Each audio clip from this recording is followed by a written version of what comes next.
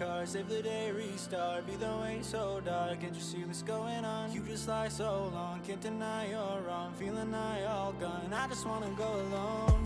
I'm just trying to prove that I'm the best. I don't do it for the money, for the cause or for the checks. I got way too many people trying to put me through the test. I'm just feeling really good about myself without the rest. What you saying, what you saying, what you feeling? Coming back home slowly. What you saying, what you saying, what you feeling? So baby, let me know how I lost control.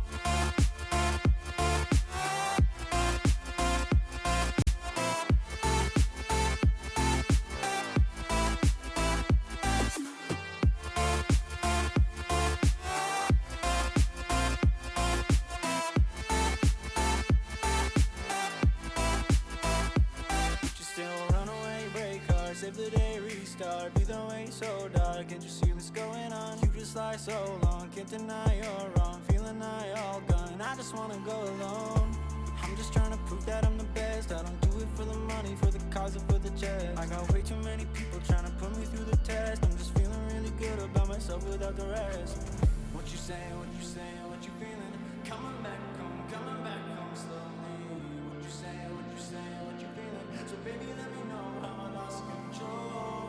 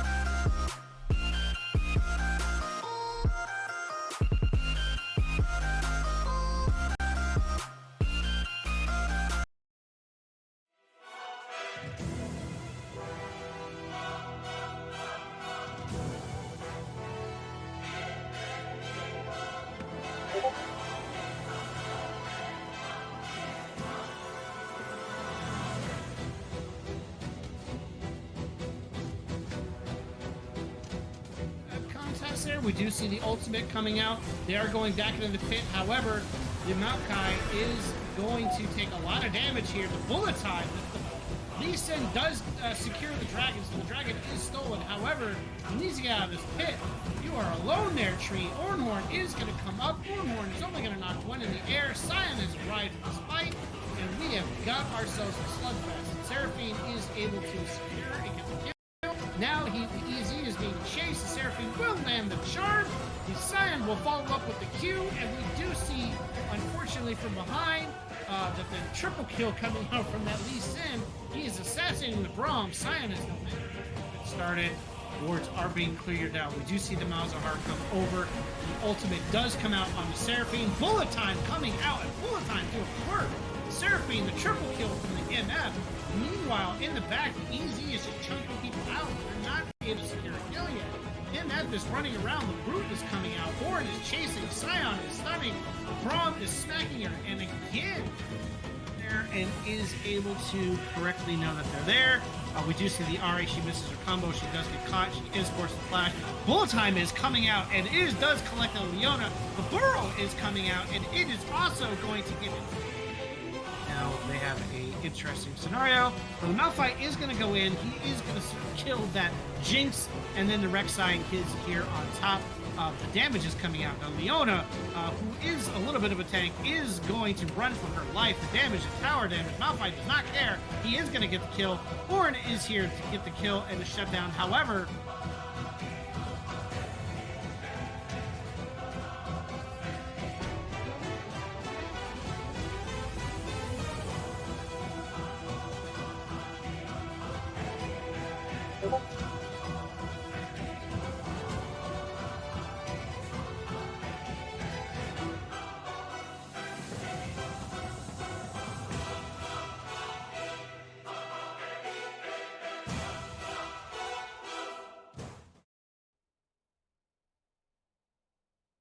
and we're live! LXC Monday night, week 8 semifinals. I am Astroglider, and I have a special guest this evening. How you doing, Vishkara? I'm here because we couldn't get our Coachify GG coach here. Brett that was supposed to be here tonight. We're very sad about that. Heart you, Coachify. Well, I'm glad at least you're joining me this evening. Of course, not gonna leave you hanging. I'll try. Now, keep in mind, you're gonna have to like hold up the stream because I don't know anything about League of Legends. I'll be like, look, it's a dagger looking thing. That's gonna be me all night, guys. So just heads up. That's okay. I don't know much about this game either, so you're fine. You'll be just fine. So tonight is TDBYOB versus CBT round 3. How you feeling about this, Fish? We get to see them a third time in 4 weeks, 5 weeks. I think it's gonna be a total kill fest because one, they're fighting for second place. This match, whoever wins is guaranteed at least second place in the overall finals. Because they're gonna go up against whoever wins in the BYOB ECGH fight, and then one of those is coming out number 1 and one of those is coming out number 2. So whoever wins tonight is guaranteed to get paid one way or another. Ooh, getting paid.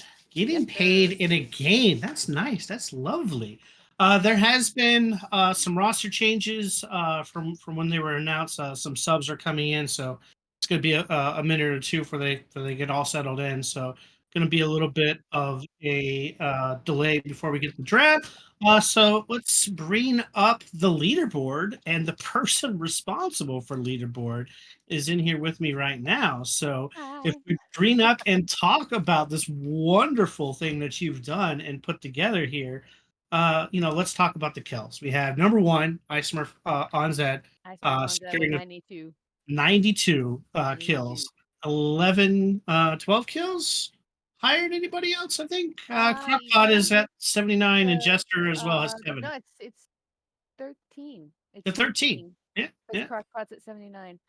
So, yeah, 13 kills higher than anybody else in the league so far. So CBT and TDBYOB occupying out of the top 6. They've got the 4th and they have the 6th. So Crockpot, Jester, number 5. And then you got Spawn of Hell sitting in there from BB in the 5th spot, and then back to Excel in the 6th spot as well. So these teams love to slug it out. They love to go toe to toe. There was a lot of action across the last couple of games. We've seen some highlights the last couple of weeks. I would expect some of the more familiar picks for some of these teams to probably be banned out. Icemer on Zed did go ham on a Viger game. And then he had that really good Syndra game where, unfortunately, Jester had to play Lysandra, which is not a nice matchup for Lysandra, by the way, as a list main, and struggle mightily against that Syndra. So I'm hoping now with some of the changes they made to the roster, I believe Jester is actually going to be down bottom and playing the role of support. I don't think they have Rex this evening. No, and then Lemon Sap will be back on to be their mid. And then I believe the Scout might actually be sub back out for Honey Badger, who I believe last time Honey Badger was turning 30, might have been a little bit under the weather or otherwise occupied for their birthday. So understandably so, they're now back into the jungle. And then on the other side, I believe we'll have another sub. CB Kermit will be coming back in to do top duty. And then the rest of the team, One Hand, Icemer on Zed, CB Excel, all coming in yet. So for the most part, looks like the roster's kind of familiar. I don't think we've seen Lemon Sap on mid yet, so I'll be kind of I interested don't to see recall that. what they're playing. So, Look, I have that. ooh, Yeah. If I remember how to IBS summer stats, found it, got it, have it. Let's see.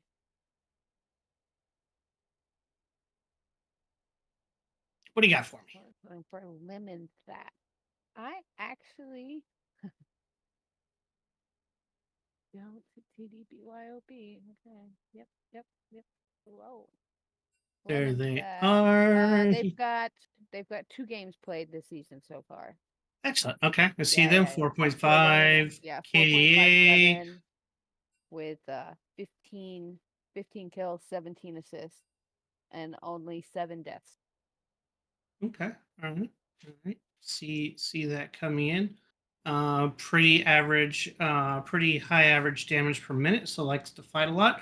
We'll have to see what they're going to throw Lemon Sap on. We'll have to kind of see a little bit about what they're going to ban for Zed, because I do think Zed is going to get target ban this time around. I don't think Yeah, they're I going don't to think they're allow gonna him run on him the on the Zed Viger, like they did maybe. the last time. Probably not on the Zed as well. I know there was an off-stream game where he had like a 20 kill game on the Zed, so maybe not allow that Zed to come through. And then on the other hand, maybe not allowing the Kane from One Hand to come through as well. Might see a little bit more priority from Crockpot. Had that monster Samira game where they got off to a great start in the Samira when Rex was piloting a Nautilus and had a 20 plus kill game on the Samira. So we'll have to see if that's been taken away. I'm seeing a lot of priority towards Kaisa and MF just because they have been so strong. However, there's a new wrinkle here. The Fury is allowed to be played, and Rengar is actually back in the mix as well Yes, because he yes. was taken off the table from. The two that we had not playable are now back to be able to be played. So I guess they fixed the ult, so it's no longer invisible. Shenanigans may be in order. Ivern is super strong. So the Ivern Rengar combination is available where you can run the Ivern jungle and the Rengar top, or I have seen instances of running an Ivern top in the Korean style of play and running the Rengar back in the jungle. But I would think if anybody's going to run that combination, I would expect to see the Ivern out of the jungle because he is super strong and his ganks are Yeah. really tough to get away from if you have the right setup. I don't think we've seen a game so far this split um where Ivern hasn't whooped up on some people. I think your stats should reflect that. Well, let me see. Let's Uh, pull up here. Do we have stats for champions in their pick we and do. win phase? Let's see champ stats here. What do we got here? We have a solid. He's only been played 13%. He's been played. He's got 4 wins and 5, or he's got 4 picks and 5 bans. So he's only Yeah. been played 4 times, but he's got a 6.75 KDA. He's pretty high in there. Maybe next split we'll see some more interesting champ style stats coming out. So draft is getting started. They are settled in and ready to go. So we are seeing the Ash being banned out. She has been super popular, pretty strong. Again, the Syndra, obviously target ban. 2 CBT on the Ice Smurf on Zed. It went crazy the last time it was played. And for other AP kind of control mages, you can be quite troublesome if you're not willing to run an all-in champion like a Cassidon or a LeBlanc into it. She can really punish champions for playing passive and trying to farm early on. and then the Rel being banned out too. So I believe these teams had to swap some stuff around here with the rosters. So Viger is also being targeted for a ban.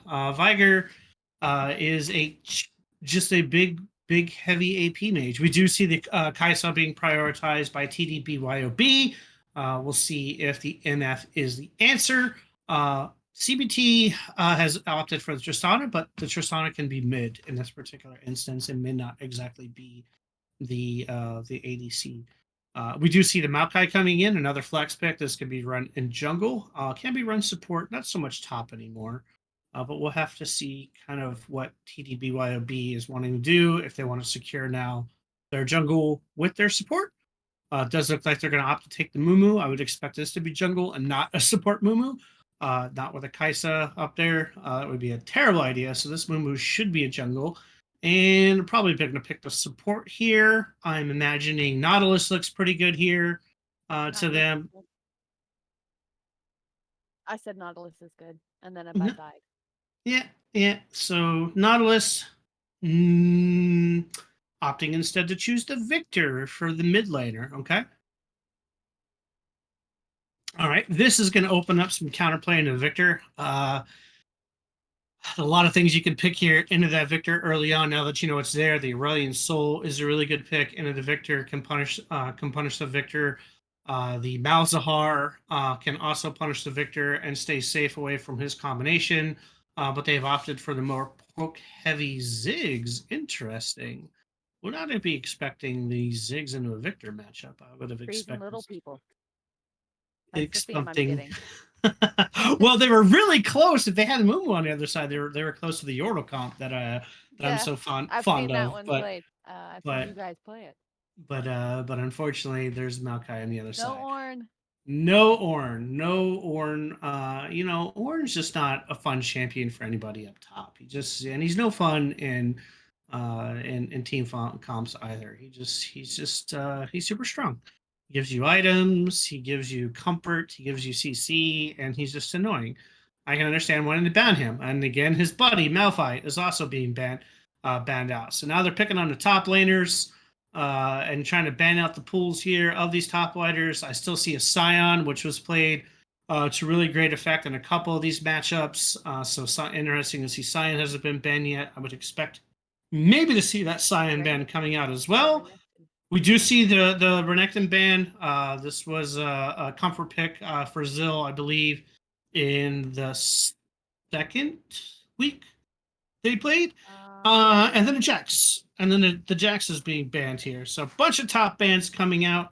No respect for the support So are we looking players. at that Makai being jungle or support then? I would expect this Makai at this point to be jungle, and I would expect now this. Interestingly enough, the Ziggs could still technically be a flex for support with the Tristana, but I would expect a big tank if they're going to run something like that. But nope, they're going to do the Olaf. The Olaf as well as a flex could be top, could be jungle. Although he did eat a lot of nerfs for the top version. He lost a lot of the chase down potential with his Q spam, throwing the axe and then running and chasing him down in the lane. So, but it is still a pretty decent top pick into a lot of the current metas. But we see the response of the Garen, and that's an interesting pick at this stage because Garen actually can play into the Olaf quite well, depending on what route of build. I would hope to see the crit Garen. I don't think we're going to see a crit Garen, but I would love personally to see a crit Garen build, just because for the memes and for the love. But I'm not expecting we're going to get a crit Garen tonight. Yeah, Leona. Leona does look like the last lock-in. A lot of CC on the side of BYOB. Kaisa has got a lot of maneuverability. Tristana obviously can be flexed down to the ADC role at this point. She's able to kind of get away from some of the potential rundown from the Garen and the lockdown from the Mumu and the Leona. So if they want to now go ahead, flex it in there. Yep. And so it looks like there is going to be the Ziggs in the mid with the Thresh and the Tristana. So predictions are now going into play. I've lost a lot of points. There's a certain person named Momo who's stolen my points. Yeah, 15,000 off you last week. Momo, if you're listening, I need you to throw some of those points back my way. I feel a little sad about my points. However, that's the way things work. It's called gambling for a reason, right? So predictions are live. Predictions are 5 minutes. We are going to see TDBYOB, CBT, round 3.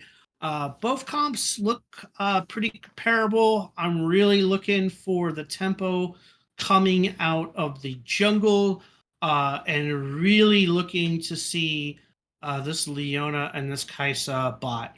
Ziggs is gonna push the Victor early, try to establish his poke, and he's gonna win that poke until Victor gets the updated Q or E to kind of.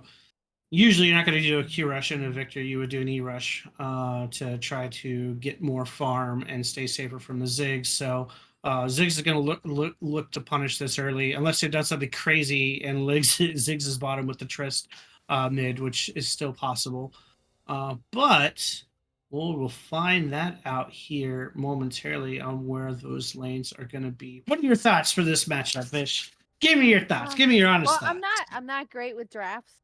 And honestly, I hate Amumu, so I'm kind of leaning towards CBT, mostly because I like Thresh.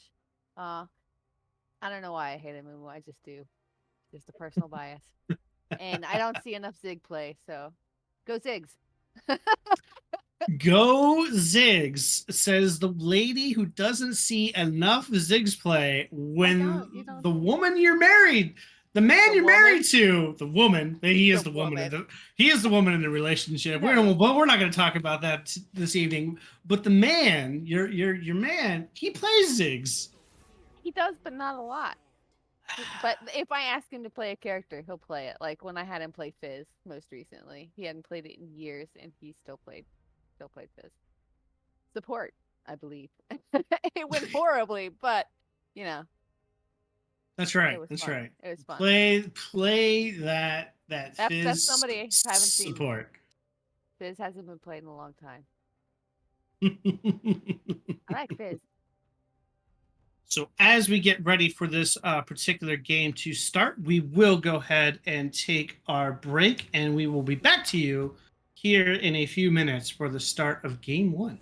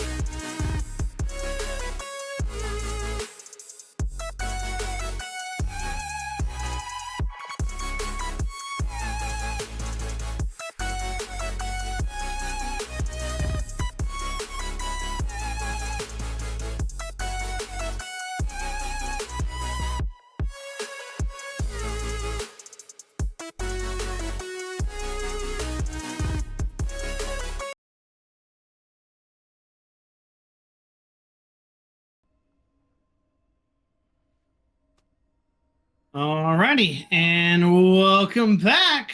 We have started the rift with Without pause. saying pause. Can't be finals without pauses. Excellent, excellent. So as we wait here, let's take a look at runes. Let's take a look at summoner spells. All right, I'm seeing Hail of Blades on the Trist for Zed. He is elected to take the Trist mid, and CBXL will be on the Ziggs bottom. Ziggs, no heal, has opted for the teleports, and Thresh has opted for the ignite, no exhaust. So no exhaust, no heal on bot. We'll have to see how that works out. Meanwhile, Crockpot taking the standard for Kaisa. Jester has opted to take the Ignite on Leona rather than the Exhaust. That makes sense. They predicted that the Ziggs was going to be bought and bypass, taking the Exhaust for that one. So, all right, we will line up here and get ready. I'm expecting even though I'm a Victor, I love playing Victor. I would love to do an invade on here. However, early on, I'm not certain I want to take an invade into that Trist and with that Ziggs and that Thresh there. So I can see them 5-pointing here, just establishing vision control. I would expect both jungles to be starting top side. Well, Ziggs, well, Mumu has the option to start in the chickens if he wants to, and then come around that way. But I don't really see folks doing that on this side of the map. But is going to sit there and whack at that ward. And here we go. Dun, dun, dun. So Victor and Triss will say hi to each other. Unfortunately for Victor, this does not work out at level 3. And I was wrong. Both jungles are opting to start Down bot. bot side. Okay. All right. Well, Olaf looks like he's up top. No, he's a top lane. Ignore me. He is gonna be the top lane. Makai's jungle here, so we are gonna see the top Olaf build coming into play here. Meanwhile, hoping we're gonna see that crit Garen, but he's phase rush, so probably not. I don't know what that means, but I believe Well, phase rush is going to give them the ability to get some hits in and run faster, rather than taking the more traditional build when you're running crit of on your rune choices. So he just wants to hit Olaf a couple times and then run. So and then run, and rather than hit him harder. Yep. Meanwhile, this bot lane is going to get real fun. Kai'Sa is going to have to play dodgeball for a bit and kind of run around. Garen is taking the fight directly to Olaf, immediate level 2. This is that sound that you heard. That's the phase rush that's going off there. That gives him that little run ability. So he's able to stay on top of the Olaf and get more damage in this way. So they're fine. They're going to be trading back and forth for a bit. Trist might elect, depending on lane position, to push the Victor all in and go for tower damage. Or push at level 3 and go for the all-in on Victor if he's away. Thresh does swing wide on the first hook and is not able to land successfully on the Kaisa. We are seeing the Mumu come around. Trist will immediately take his leap and get out of dodge way. But good little try there from the Mumu to set things up. We do see Thresh landing the hook and flay combo onto Jester, who's going to go to half-life. Meanwhile, looks like Victor did land his combo and was able to get a Q on the Triss to get his damage on. So Triss is already a little bit below 50%. We could see Mumu come around. We do see Makai heading topside. And bot obviously is going to establish kind of early on with that Ziggs. They're going to be able to push the lane and push them into the tower. So they kind of know where Mumu's at, so this gives them the ability to kind of push out a little bit for. And they know that the Triss is going to push into the Victor. So Mumu's got a lot of gank lanes to work with. He just needs to kind of put successful ganks together. whereas the Maokai is either going to have to invade the Mumu or counter gank wherever the Mumu is going. So Mumu will be able to. Ziggs Thresh is pushing pretty hard on that bot lane, but Kaisa seems to be coming out okay with it. We do see the Mumu coming up top with the Garen. The Maokai did spot the Mumu and successfully backed away. But yeah, this is kind of what Ziggs does early game. Ziggs can push really, really super quick with his clear speed, and if he lands any poke whatsoever, he can really do a number on the health bars early on. We do see again the Trist coming in. The Mumu is going to flash. He is going to land the Q and advantage and take a ride with that Tristana. However, the Trist is going to back up because the Victor unfortunately took too much damage and really couldn't provide anything on there. We do see them ping, but it looks like it's more to catch the Mumu out when he goes to the scuttle. They know they have priority here, and they are chasing now the Mumu back away here. This will allow the Maokai to get into position. We do see now that CBT is getting ready already for this dragon. They do look like they're going to push around here, though, and see if they can get a quick gank onto bot. Nope. Oh, he does land. Look, the flay combo comes out. The Maokai is going to put the root onto the crockpot, and she's down. Meanwhile, Leona is on the run, so we do think the gank is coming. Kaisa zigged instead of zagged and got caught out. So unfortunately, Garen does get 6 here before the Olaf does, and immediately is going to push his advantage, try to get some CS out of this, and deny the Olaf level 6 as long as he can. Unfortunately, Olaf did get it, but Garen is able to get a bunch of damage in here. Phase rushes out. Flash comes out. Down goes the Olaf. Zill is going to be happy taking a tower shot for that. Is able to have expend his splash, but he does successfully go ahead and get the solo kill onto the Olaf. So good adaptation from the Garen. He should push here to the tower and back, and we've got a 1-1 game so far.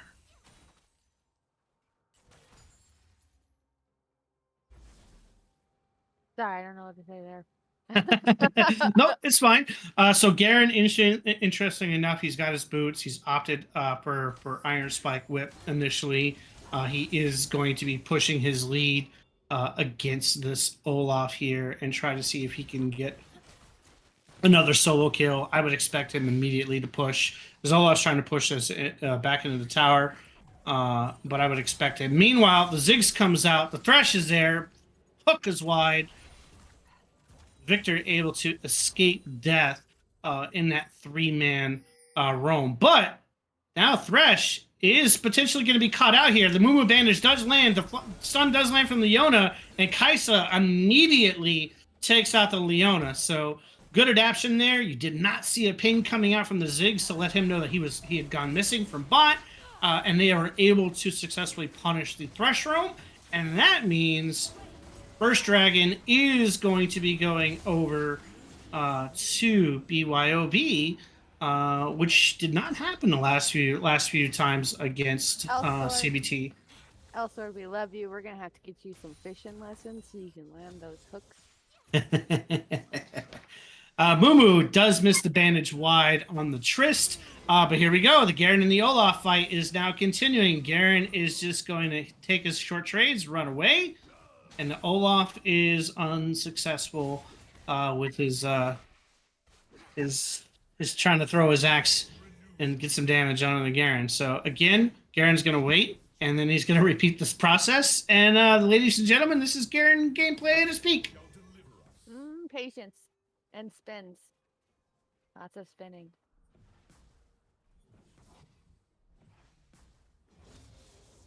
Oh, Ziggs' CS is starting to kick up.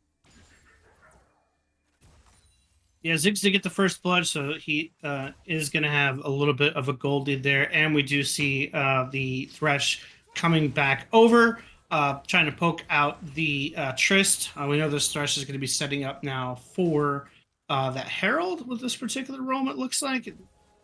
I don't know if he's going to be able to get enough vision there alone, because now the Ziggs has caught out the Leona, just landing a stun, but Kaisa is in the tower and is not there. Garen now chasing the Olaf once again. Are we going to see the ultimate come down, claim the Olaf, number 2 for Garen. 2-0 on this poor little Olaf. Meanwhile, here comes Makai. Here comes Thresh. This Garen is going to spin his way, put the damage onto the Makai. But here comes the Mumu. Mumu trying to get on the action. And Makai ult is going to land. However, Mumu is going to bandage. The ultimate is coming out. And here comes the Garen with the follow-up bandage, claiming the double kill. So Mumu is getting this Garen a nice chunky lead here. Triss is going to flash. We do see the Leona coming in. Kai'Sa is hitting the tower and not the Triss. Kai'Sa is not targeting the Triss. Now she's targeting too late. Oh no! Disaster for the bot lane. Triss is able to come down and help the Ziggs. Leona had a nice little party set up in the tower, but the Kai'Sa was attacking the tower while poor Leona was tanking the shots and not able to get the damage onto the Ziggs to kill. So, unfortunate misplay, I think, or miscommunication at least from the Kai'Sa and Leona on what was going on in our bottom. And now Ziggs is 2-0. Gonna get his first item here in a second. And now we've got a problem with Herald.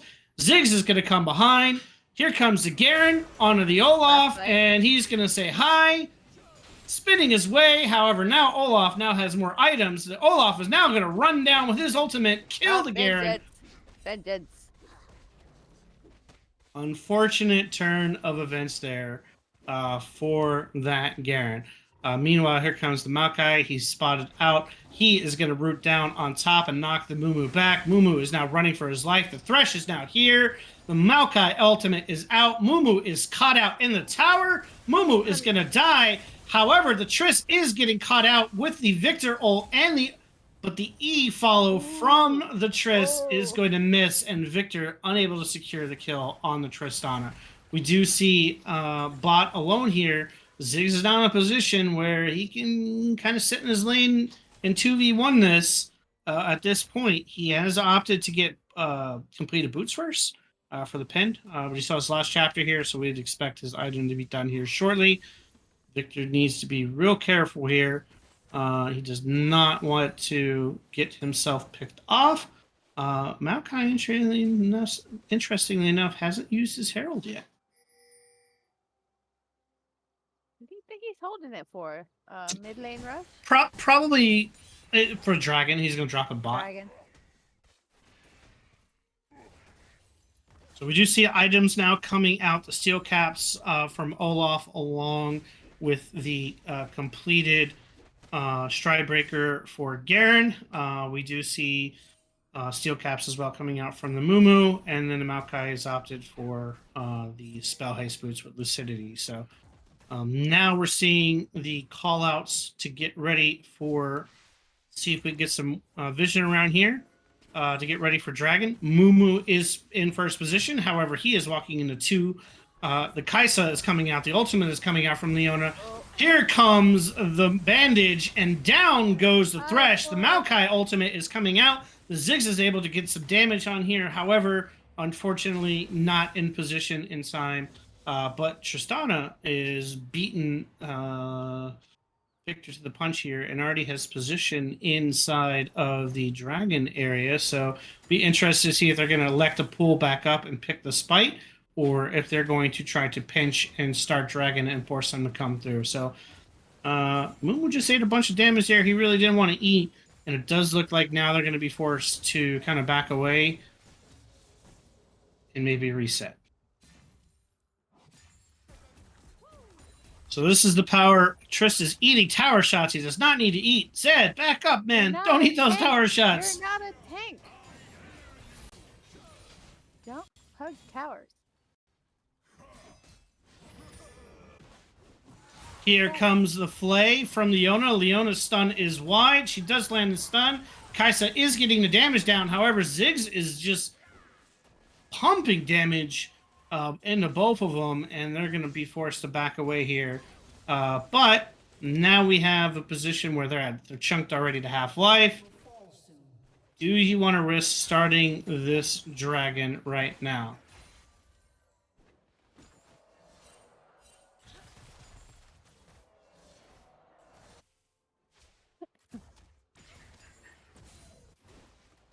We are seeing Thresh again trying to get position back on here. So they've positioned around this dragon several times, but none of these teams wants to give way. Up there's that Shelly has been dropped mid. I called it. And they are looking like they're positioning to start in better position on this dragon. So unfortunately, because Bot got poked out there on the re-engage, it kind of forced them into a bad spot to where they were going to have to give this dragon or make another pick before they could do it. So they might opt to try to go for the steal here together at the last second, but this dragon is already getting low. Makai is going to use the ult to zone. He does connect with 2, and CBT is just going to walk away. Thank you for the dragon.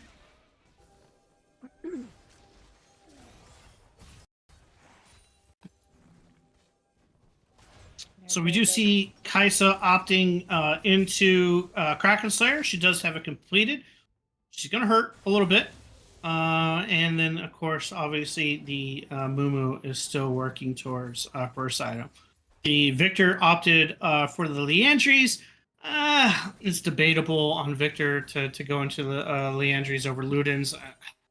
Honestly, when you have a Tristana and Ziggs and targets that you need to blow up and you only have the one tank, I would have chosen the Ludens over Leandries, but it seems to be a common theme is everybody picking that Leandries over the Ludens. So why would you do that pick? So the Leandries gives you more sustain against tanks, whereas the Ludens is going to be more burst damage onto squishier targets. So Olaf isn't going to play really a tank. The bandage does land. The damage is coming out. The ultimate coming out. Garen says he doesn't care about the tower damage. Meanwhile, we do see the Leona dive past and stun out. The Kaisa is going to flash forward to avoid the Ziggs ult. However, now the Ziggs is going to flash back, and the Kaisa is now forced to kite away. The Leona is tanking the damage for the time being, and the Kaisa is kind of hiding. The Kaisa is not able to dodge that last Zig. She did fail the dodgeball. The Leona is going to keep this stun, though, is going to continue there. Does look like the Ziggs packaged over and is trying to run for his life. The Tristana did show up here. Unfortunately, a directed camera robbed us of that Ziggs getting away. But yeah, unfortunately, Kaisa did not dodge that.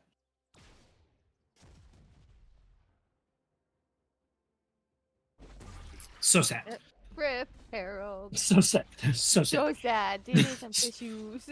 So Honey Badger is starting the Herald once again, but here comes Makai. Here comes the Thresh. Garen's still in the middle farming. He's going to need a little bit more help out if he's going to want to present that. It doesn't look like they are going to try to go ahead and do anything for the moment, at least. They're going to let that reset. So they are going back. Interesting enough there, and maybe looking to start. I mean, Garen 5-1. I'd start it. Here comes mid. We are going to see Ziggs. He's going to package, collect the tower. So thank you very much. And now they are rotating for this particular Herald. So does look like Garen is kind of trying to wander and meander, but I don't think he wants a 4v1. Not.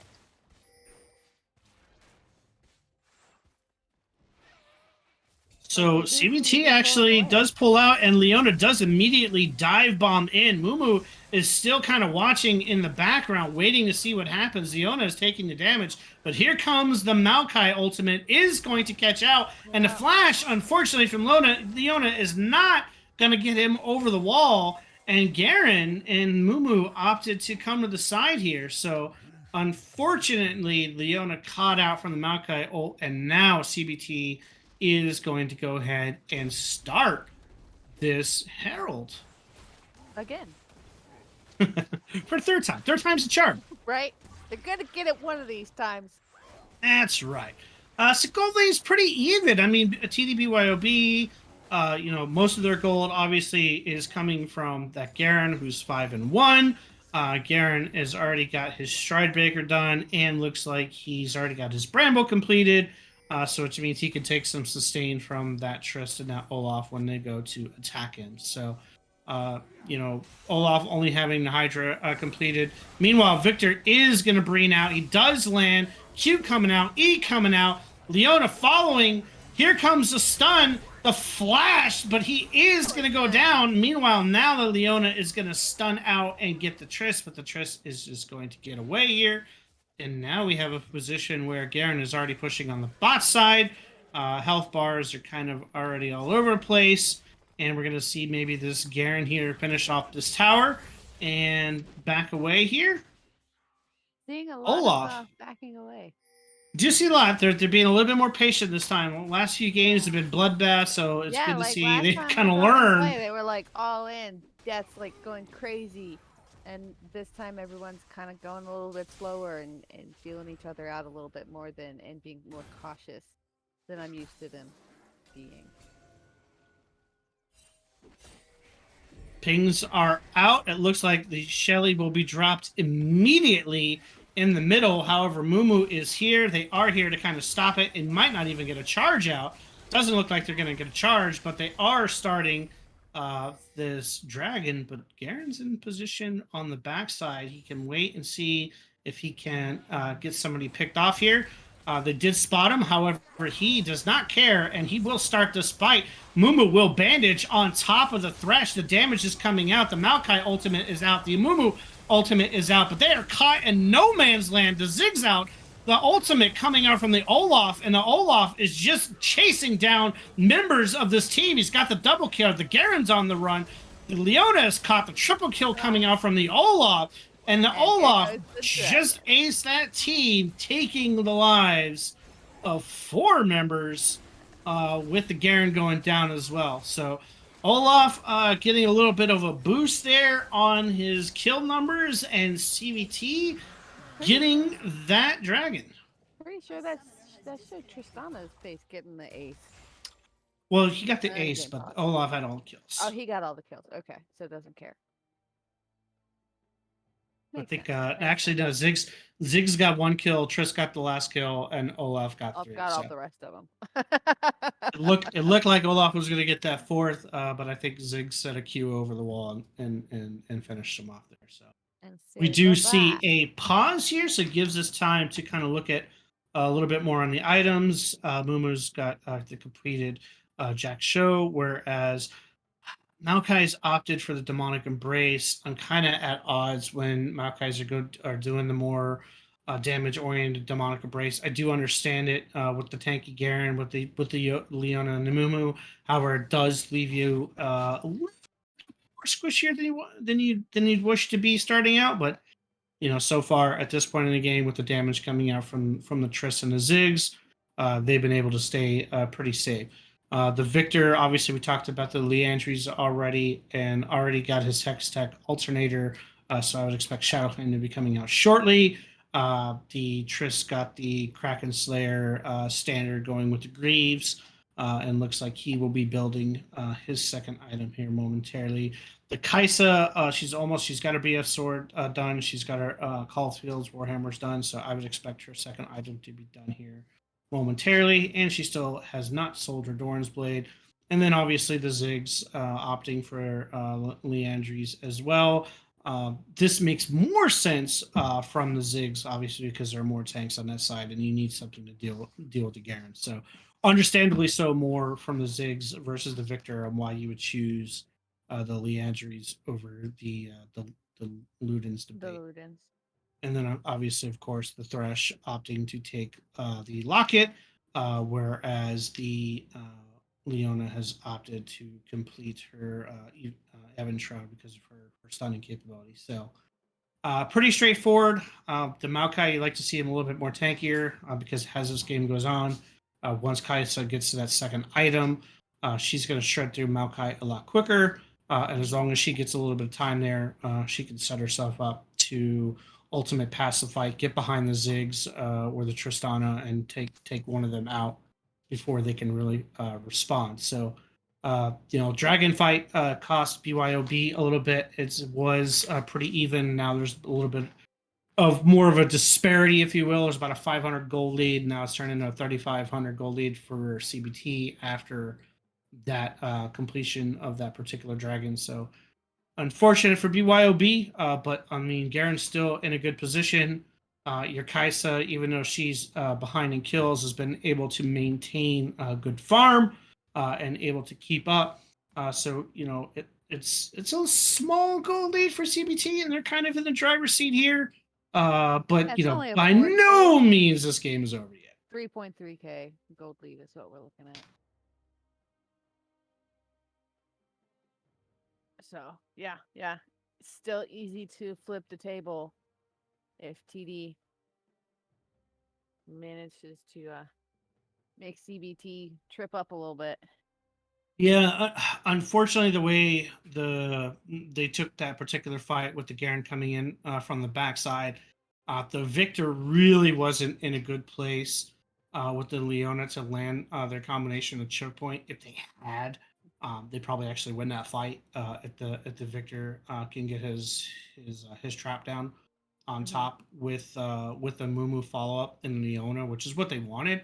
But I think the Garen, he got spotted there, and the Mumu came over the wall with advantage, and unfortunately, the Victor was still not in really good position there. So a little bit lower developing there. I think they would have been in good shape, but unfortunately, they pushed it a little too quickly.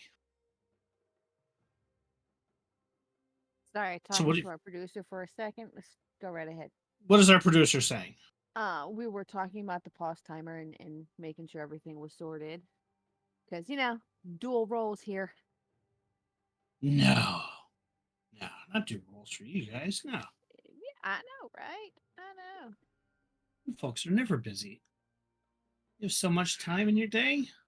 I know, right? It's amazing. Uh, we're being asked the pause rules actually.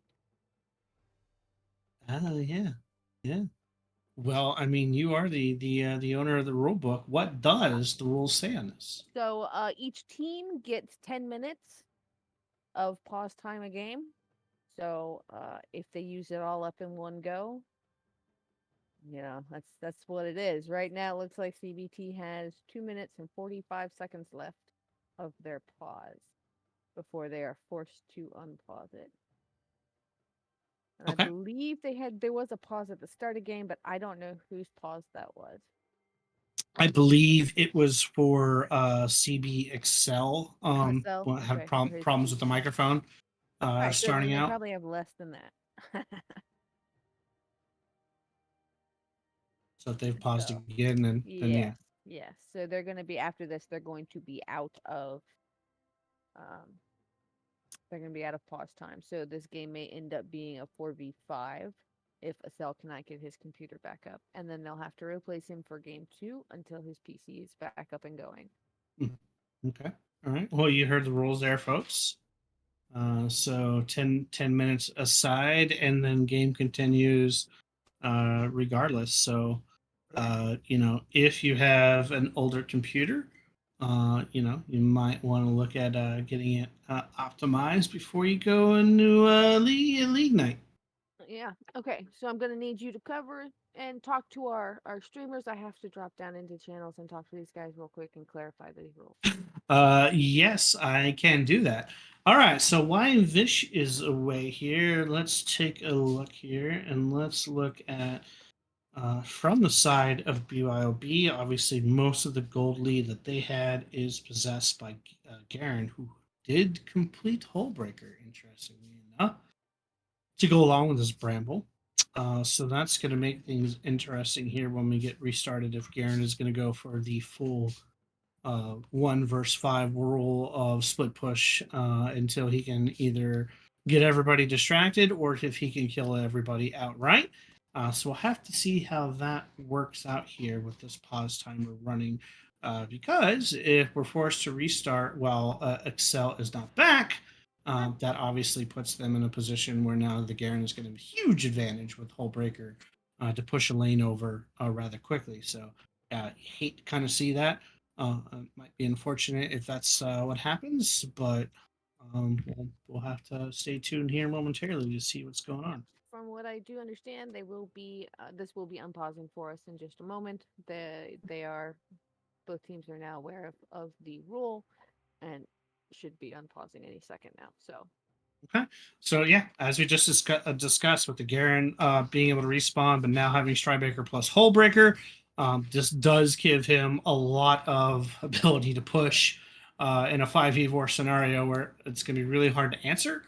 So if this is the option that is presented, unfortunately, then we're going to have to see Excel trying to get this computer fixed out. So we do see the game is now back into play. Olaf will claim bot tower, and we will go ahead here and kind of see how this plays out. See if they can at least stall to wait for Excel to get back into the game, and kind of see how it's gonna play out. So because we had the pause, just be aware there might be 2 to 3 delays when we get started back on here on the stream, because that's how these things work.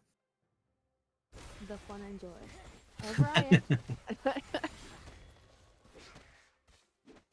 Oh, show. So I do believe, is Estelle actually back in, or are they 4v5? I don't see Excel moving. I see Ziggs moving. I see him. So with the Ziggs not moving and everybody else is buying, I would expect this to be a 4v5 for the time being. And I would expect them to put some vision around Baron, make sure there's nothing crazy going on there, and try to play to your strengths. Unfortunately, Ziggs is a good chunk of their damage, and now you don't have that, and the Garen is free to split push at will. But they still need to play for this objective. They need to let him start it and then try to pick it off, or straight up pick off somebody before they get in the pit and stop the fight before it happens. So it does look like that they're opting to go ahead here and just kind of slow play in the mid. But now this is where you're trying to push and counter that Garen from being able to just kind of split push at will. So we do see now Kaisa is not in position, so they could have taken that fight if they wanted to and been a 4v3 while the Kaisa was coming back. I don't think they noticed that she wasn't there, but now we're going to see them kind of push this as far as they can, get wards cleaned out, and hopefully have an answer for Garen. So Garen is saying he doesn't care. He's going to eat the tower damage and go ahead and keep pushing while he can. We are seeing Makai on the flank. He is going to get a little damage in here and walk away.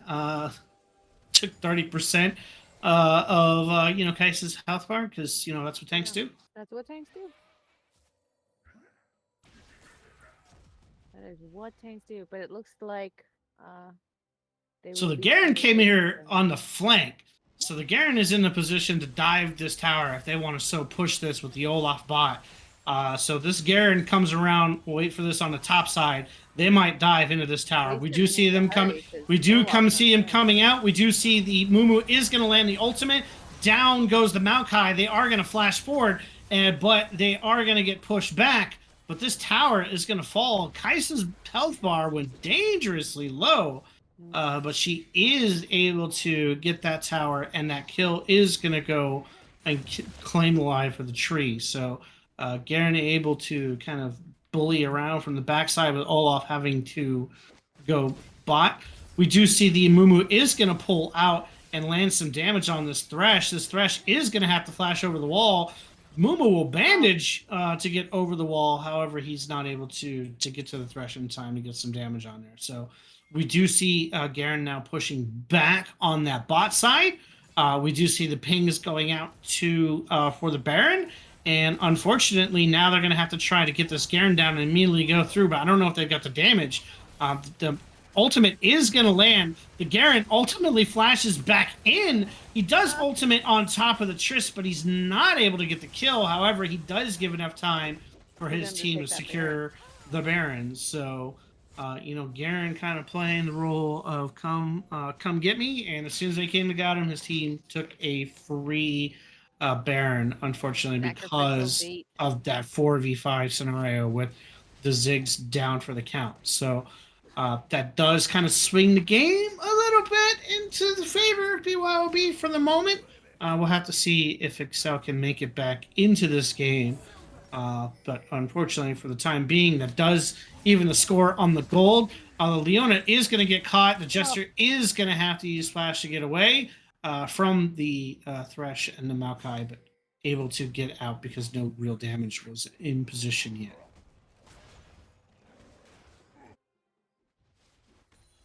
What are we looking at? Okay, there it is.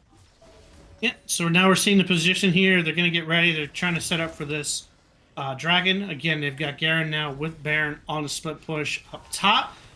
So it'd be interesting to see if they're going to try to pull the Olaf immediately for Dragon. It doesn't look like it. It does look like they're going to give this Dragon over, knowing that if they send anybody here with the Garen up top with Baron, it will not go so well for them. We're going to see Garen kind of holding back a little bit. He might opt to come back around and take a fight with the Olaf and see where he's at. He does still have the lead over on the Olaf, so I'd be interested to see where he does. We do see the Olaf ultimate is now coming out as well, but the Garen is obviously with Phase Rush going to just kind of back away and start regenning his life at ridiculous rates because that's Garen's gameplay. That's what Garens do. That's what the Garen does. So we are seeing the 4-man push from mid. We do see the Olaf still sitting top with the Garen. So they're just going to push right through this T2. CBT knows they really can't take that particular fight. Olaf is trying to get this Garen away from this tower so they don't bleed out more towers. But the Garen is going to successfully take that tower out, and he's going to pick the fight. However, here comes the Moo. The Olaf is going to flash away, and now here comes the tree on the back end. I don't think that tree is going to take that fight, but this does now at least free them up and give them a little bit of space for the time being. But again, it is a 4v5. Very, very tough spot to take any real big team fights, especially with the Baron, because you don't want to potentially end the game. And so they're just bending and not breaking. Bending and not breaking. For Cell, he just updated us in our Twitch chat. He is currently reinstalling his Windows mid-series. Poor guy. I think they may have to find a replacement for him in game. Don't think you're gonna install Windows in time to get back into this game. That is no, I think they're gonna exactly stuck 4v5 game. Unfortunate, very, very unfortunate to have to do that. So I'll kind of have to see here how CBT kind of responds, knowing that this is looking like it's gonna be.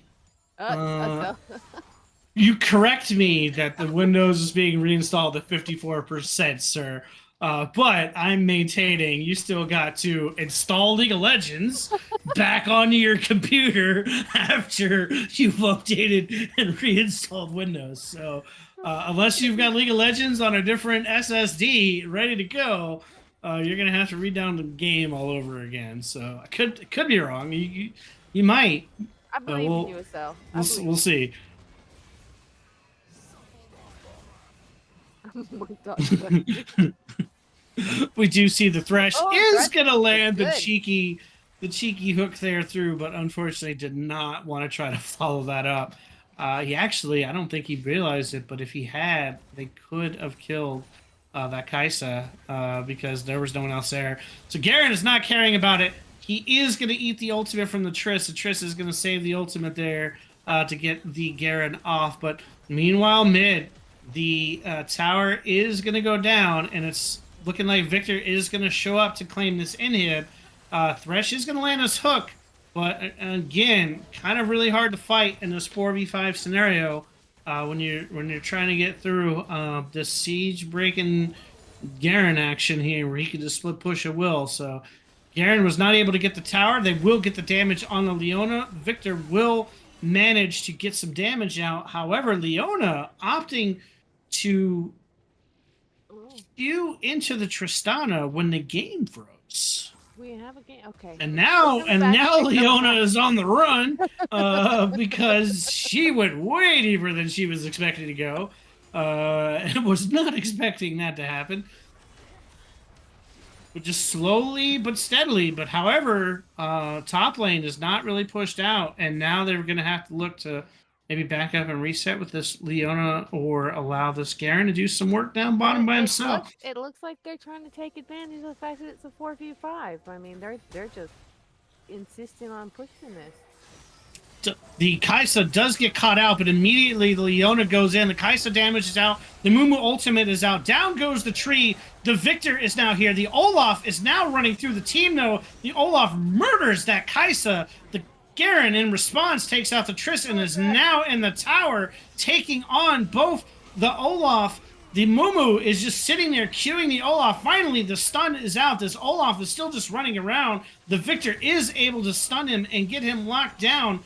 Down goes the Olaf. Shutdown gold going to the Victor. And here we go. 3 down, 1 AFK. It is Thresh versus the world here, trying to stave off certain destruction in this game. But I don't think this Thresh is going to be able to do it. Here comes the hook.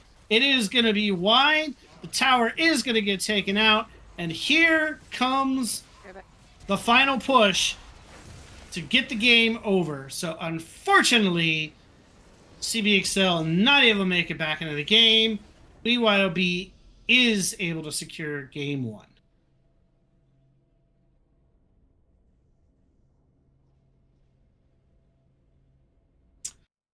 So, tragic ending to that game. CBT had the advantage, but unfortunately, because of the rules with the time, they went over the 10 minutes and were forced into 4v5 in that game.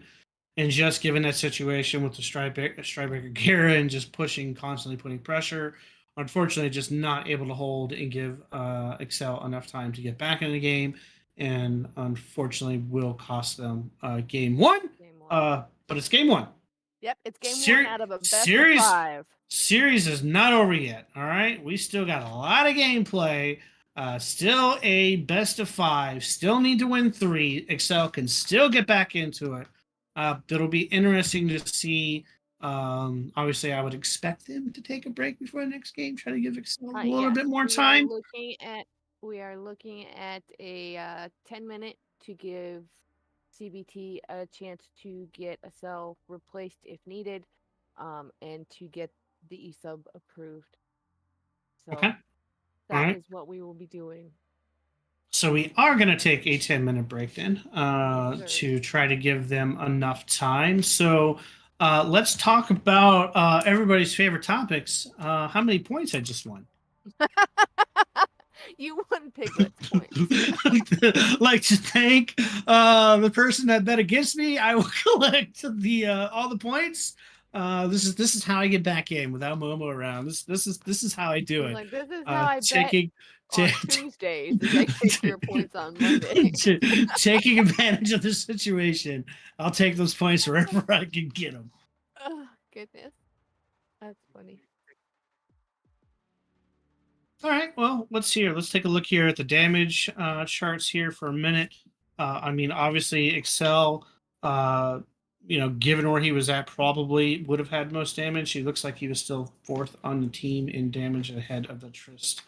And just behind the Olaf, Victor, successfully with all his poking, was able to secure top damage for her team, along with the Garen. Yeah. I think CBT is still fine. Make the adjustments, figure out the sub situation, or maybe FedEx Excel a new computer. Just saying, there's plenty of options out there for you guys. I don't think you guys need to go into panic mode yet. I think you guys were solidly in control of that first game until tragedy struck. Think you guys will bounce back here in a couple minutes to get this game sorted.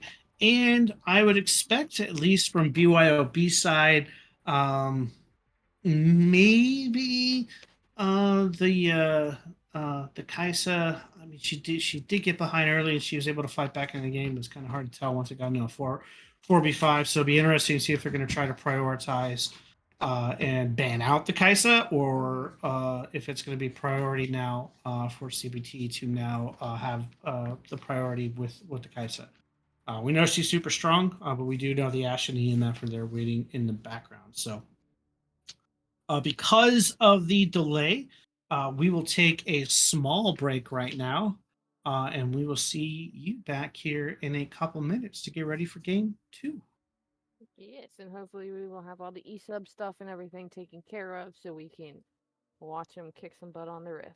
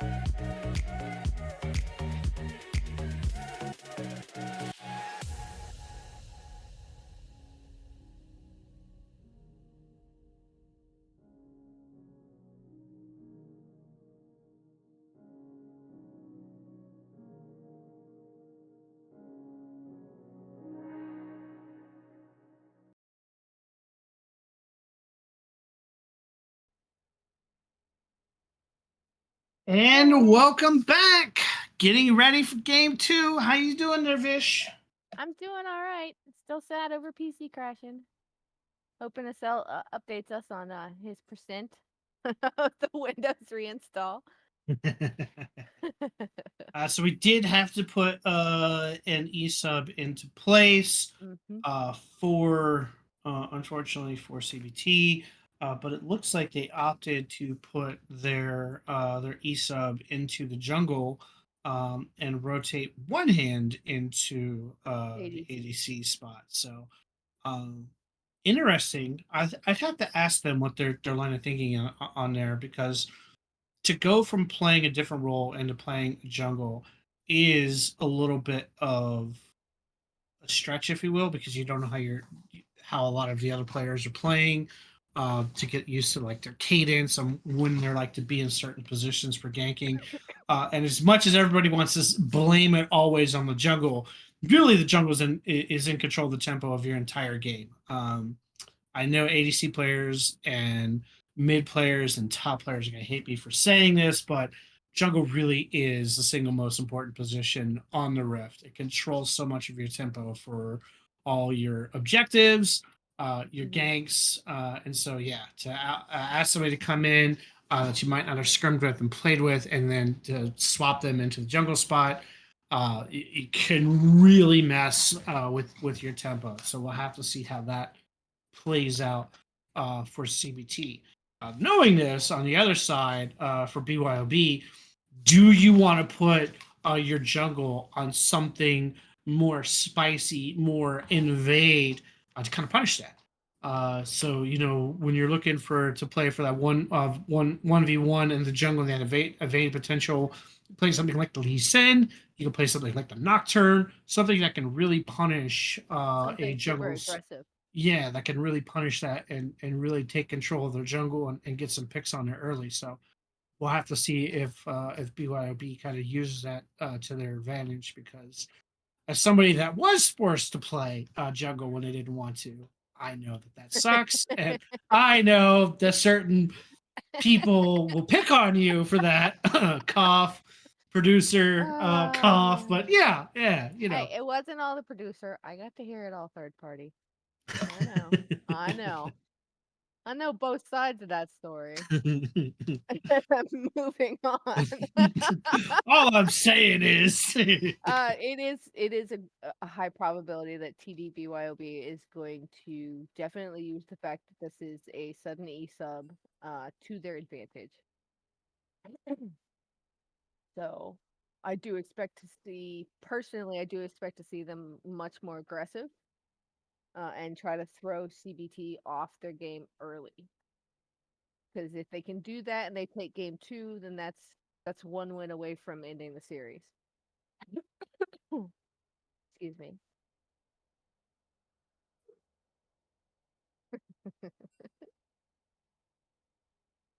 So it looks like it's a side switch. Same sides. So we will all see right. them on the same sides. So same sides, which again means that the Kaisa could be the priority to him. Didn't really get to see the Kaisa pop off. She fell behind kind of early. Plus, the kind of the 4v5 situation. So we really didn't get to see how that was going to play out when transitioning over into the later stages of the game.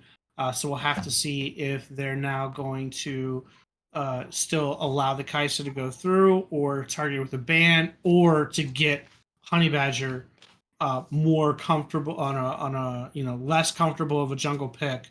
CBT might elect to ban out Honey Badger's pool to kind of help their jungle sub out, which is probably what I would elect to do if I was them. I'd be looking to take away Honey Badger's real strong picks, real strong invade picks, to put my jungle in a spot where they're not going to have that situation where they're going to get invaded on. So maybe not hit target Zill's pool like they did last time, where they did the double pan on Zill on top, and knowing that Jester, who is actually a mid main, can play just like any AP mage he wants or any support he wants.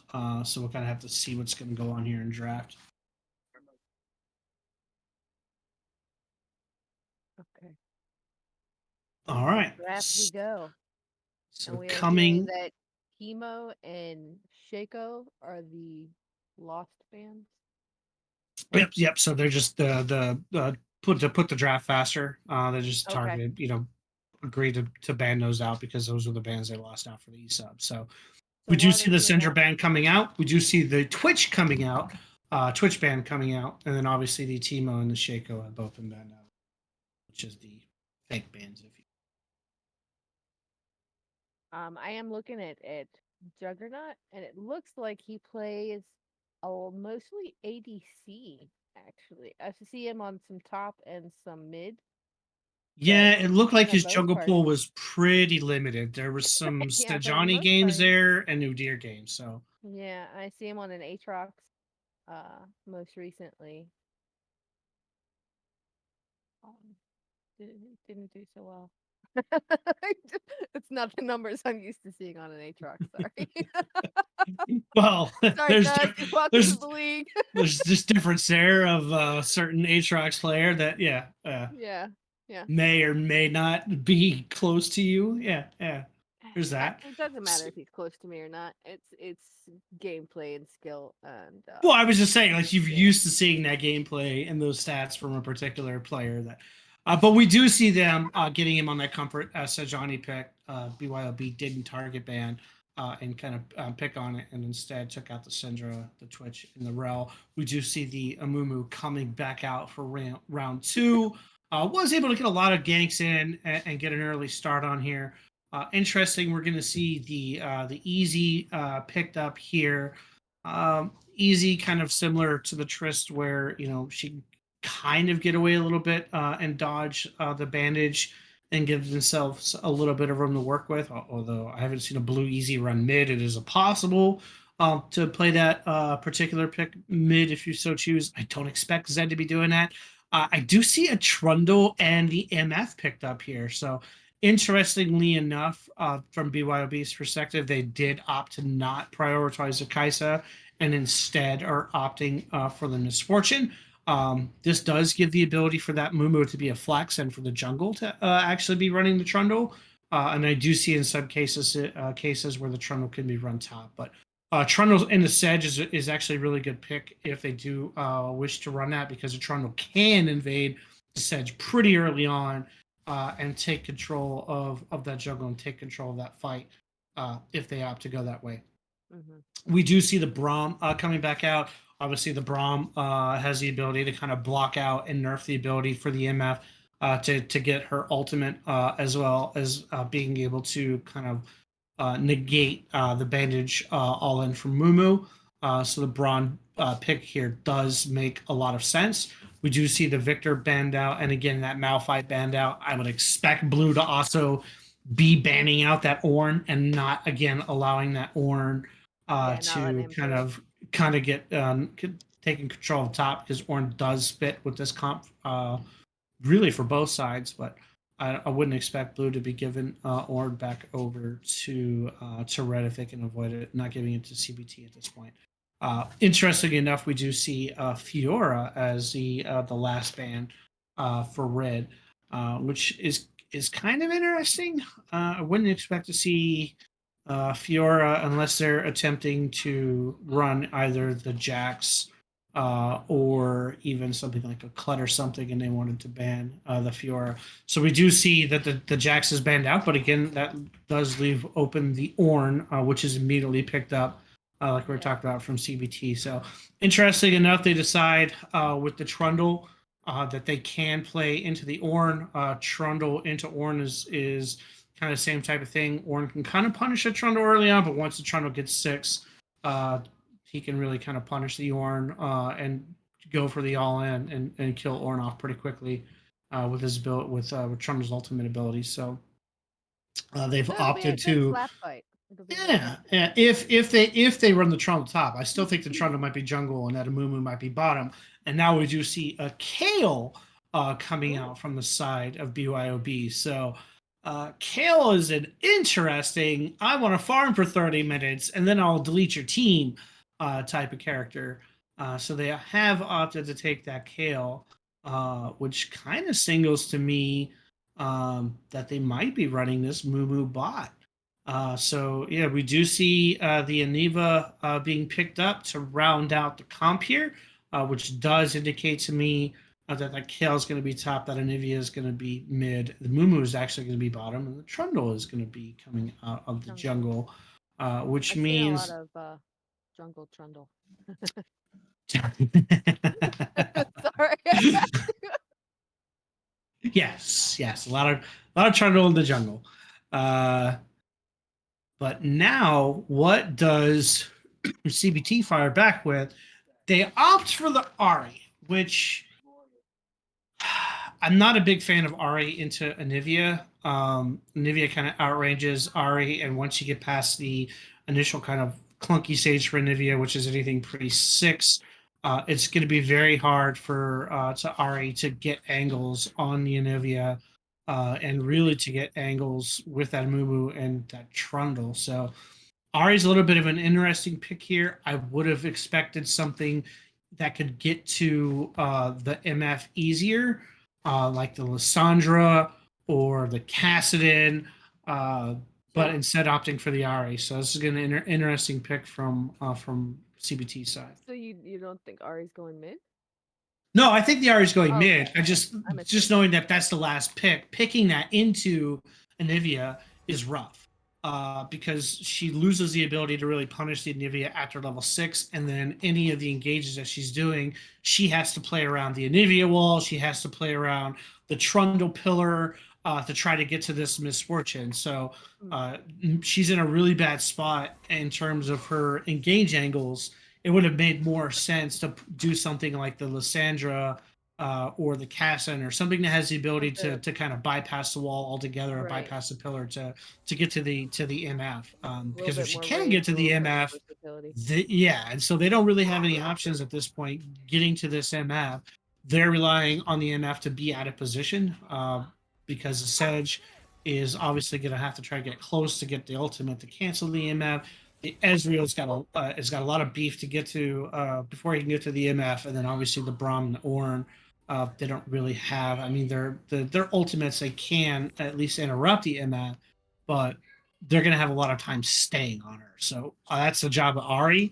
Is she's got a really tough job. She has to play perfect, and this Anivia and this Trundle really have to mess things up in order for that Ari to get it. So strictly from a comp, I like BYOB's comp better. The one question I have is, can you give Kale enough time to scale in the early game where she can be punished? And I think the answer is yes. I mean, I've played a lot of Trundle jungle. I know his timers. I know what he likes to do in the jungle. He can really take a fight to Sedge if he wants to and pick that fight with Sedge and Southern Temple. And if this Trundle can get that early lead, then he can pass that lead off to either mid or bot and really put a lot of pressure on. But it'll be interesting to see the Trundle build if he's going to opt for the more tank build, or if he's going to opt for the more Blade of the Rune King, Lethal Temple style build. So I'll be kind of interested to see what this Trundle does on their build pack. So Well, predictions are now live. I'm excited to see the Kale. I never see her played, so like ever. I think this will be the first time. We had a game where Crow played Kale long ago. So I think it's the last time I've actually seen a Kale game. Well, unless it was played in like a actual league, then I don't. It was. I don't recall it. He did play. He did play. He did play. I'll have to go back through my spreadsheets. So 1 minute and 30 seconds left on these predictions so far. BYOB has all the betting on them. Nobody is betting on CBT with the E-sub coming in. So we'll have to see if that holds out. Or that's how you know they love you, Estelle. Yeah, They don't bet because you're not in there. They're scared to bet. We do see a bet coming out there. All right, getting a little bit more in here from CBT side, so we'll see if we get any more action there. All right, what are you looking forward to in this game? Give me your thoughts. Don't go stats. Just give me your thoughts. What I was going to say is I want to see a lot of fighting. I want to see less. This is IBS, guys. From what I expect of IBS, you need to just run it down. Have some fun. He wants to see blood. All right, so you want to see bludgeoning and just pure go forth and kill. Yeah, constant action. That's what I'm looking for. Okay. This is a best of 5 semifinals. Loser goes home. Winner takes all. Let's do it. I want to see you guys like rough it up. This is the breakup. It needs to be as tearful as I am. All right. Well, with that said, predictions are closing out. These folks are fixing to go back and forth for now. What is this? The 3, 5, 6, the seventh game they've done against each other, at least in Stream League play. They're probably tired of playing each other at this point, honestly. I'm Uh, sure. I'm you get sure. to a point where you're just like, can I play somebody else, please? I'm tired of playing the same people. But at least in this particular, they've kind of switched up champs. Really, I think the only constants have been the Mumus had a lot of games. The Mhm. Tristanas had a lot of games. And I think the Uh, MF has shown up a lot. and the MF is shown Yeah. up. I want to say the MF is undefeated at least between these two teams. Whoever's had MF No, I don't think has so. won. Hold on, I can tell you for sure. Well, I'm just talking about between these two. Yeah, yeah, I yeah. think. I can still tell you for sure. Oh well, I mean, you are super stat lady. I am the stat lady. That is kind of what they pay me for. Well, I don't get paid, but you know what I mean. Let's see. The first time they fought, nobody played MF. And then the second time they fought, Crockpot played MF, they won the game. Week 6 tiebreaker. Let's see. Misfortune played by Google Mop on CBT, won the game. Misfortune again played by Google Mop in game 2, game lost. Okay, so there's the last game on there on MF. Yes, sir. So Yes, sir. you are the stat lady for a reason. You have done a wonderful job on our leaderboards. I don't think folks really. I've talked about this, kind of at length a little bit about the stats, but I don't think folks realize just how much stuff that you do behind the scenes. Like we've talked about the stat boards and how great of a job that you've done with those, but the modding stuff that you're doing, the pre-casting match setup where you provide us, all the other stats, who's playing for the evening, what the records are. And so, yeah, I mean, you've done a marvelous job. Even though that other guy that you associate would Actually, probably well, doesn't tell you you gotta stop enough. giving him grief. He actually helped me out a lot by telling me what all needed to be on the cheat sheet for all you casters. I Because have I to had give him no idea. grief. I was like, what do I do? Just give him some links, and he's like, no, you need to like step it out for him and give him all these details, and it just went from there. And I got as detailed as I could so that you guys always have the most updated information on the teams. Um, that's really is the biggest, but that was the biggest annoyance of doing things because it took forever to code up the sheet, but now it's all self done. So once the season started, it was super easy. I don't really have to do anything. Yeah, but I have to give him grief. I can't not give him grief. All right. Well, we actually have to go into a very short break for our producer so we can set up for game, and we will be We'll be back right in like back. less than a minute, probably. Yeah. Yeah.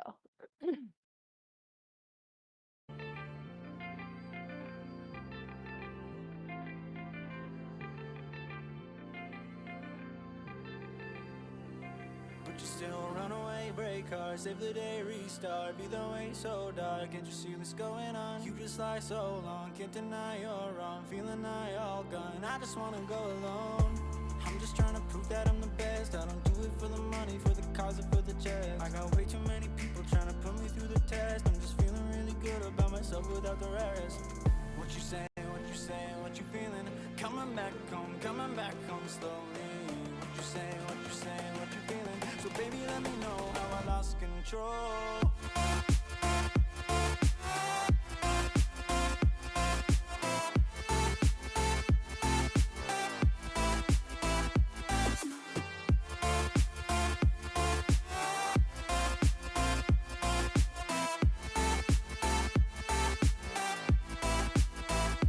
But you still run away, break hearts, save the day, restart.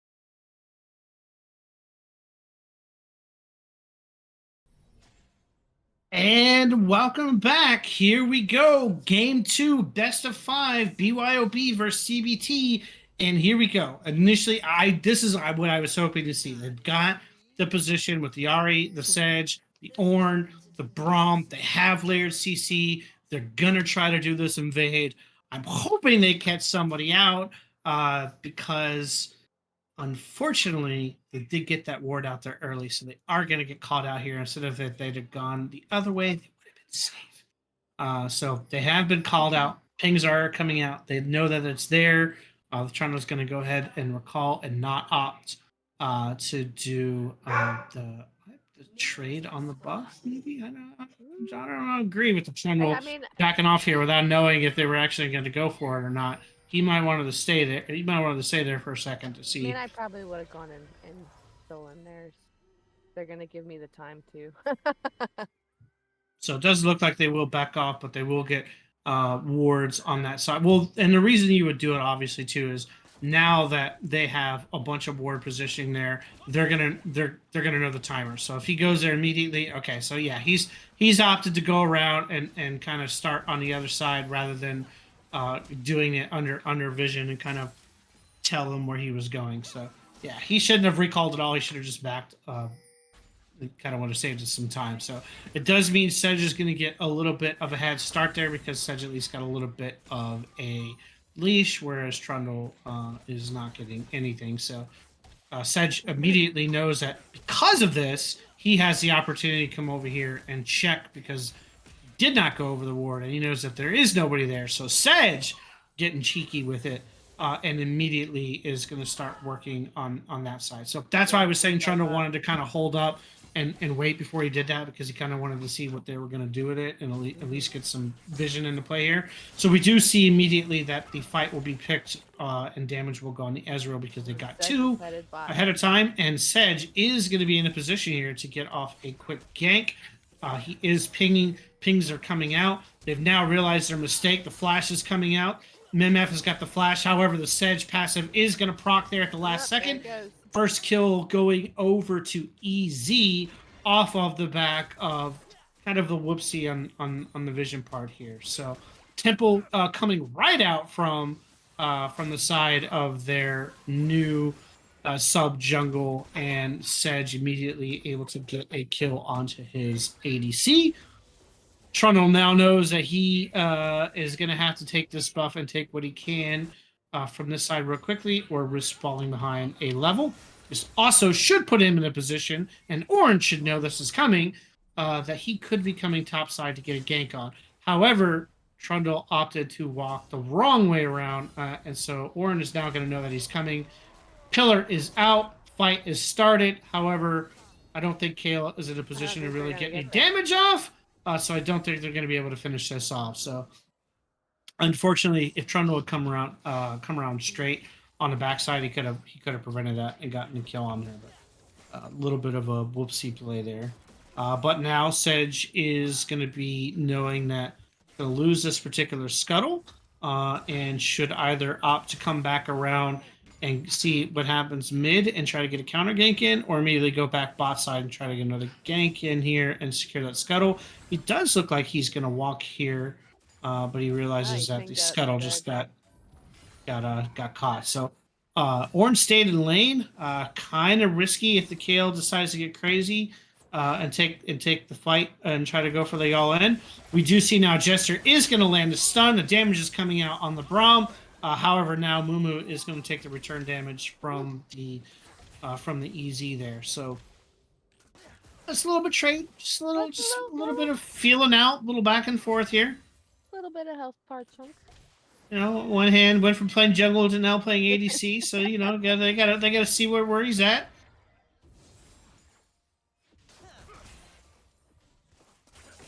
We got a ping on Ari.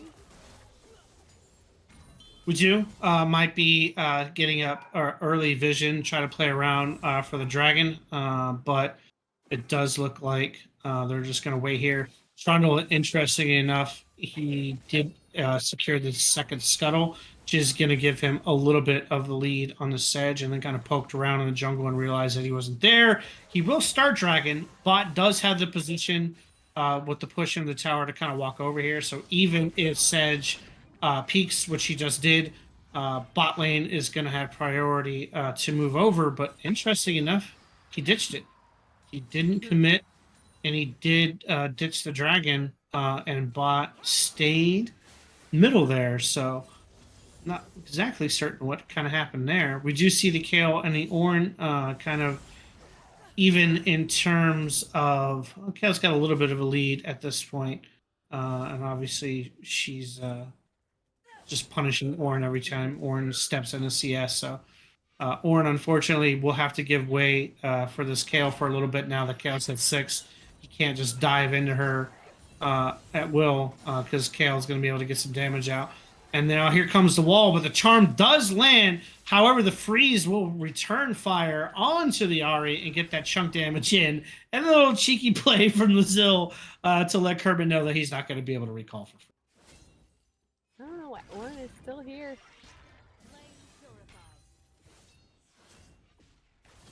Kermit is managed to stay. He does already have a completed Bammies, whereas Kale hasn't even backed yet, still rocking the shield.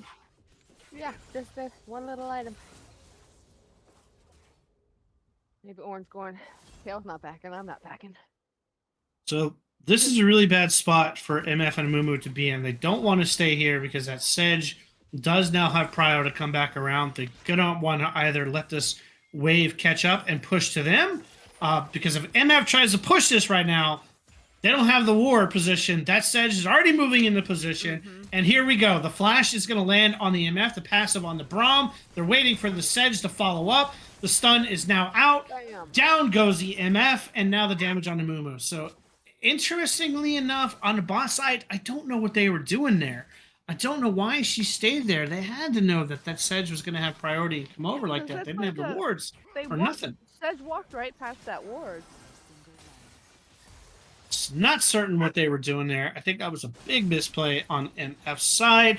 And now the damage is going to start out, and this dragon is going to be secured by CBT. So a little bit of a whoopsie from the side of BYOB there, allowing that gank to kind of happen. And now we're in a position where edge in gold, but more importantly, that gold edge is on the EZ, which is kind of where you want that gold to be early on, if I'm being honest here. So again, we see that the Trundle is opting to take more farm from the Sedge once again. Trundle, it's kind of an interesting spot for Trundle at this point, opting instead to take the farm and opting for the first buyback, where you get the T-Mat, allowing yourself to clear your farm quicker, and he is going to be in a position now, if he wants to come back top and try to gank this Ornn. He's waiting here, but he hasn't looked like he's fully committed. He's waiting on this Kale to see what happens. Give this Ornn a little bit of a second to push the lane. However, this is now going to put him in a position where the Mumu comes out immediately, bullet time to follow with the ultimate, but here comes the Sedge, and again the kill back on from Sedge onto Mumu. Ahri is fighting with the bird, is having the flash at the last second when Anivia landed and completed her combo. She nearly got killed, and it looks like up top, failed gank from the Kale on from the Trundle. So Sedge making his presence known down bot. He's got a lot of pressure on that bot lane. There's a lot of kills now. 2 kills on that EZ. And 1 kill for himself. And meanwhile, the Trundle is just not able to get these ganks off on this Ornn top. Kale does have a little bit of a gold lead. So there is that to consider. But for the time being, at least, Trundle is not having the impact that the Sedge is having. But we'll have to see, again, team fights, Trundle can be kind of scary. So he does go in and claim the Herald really quickly, able to get the objective down at least. And now we see the Braum and the Sedge hanging out, going towards this Kale. Kale did see this coming, though, so Zill is able to kind of back off and just allow this to happen.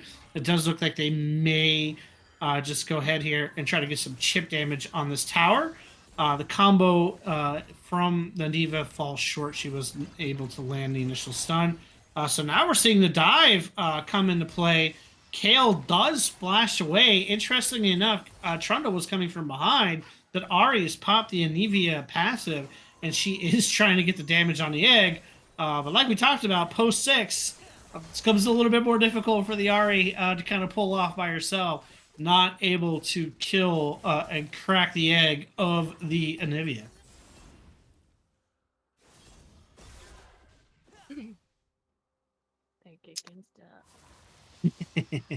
So CBT coming out with more pressure. We do see the RA coming back in. She is going to ultimate.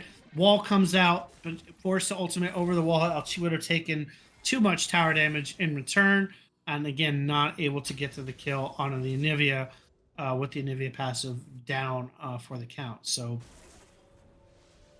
now that the CBT is established that they are playing with a much higher tempo this time around, they do have that 5v5 this time with the with that E sub coming in, and to his credit, Jug is doing the job that he needs to do. So Zill taking a bunch of damage from the Ornn combination will back off.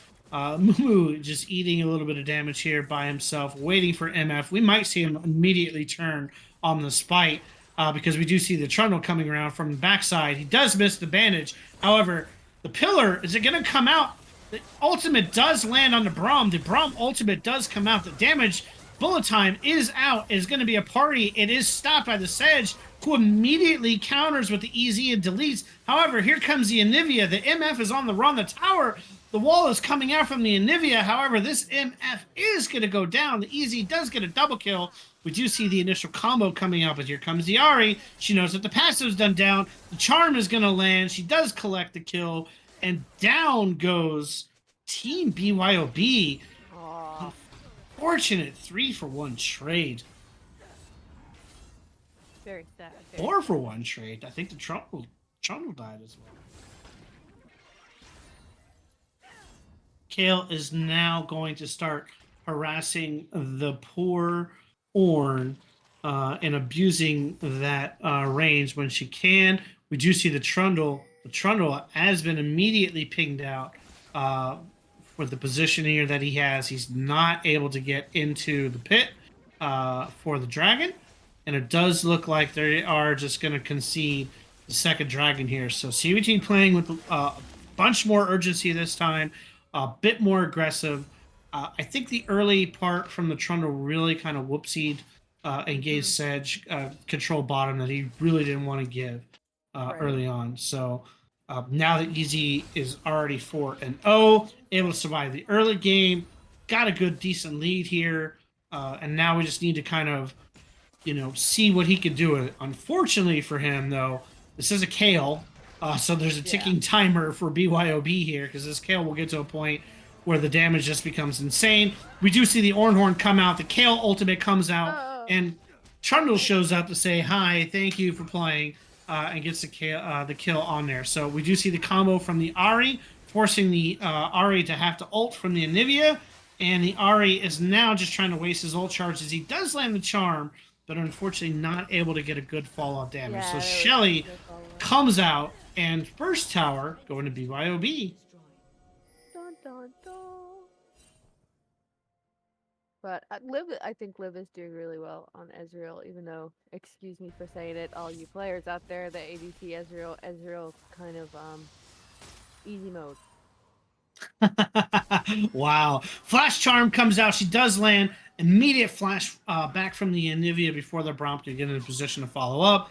So summoners have been traded. Braum is showing himself mid, which means that bot should push this and then try to catch this Braum out, or at least force the Braum to go the long side around if they can.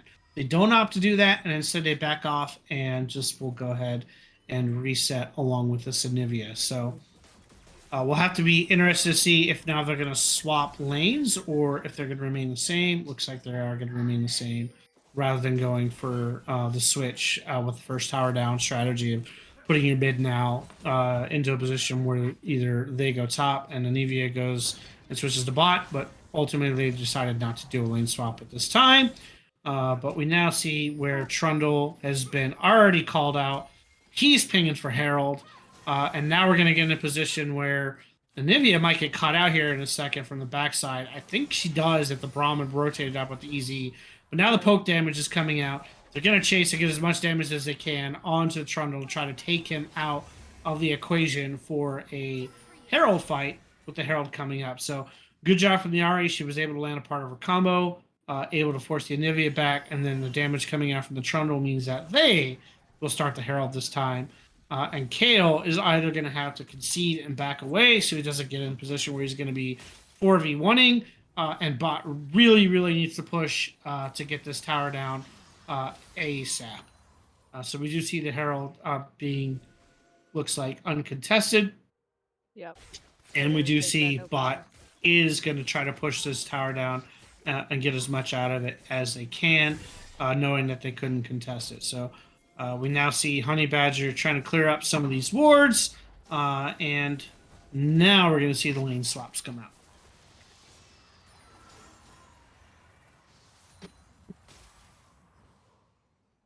Oh goodness. Ugh, crazy stuff going on everywhere. Crazy, crazy, crazy. Easy has opted for the Triforce build, which has become the, I guess, the popular route now Triforce since, build? yeah, Trinity. Oh, is Trinity. it because it looks like a Triforce? Or is it There actually you called go. Oh, No, it's called Trinity Trinity Force. Force, but yeah. Okay. Well, that makes more sense. But I thought it was like a Zelda throwback. kind of. It was a nod to Zelda. So we do see the standard build with the Kale going Nashers to first. That is that's pretty standard across the board.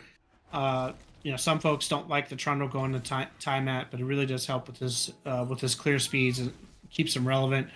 We do see Mumu get called out. However, he is going to respond. Here comes the Trundle. However, there's no MF here. There's no Anivia here. It's just the two tanks, and they wisely decide to back off because neither MF or Anivia rotated at that point. So now Trundle is found the Ari, but that is not who you want to find when you're already at half health and can eat a charm and die.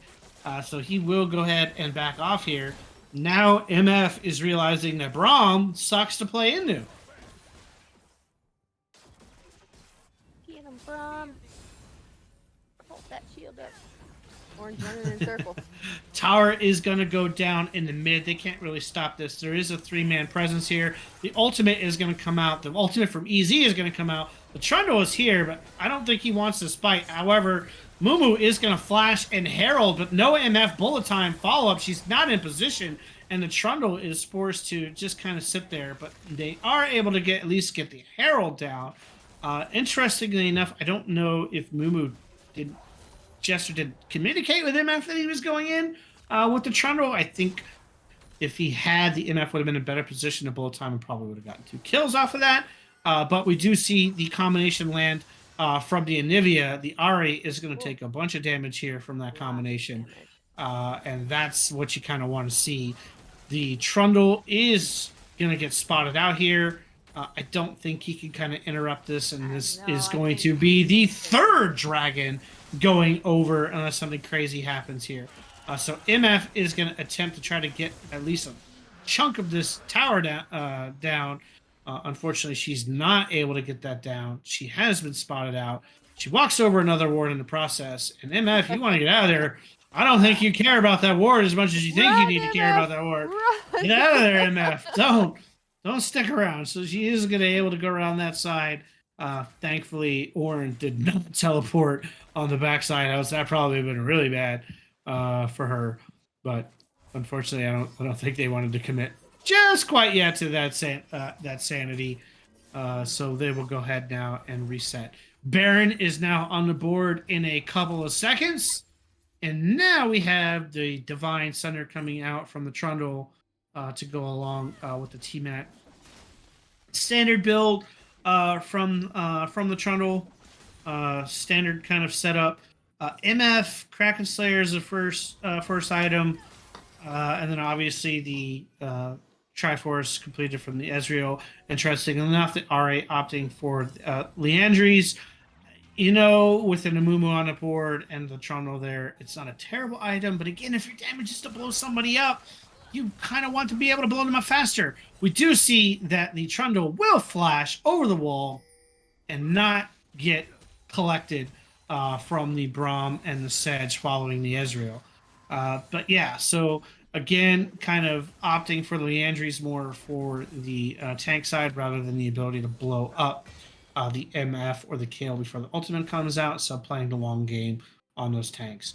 We do see pings coming out from the backside. They are still kind of following and shadowing this Trundle, but Trundle, to his credit, has managed to get himself a good lead off farm on the Sedge, and that can play dividends later on. But now Anivia is in trouble because she didn't pay attention. She does flash over, and the stun does land. The wall's coming out. Now Braum has to flash over the ice wall before he got himself murdered by a tower.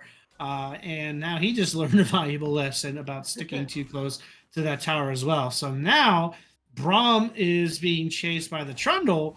I don't know if he realizes that that Trundle could be pinched. Like, Trundle does realize the last moment and starts to back off here. So the ticking time bomb that is Kale is growing. What's your question? I noticed Kale's only got 3 items, one of them being that purple dagger thingy. That is an Ashes Tooth, yes. Yes. Is that because they finished that item versus Ornn and all the stuff he's got? No. Okay. So the Kale is opted for the Nash's Tooth. That's his first item. That's the actual icon of that item. It's an on-hit item, so it's more for his scaling and his attack speed later on, which is why it's his first item. So you can see like his damage on the auto attack. We do see the Ornn flash, land the ult, and get the knockup, but he is taking some tower damage, and now the Kale is opted to ult in return, and is now going to flash forward and is now chasing the Ornn. The Ornn is not going to get away. The Ornn is in trouble. The Ornn is running. The Q lands from the Ornn, and the Kale is forced to back off at the last second. The Ornn was going to turn around and hopefully get cheeky with the dash, but here comes the Trundle walking straight through. Ornn now knows he's in trouble. Kermit is going to do a little dance. Make a little love, but he's not going to get down tonight, I'm afraid, and is going to get collected by the Trundle. So Kermit realized he made a whoopsie and just said, "No, I'm here. Let me dance for everybody." Oh, goodness. We did get an update from Marcel at the start of this game, by the way, everybody. He did get his Windows installed, Discord installed, League of Legends, and his Blizzard app. So I was right. She was wrong. And maybe you should listen to the IT guy.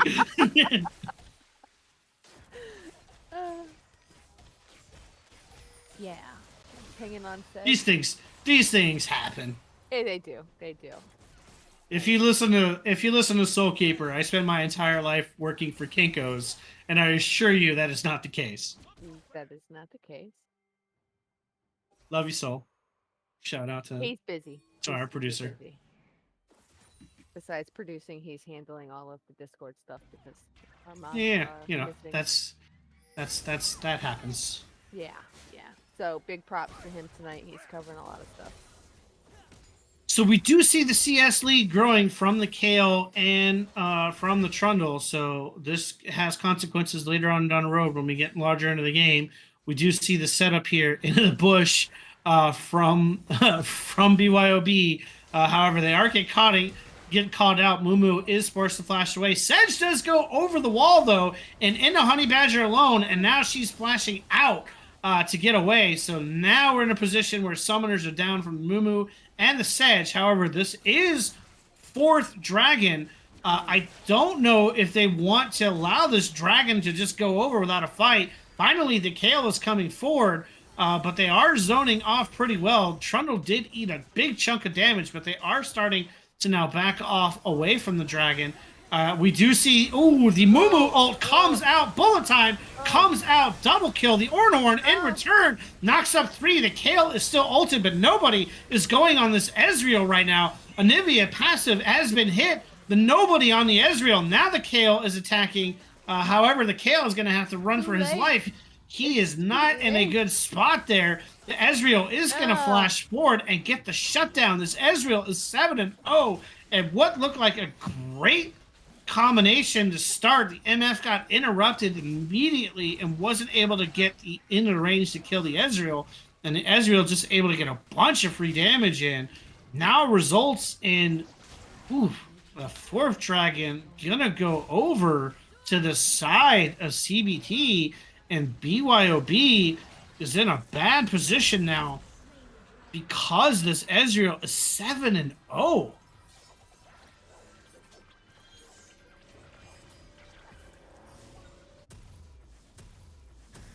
Crazy. Told you. Ez stands for easy mode. Wow. Wow. So he does have the completed Triforce, which the Orn has now upgraded. So he now does have the Infinity Force in play, along with the completed Manamuruma and opting for Seldra. So his poke damage is pretty stout, and they need to not ignore him from now on. Right? Otherwise, like focus fire. probably stop hitting the Braum and the Sedge first, and instead get go for on the top squishy of guy this that Ezreal. will murderlate you. It's a high suggestion from us casters here in the LXC. Kill the squishy guy that will murderlate you. That's right. That's right. The Ari, like we talked about earlier, I mean, she's kind of really been negated with the Anivia and the Pillar. Like I talked about before, it's really hard for her to kind of pick her spots to get into these, and she hasn't really been able to get good a lot of combinations in just because of how much stuff she's going through. But I mean, she's buying time for Ezreal, and Ezreal is murdering everybody. And Ezreal's murderlating. I mean, he's doing his job. Now they are deep. Anivia caught out of position. She will immediately flash. Now the Kale is out of position. The Kale is going to get collected, and they are not relenting. They are still punishing. They are still in here. The Sedge is going to turn around. The Trundle has started the fight. The Trundle is getting the party. Here comes the MF. The Ornhorn is out. However, the Braum is running for his life, and the Mumu is going to land the ultimate just at a range. Oh, no. Trundle now forced to back away. They weren't able to get this damage on the Ezreal, and now the Ezreal is going to collect the MF, finishing him off with the ultimate. And again, no damage on this Ezreal. The Ezreal is able to just sit back and party and get more kills. Down goes the tower. Down goes the inhib. And now we're in trouble. Are they going to continue to push? They are in position where they can at least get one more tower before they back. If they want to. However, the Pillar is going to come out and force them to go back. They're now going to eat a bunch of damage. Uh-oh, Ari realizes she got too close to the tower. Down goes the Ari. She's going to get the shutdown from the Kale. Kale says, thank you. Meanwhile, here comes Ezreal. He's trying to kite. Will we get a Pillar? We do get the Pillar. Here comes the damage. He is going to continue to kite away. He does have help now. The Braum is here. The Ornn is here. He is chunking out that Trundle. That Trundle is not wanting to stay around anymore. So this is where I'm going to pick on you, Trundle, because I am a Trundle player. I play a lot of Trundle.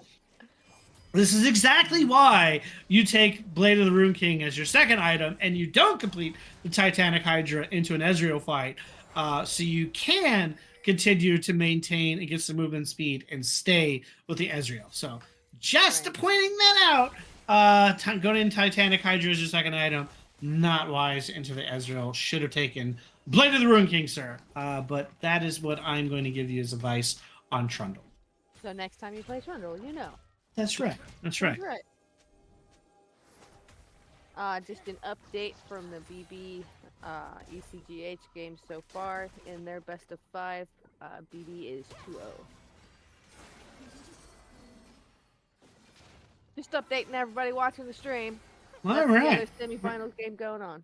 So BB up 2-0. This game looking good so far for CBT to become 1-1. We'll have to see here. We do see pings coming out. They know that the Mumu's here clearing wards by himself. I was kind of wondering if they were going to try to go for him, but Easy just kind of stayed on the edges and not able to land anything. Meanwhile, again, we talked about it previously. The Kale CS league continues. He's now got almost 100 CS more than his league lane. That's 74 right now.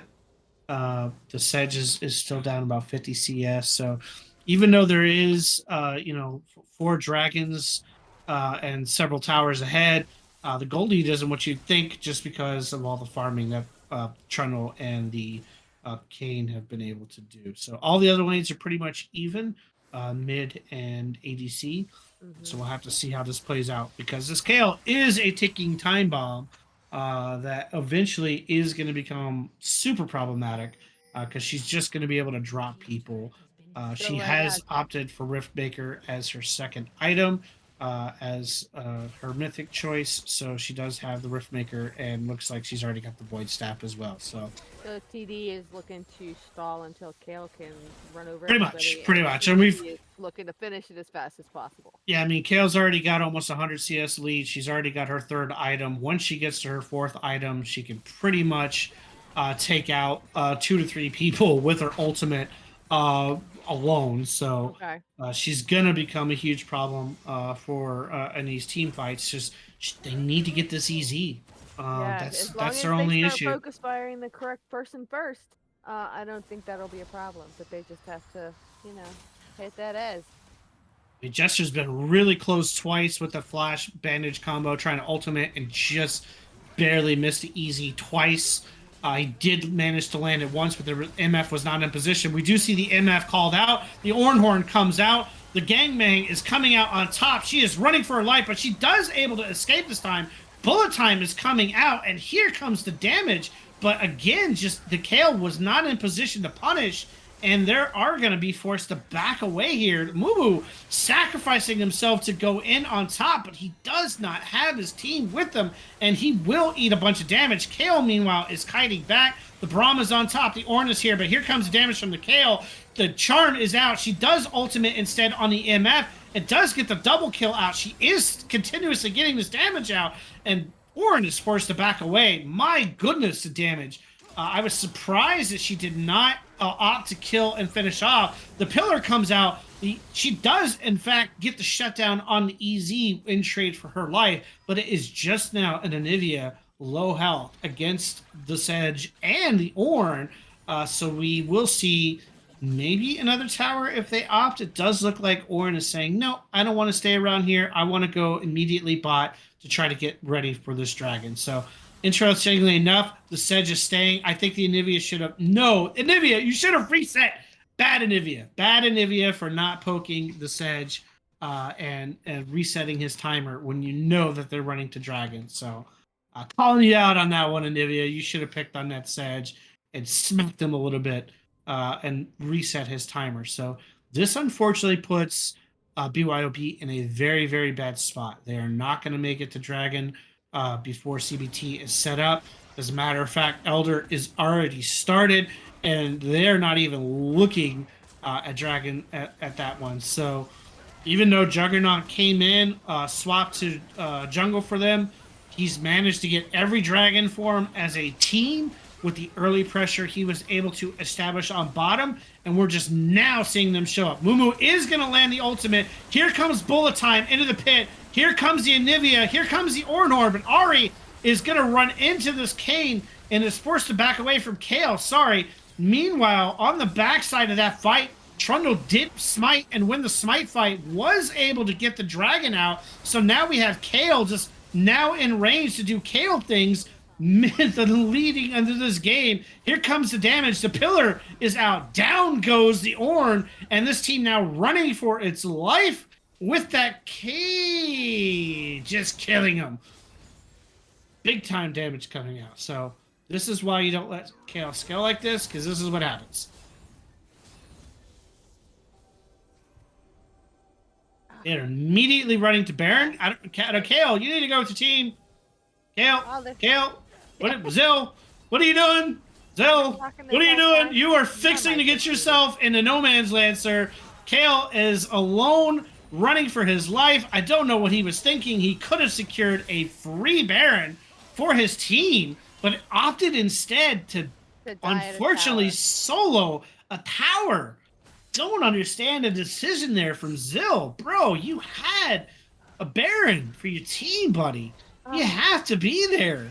So unfortunately for them, they lose and get the shutdown, and now Baron is started from the other side. So such a great play coming out from BYOB, undone by the decision there to, I don't know, to go after mid tower by yourself when you have Elder and you could have secured the Baron and then gone as a team there. So and you would have gotten both. Interesting decision there, a very costly decision, and now Baron secured. Timer still out on this Kale to get back into the fight, and now they're forced to defend 5v4. The wall does come and land on the Braum, but he is able to land across. And Mumu is going to go in and land the 3-man ult, but bullet time just out of range again. The re-engage from the bandage, but again, Mumu just out of range. And BYOB is now struggling, but able to, at least with the Nivea landing the Elder, is able to get the kill. And now the KO is entered the fight. Easy and is going to have to back up. The Sedge is got a back angle if he elects to take it, and now they're pushing, but they're going to opt to just go ahead, get back into the tower, and sit. Pillar comes out, stops the recall. Kale is now charging forward. The damage comes out with the wall, and the Kale is able to get enough damage on there for MF to actually finish that kill off. So a good recovery Why there. are they splitting up like that?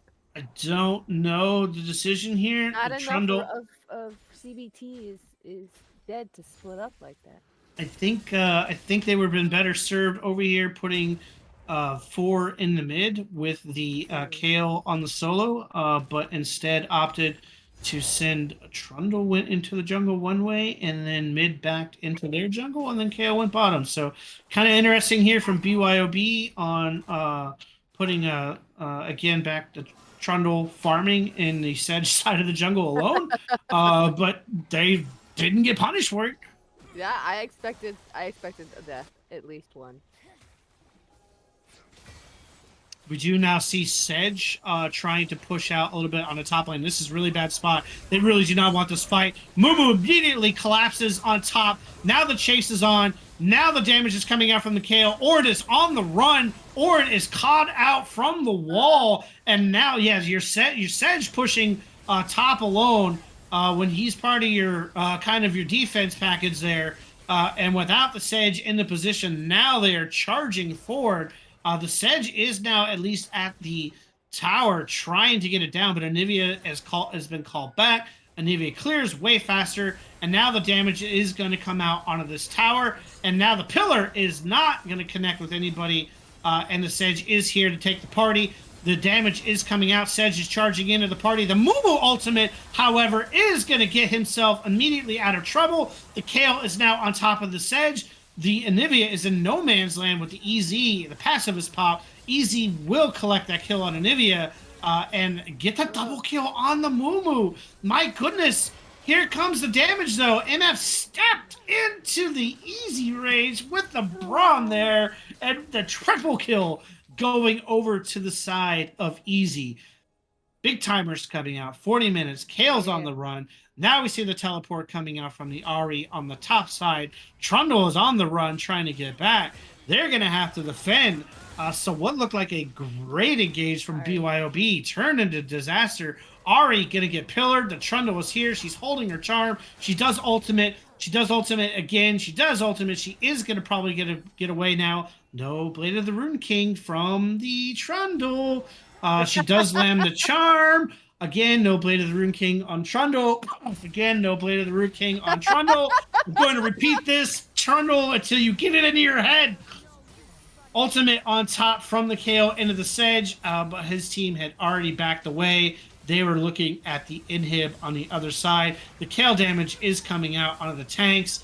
If they could just land a wall here. The stun does land from the Anivia. The damage is there. The Kale is a little bit out of position, but the ultimate is coming into place. The Ornhorn is going to land onto the Kale to at least stop him, but the damage is coming out. Mumu is able to just collect this and keep the timeout. Oh my goodness, the Mumu bandage comes out. The double kill is there. The damage, the Kale ultimate is coming out on the Anivia. The damage is just there. Here comes bullet time. But bullet time is not going to be enough. The quadra kill comes out. The penta kill secured by the Easy. And CBT is now going to push and end this game. My dog did not like that. Yes, I yelled. It's okay. We talked about it before, not getting to the Ezreal and just dive bombing into these tanks and not getting enough and respecting the damage of the Ezreal. It will cost BYOB this game. The pentakill secured by the Ezreal, 21 kills. And CBT fires back at BYOB and says, 1 game apiece. Good job, One Hand. You have the second confirmed pentakill in the LXC. Nobody stole it from you. Ouch! What an ending to this game. They gave time to the Kale to scale up. That's what you want to see. But then just interesting decision making by BYOB, where the Kale goes mid after you've secured and stolen Elder instead of securing the Baron for your team. I thought was a little bit of an interesting there. The item choice from the Trundle, I'm going to repeat this over and over again. You went Randuin's as your third item. You did not go Blade of the Rune King. And worse, you didn't go Spirit Visage. So I think those kind of little things from each of the individual players there. MF again got caught out a little bit too close. Amumu going a little bit too far, trying to really get in to these fights. I know that the Mumu was really trying to go and get in a position to get at the Ezreal, and that's why he was pushing so far, so deep, trying to get into those team fights. But with the MF not being in a position, with the Kale just taking whatever was in front of him, rather than kind of just going after and using the ultimate to try to get in the position to get the Ezreal. Unfortunately for BYOB, resulted in CBT just being able to tee off on that damage with the Ezreal just being untouched the whole game. So you see that reflected into damage, 72k damage coming out of that Ezreal versus the 43k damage coming out on the side of the Kale. So it'll be interested to see now what they do on the side of BYOB. One hand, went from playing mid to saying, move out of my way, Excel. I can play ADC too and take 72k damage on EZ. So the gauntlet has been thrown down from one hand to CB saying, hold my beer, bro. I don't need you. I got this. I got this. So yeah, BYOB kind of need to see a little bit of a change there in strategy. I thought your team fight was actually really good. Just the execution phase kind of fell a little bit short. Just kind of little small mental plays here and there. Really just cost them the game. I still think they would have won that game. Sad. So TD is going to be red for this particular game instead of blue, and which now means that we can see the priority of Kaisa shift hands, and MF did in fact shut me up and lose a game. So is Kaisa? Maybe I don't understand. Does you only play Kaisa if you're on blue side? Well, it's a priority pick, so it forces, because blue has first pick. With Kaisa being so strong, if they want to play it, it forces red side to say, okay, we either have to put it as part of our bans, or we have to concede that we're going to have to play around the Kaisa. And so that's kind of the mindset. If you want to prioritize a top pick when you're blue, you're either forcing them to ban it, or they have to pick. And I believe this game, all bans are viable. Correct me if I'm wrong. I think this is the first game where we're going to see where all the bans are going to be real bans this time around, and no one has to lose any bans. So now this kind of can changes the kind of what they're going to prioritize. And okay. Unless we see a cell pop back into the lobby, then we will be still seeing one E sub. Okay, so that means they will lose 2 bans if that is the case. But again, this is best of 5. It is 1-1 each. We still a lot of game to be played here. Do we have the update on where the other games are at? I do not currently have an update past the 2-0. I think they are currently, I can tell you, they are in a game. 21 minutes have elapsed, so that looks like they're in game 3. All right. So they're rounding out into the third game, 20 minutes in. So we could have a 3-0, and the first spot will probably be confirmed at this point before this one, but you never know. But this is interesting. The first game. I'll keep my eyeballs on the match report and update it specifically. Okay. So this is interesting. We've got a 1-1. Tragedy struck CBT. They were kind of ahead in the first game. They had Excel He went down. Unfortunately, it cost him that game. Just kind of the nature of a 4v5. They're extremely hard to come back from, especially when you have like a hole breaker set up on your top who could just endlessly push a lane, and you're a Garen, so you just regen. Effectively your entire HP pool if left unchecked or in short trades, and you kind of have to kill them off. So that really kind of set the tone for them. Come out the second game, they put Juggernaut in the jungle. They put him on a comfort pick on the Sedge, which we talked about pre-draft. Of Yep. if I'm the other team, I'm either going to make that jungle very uncomfortable and take away picks from him, which they didn't do. They let him have the pick, but then weren't able to capitalize with the Trundle early game, giving away the bot side, and then 2 early ganks, setting up Easy, who ultimately just ran away with that game because they could never get to Easy, which unfortunately, when you're playing the Trundle setup and you don't have some of that dive, like if you're coming with a Lee or with the Vi or Elise or something, you need to kind of have other ways to get, at least CC wise, to get to the ADC. They didn't. They, one hand to his credit, played brilliantly, was able to play around and just teed off on that team. Crockpot, unfortunately, on the MF, not able to get a lot of the damage in that she needed to because, again, an Ornn, a Sedge ult, an Ornn ult, a Braum ult. So lots of different ways to counter her. Not a lot of ways to get to that easy. So we'll have to kind of see now what happens at this point. If Excel's back in, then we're going to see all the bans. If Excel is not back in, then we will, not see all those bans. But It does I look can like tell Excel you, is back does in. look like Excel has loaded back in.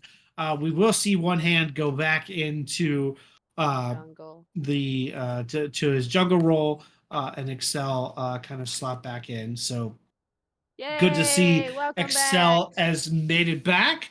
One hand has raised the bar for you. We need to see a 90k damage game coming out of your ADC.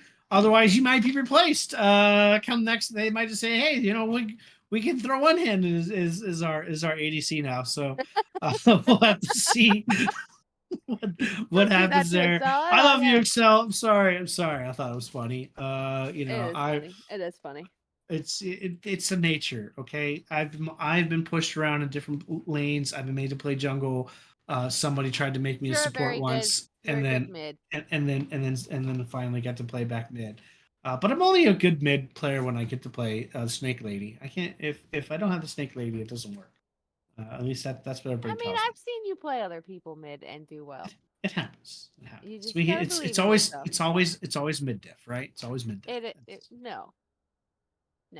Shirt the shirt says it It's all. that 20-minute call that I think always comes out no matter what lane you're in. Hey, I if I'm think mid and I'm on Snake Lady, I want a 20-minute Baron every time. I'm not accepting dude, no for an you answer. can be on any champ in the jungle and 20 minutes is gonna show up and you're gonna be like, "Oh, it's Baron."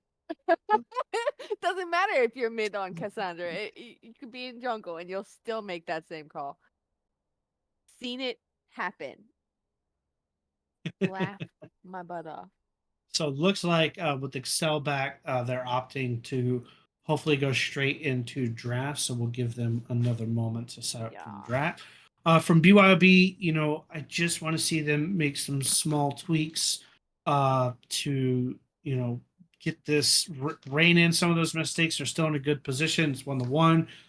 They still just need to make a couple of changes there. I thought they scaled farmed great, had some really great fights. Just unfortunately with their setup, need to be able to get to the ADC, or at least need to be able to lock the ADC, down properly. Unfortunately, with that game and how it played out, the Nivea, had some great plays, but really, I thought the Lysandra would have made a better sense for them to at least I lock the yeah. EZ down Yeah, rather I than think the Lysandra Nivea. was fun. But again, from the other side, Ari really didn't get to have a good. We didn't really get to see a great game from Well, I mean, you from called that Zedon with and the Ari, but Nivea wall and how she was going to continually have to like go around it, and so I watched that. I watched her during that game, and she did spend most of her time walking around the Anivia wall rather than being able to engage in the fights as they happened.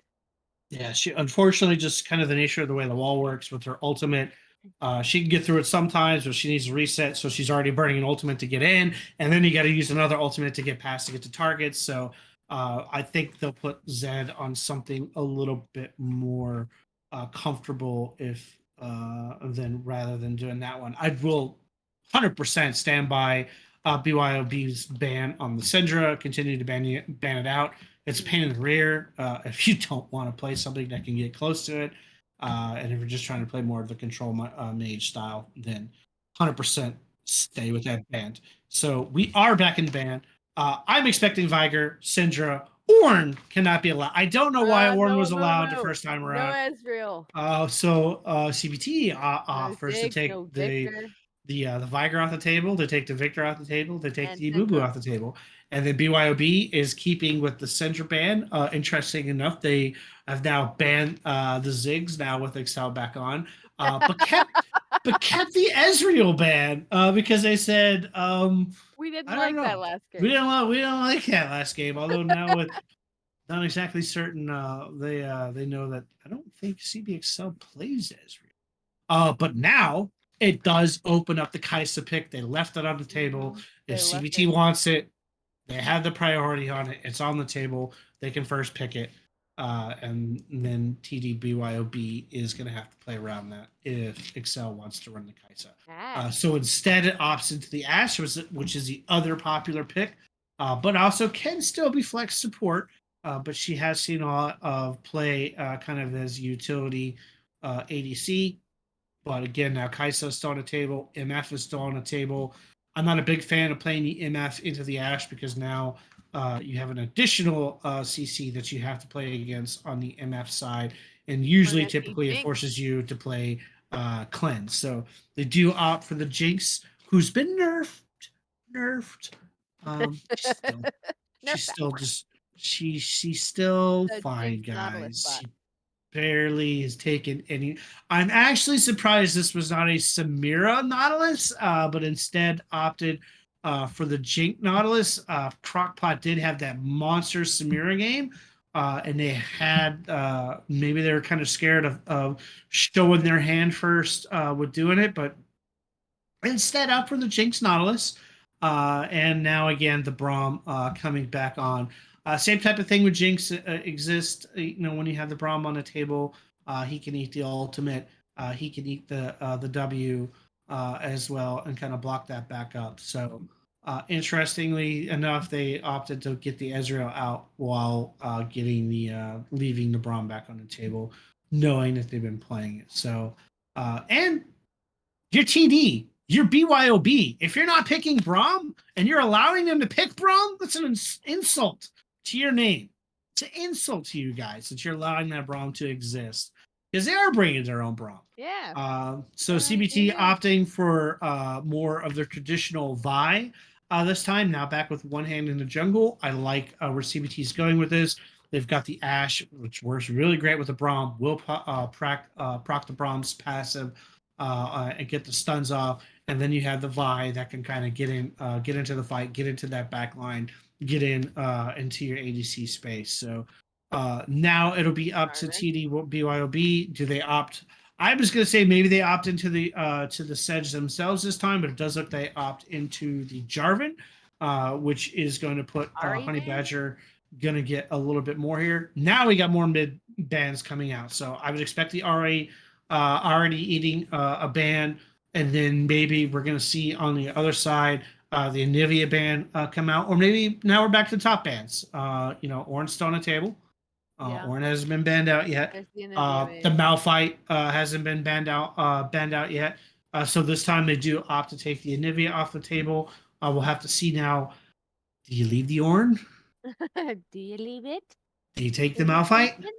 Do you ban the I mean, you guys have been banning the Jax. Do you keep the Jax ban? Either way, we'll have to see here what they're going to do. Do you recall? The Jax is a top player.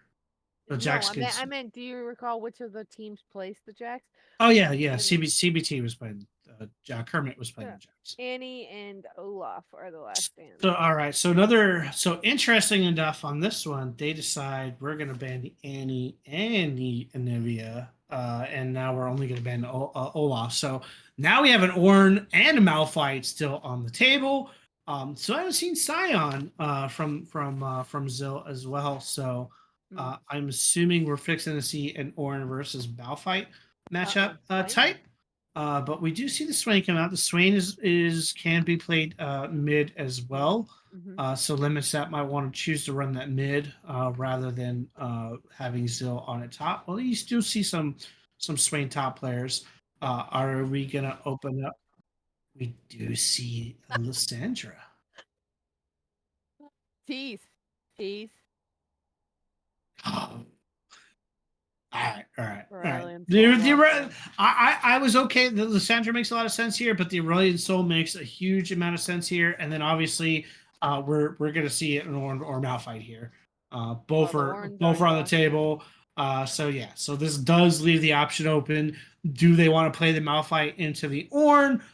Do they want to be a little bit more spicy? I mean, if you really wanted to be a pain in the rear, you would pick the Vayne here and send the Vayne top against an Ornn. I don't think we're going to see that, but it'd be really funny to see somebody play the Vayne in the Ornn to come over and take over. They don't have their tankiest person is Swain and Jarvan?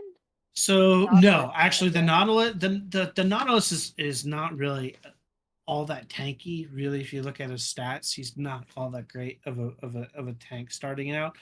He does get tanky, but overall his ability is more for the CC chain and the follow-up. But he does get kind of tanky. The Jarvan typically is going to go more of either the bruiser setup or straight damage setup. You don't really see the straight damage setup coming out of the Jarvan anymore. You do see more of the Gore Drinker, Bruiser, Black Cleaver setup.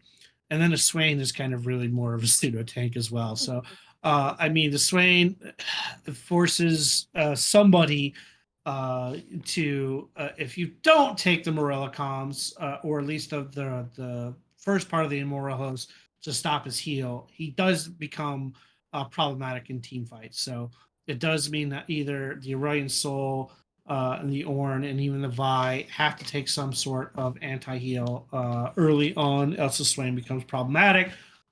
Both the Swain and the Ornn can do this by tanking the Bramble early, and then the Aurelian Soul can build into Morellas as a second item if he wishes. So this is more of a kind of an interesting setup from the side of CBT. You have the Vi to access the backline. You have the Braum and the Ornn and the Aurelian Soul that can just layer on top of each other and put a big wombo into place for the three of them, especially when the Aurelian Soul gets into that 30-minute mark. But on the side of TDBYOB, you get a lot of spice. If the Fiora gets ahead early, she can be super problematic to the Ornn and to the Vi because she has the ability to outplay and can actually take them on 2v1 if she gets a lead that she snowballs on. And then you have the Swain in the mid lane, who, I mean, I could be crazy. That could be a Swain bot, and my heart would just do a little flutter step if that's a Nautilus mid. But I haven't seen anybody running Nautilus mid around here, so I'm expecting that Nautilus to be bot and that Swain to be in the mid. But the Swain can be problematic, especially in the mid game, where he don't have the heal cut and he has a CC ability from the Jarvan and the Nautilus. That if he gets in range of his ultimate and the Jarvan and Nautilus can lock somebody down for any amount of time, or he grabs somebody and then pulls them in, there's a lot of CC potential from that combination. Especially then you have the Jakes with the follow up. So BYOB. Even though they don't have a traditional, if you will, front to back comp with the Fiora playing the flashy role, they do have a lot of outplay potential with the Fiora and the Swain there. I like it. I mean, it's 1-1. Why not throw out a little spice into this particular matchup, and let's see what we can do. So again, CBT, straight front to back comp. Now you've added the ability with the Vi to get in and access the Jinx on the backside, who really has to kind of. I mean, I say she's a priority target here, but with that Swain and that Fiora there, if they pop off, then the Jinx is just there to do, kind of. Jinx. She can just do Jinx things because the Vi has to go elsewhere. But really, that's what you want to see. You want to see a front to back Vi go in the back line, and then the follow up with the Ornn, with the Aurelion, and then the Braum and the Ashe. It'll be interesting to see if this Jinx, knowing that there's an Ornn Horn here, knowing that there's the Braum and the Vi, if she opts to take Cleanse here, which is sometimes the case with an Ashe setup, so you don't get caught out by the Ashe arrow and immediately murdered. You take the Cleanse and then you buy yourself sometimes some from the CC. So we'll have to see if she's going to take the Cleanse. And then the Fiora Swain options. I wouldn't expect to see Fiora taking TP into an Ornn matchup. I would really expect to see this to be the Ignite setup to try to get a lead onto the Ornn. That little bit of extra.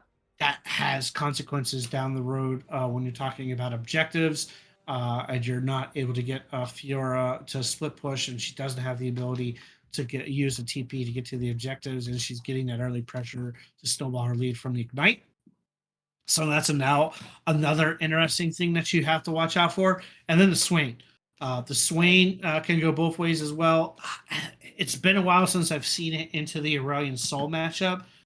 Typically, you would have the Swain on TP into a lot of these matchups for later on in the game, but Aurelion Soul, he might opt to take Ignite to get himself early leads. So BYOB, that might be their play here is, hey, we know we have early lead combinations. We know that the Ornn and the Aurelion, especially with the Aurelion Soul, has this super late game scaling with how the Luck Dragon works, and then obviously how Ornn works for his particular items. So they might opt to go into, let's go into the double Ignite setup. Let's put the Jinx on the Cleanse, put the Nautilus on the Exhaust, and we're going to push early game tempo. We want the early game snowball leads on our Swain and our Fiora, and then we want to push that advantage and not allow CBT to scale into this late game, and for Ornn to have these items on Ashe and Soul and himself, and then ultimately probably Vi, because who's going to give Braum an Ornn? Who would ever do that? No. So I would expect in this particular matchup, I'm hoping BYOB full commits, go double Ignite, go Cleanse on Jinx, get the Nautilus on the Exhaust, and just go all out for your early game. Let your Jarvan get your Swain or Fiora, or even the Jinx a lead.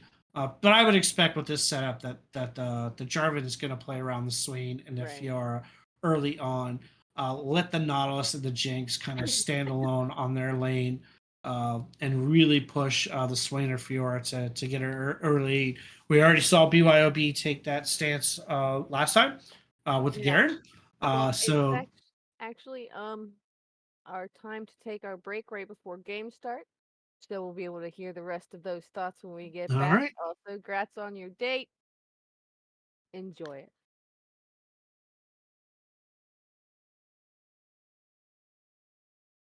So dark, can't you see what's going on? You just lie so long, can't deny you're wrong. Feeling I all gone, I just wanna go alone. I'm just trying to prove that I'm the best. I'll see a timer. Let's all break.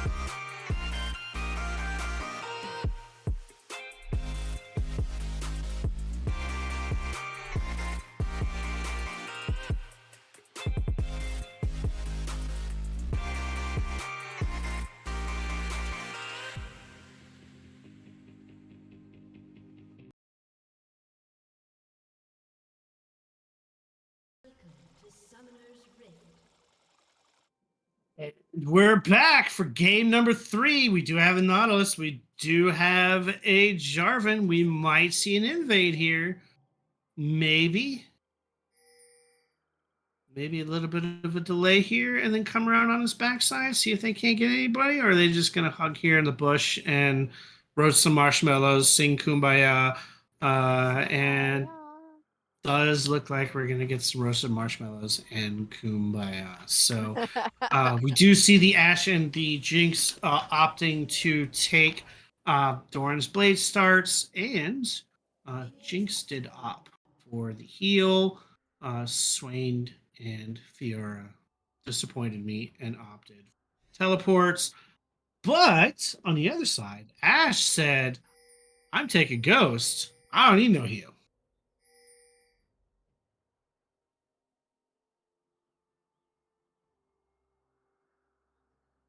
Sorry, we're making him fix a technical error.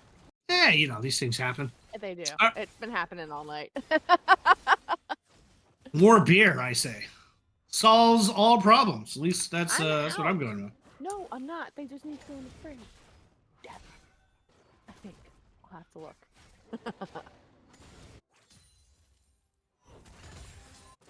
All right, so we did opt this time where Vi started top and Jarvan started bottom. So we'll have to see here how that kind of plays out. Fiora is going to pick a fight early on with Kermit and kind of get himself a little bit more chunked out than he thought he was. Obviously, we do see Jarvan initially come out. The gank misses as the Braum is able to get away there at the last second, burning his splash. So this time it is Honey Badger on the offensive, trying to get a early gank here on the bot side of the map. Fiora, Nazil is dangerously low here against this Ornn, and opting to stay in the lane here and play How Long Can I Survive? We do see the Vi coming around all the way on the backside. She is going to land her abilities on, but the Swain is going to flash away and is going to start damaging back onto the Vi and let her know, don't come back here again. Dun, dun, dun. I got no video. What do you mean you got no video? What do you mean? You didn't tell me you lost video on my side. Check it out. I will fix it. I even gave you a picture. Hang on. Thank you. I can now. Welcome. On. You can see. You can see. It's fine. It's fine. It's fine. We'll Is get that there. That's not Bags in chat. It is Bags in chat harassing me. God, man. The Fiora is starting a little bit of a cheeky play here on the Ornn, a little bit of a trade there, and then she will back off. Bags, why don't you tell that old man Far to come in here so I can pick on that old man? He's easier to pick on. And that's how you know Astro likes you. He picks on you. Does that mean you like the other dude better? Oh, I'm not. I can't answer that question. That's just mean. I can't answer. The Braum is going to start doing some damage. However, he's alone because Jarvan has come in from the backside and is able to wait for his combo. He's still allowing the damage. He was waiting for the damage to come out on the Jinx to finish, but the red, unfortunately, is going to claim the kill. Honey Badger worked so hard to put that on Crockpot. You can't fault him for that one. So pings are out on the bot side of the map. Jarvan is able to claim first blood, and Fiora and Ornn are going at it. Fiora is on the run. She is going to flash at the last second to avoid the combo from the Ornn. The Ornn did burn his splash, and crazy Fiora was able to hold the parry for so long and waited and waited. It was able to get out at the last second. So Fiora will teleport back. She does opt to go ahead and get her completed Sheen. And so now we'll have to see if the Ornn's going to stay around here or risk getting himself murdered by the Fiora real quick with the item advantage. So it does look like he's going to back away while it's in the tower.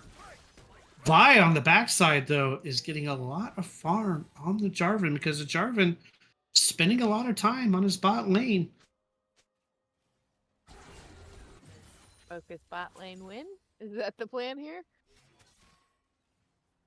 We do see the Nautilus there hiding. Here comes the Nautilus. Does miss the Q. Jarvan is going to land. Flash and drag is up. However, Braum is able to jump back and avoid the kill because Nautilus blew the anchor.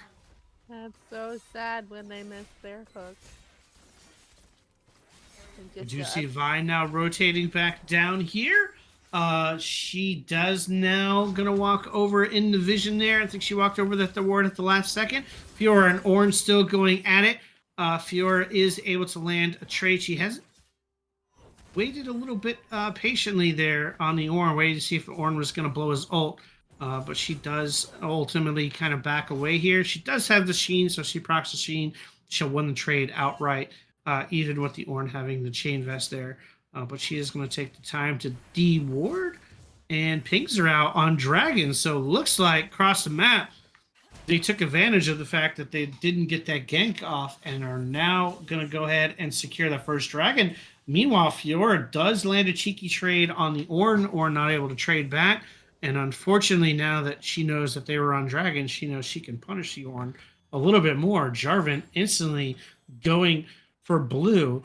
I like this adaptation from Honey Badger, punishing the Dragon more, knowing where the jungle is at, and now saying, I'm going to take your farm for you taking that Dragon. And this time, nothing the Vi can really do about this scenario. He will lose the buff, and now we might see the Jarvan moving over into middle. Meanwhile, Fiora, again, trying to trade with the Ornn. Ornn immediately dodges out, and we don't see the Jarvan here getting a gank on Soul, instead opting to get the wards out. I don't know what you're talking about there, Bags. Just an update, it does look like BB won their series 3-0. 3-0, but a 45-plus minute game to end it out. So yeah, that last one was a long time. They did put up a good fight. We are now seeing the Vi coming roaming out here, but she's 5, she is not 6, and Fiora will walk away. But Jarvan now coming around on this backside. I wonder if he's going to wait and see if Vi shows herself and commits. But she does look like she is being called out here. The Vi is coming out. The Fiora is alone. The Jarvan is not here yet. She does land a parry. Here comes the Flag and Drag. Flag and Drag is out. The Fiora is maintaining her life with the health pool from her ultimate. Meanwhile, down bottom, Jinx is in trouble. She's flashed away, but the Ashe is continuously pushing forward. She is able to secure on the Jinx. Now the passive is going to proc from the Ashe, and she is chasing the Nautilus. And the Nautilus is forced to back into the tower. Unfortunate trade of events there. Ultimately, the Ashe does secure the kill, but at least on the other side of the map, able to get a kill on a Fiora and at least a kill on the Jarvan. And it does look like Jarvan is opting to go ahead there and take the Herald as payment as well. It's not too bad there. I think BYOB will accept a kill loss there and instead get 2 kills and Herald, which will allow them to kind of accelerate top's progression if they so choose, which is where I would think they're gonna put the Herald, with Dragon still being down here for a little bit. And kind of nowhere else has really any tower damage, so be interested to see if he opts to come immediately back. The Nautilus was going to ward, got called out, caught out by the Vi, and does end up taking the damage from the Vi, and she will fall. So now, unfortunate there on that ward that Vi was there waiting, and Nautilus had not backed yet. He stayed too long. Something you see often. People just stay a little bit too long for their own good sake. He didn't dance like Kermit did. At least when Kermit got caught. Right. Kermit knew he was gone. Kermit gave us a dance. He's a showman. We know it. Oh, Now here's the damage comes out. We will see the flag and drag come off to the side. Nautilus is going to take a bunch of damage here, but the Jinx is not in the position to capitalize, and now it's a four-man show. Nautilus is trying to flash and run away for his life, but he's got nowhere to go. He misses the flash over the wall. The Swain is not there. The Jinx is not there, and it looks like that was a big whoopsie coming from the Nautilus and the Jarvan, thinking that Swain or Jinx was going to be there, and they just weren't.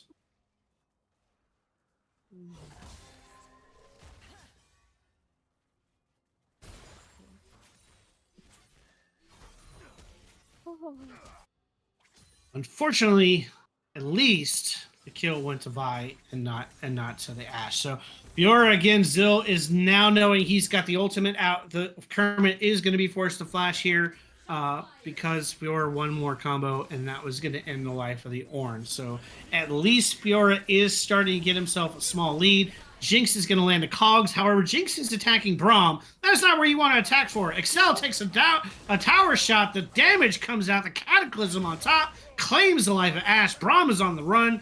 They're going to back up here. Meanwhile, Fiora is still just going after and chasing this Ornn around. Not concerned at all now that she knows that she can take this by 1v1. She does get and dodge a little bit. She dodges and flashes over the ult, and now she's going to claim the life of Kermit.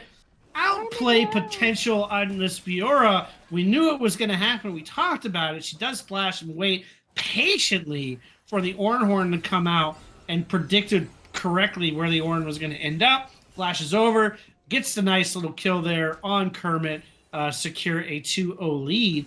And now it looks like they're going to start this dragon with the Swain rotating in here now. The damages area denial of vision there. No real wards in place. They know that they can't just go in. Fiora going to take another little chip shot here. And they're going to start this dragon off. So BYOB, a little bit more urgency on this side. However, the Ashe ult comes out, immediately lands on the Swain. The ultimate from the Aurelion Soul, but the Aurelion Soul is caught by himself. He's going to go down. The Vi is here. The ultimate is going to come out and land. However, this Jinx on the backside, she just needs a reset. She does get a reset. She's on the Braum. The Braum doesn't have any mana to follow up. The Ashe is alone with this Nautilus and this Braum. Jester is going to die. Jester is going to get his life collected, but the Jinx does get away. Dragon is taken. And kills just going over across the board to the Ashe. Ooh. Not certain you like that. Not certain that's what you wanted to see, is getting this Ashe a 3 kill to start the game. But Leandries is completed by Swain. Gordrinker completed by Jarvan. The Fiora does have a 2-0 lead with Sunder. She will become a problem here for these team fights here, or on a split push scenario.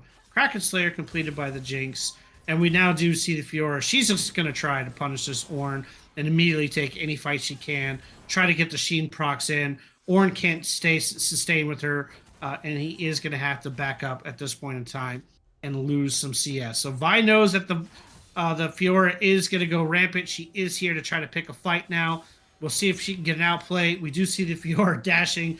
We do see Braum coming here, and then the Jarvan is now here as well. So the Jarvan is going to take some damage from the Braum. Jarvan is going to flag and drag and try to get out, and he is going to get himself out of harm's way. Meanwhile, this means they know the Braum is here. They know that the Aurelion Soul rotated. Bot tower is going to fall and be secured, knowing that only the Ashe is there, and the Ashe cannot hold back the Nautilus and the Jinx. They do take that tower, and they are going to back off. So they are even in kills. It's 7-7, 2K gold lead.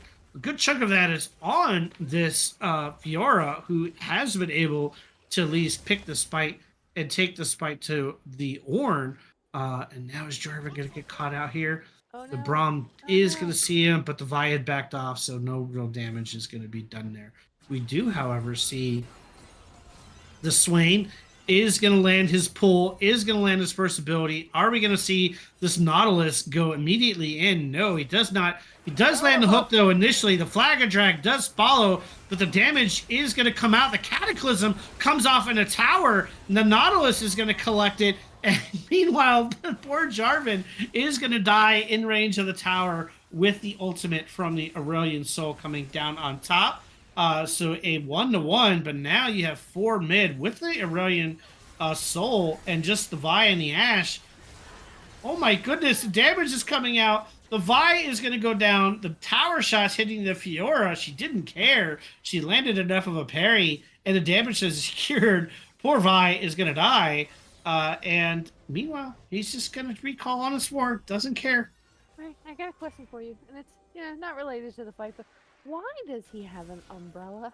What skin is that? What's wrong with having an umbrella? It's just I'm trying to understand the skin. What skin is that? Which skin are we talking about? I think it's Jarvan running around with a big old umbrella. Oh yeah, that's the beach. That's the beach Okay. skin. 'Cause I Yeah, thought they that's also an had umbrella. poofy pants. Yeah, Like, that's beach party Jarvan. Yeah, I'm and he's dying with why? yeah, he's just chilling out with an umbrella, trying to hang out on a beach. Catch some rays. Okay. I'm down with it. He's on the backside here. We might actually see he does come over. Cataclysm is not going to be called out. Instead, just offering for Flag and Drag. Unfortunately, too much damage from this Nautilus onto this tower. And they are able to get the tower down. They are able to get the kill on the Braum, though. But Flag and Drag coming back out. The Vi is forced to back and run for his life. The ultimate coming out is going to claim the Vi's life. Jarvan taking a bunch of tower hits, though.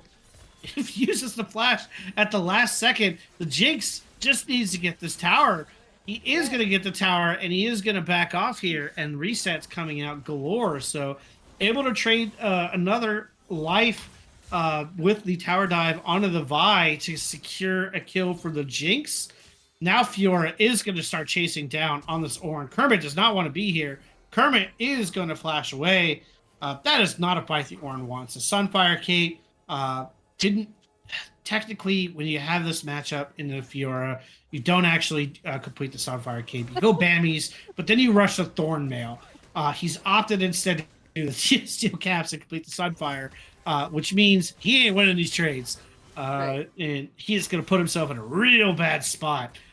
Yes, call me Bags. I will also have an umbrella and sing Mary Poppins later on. But the T-Rex outfit, you can rest assured, does still come out, sir. Just doesn't come out for a bit. Nautilus will land. 5 went in to get into that fight, immediately got anchored up, and now the damage is coming out. The Jinx is able to secure and get the triple kill. Down goes the dragon. So the Vi went to Q in and immediately got anchored and countered by the Nautilus. So really, really good play there from Jester to hold out, wait for the Vi to come in, and then anchor away and stop her from being able to ult anything initially. And then she just immediately died. So now Shelly is coming out. This Jinx now is 5-1. Now Herald is going to do some damage. And now what do you do here? You've got the tower charge. The tower is going to go down.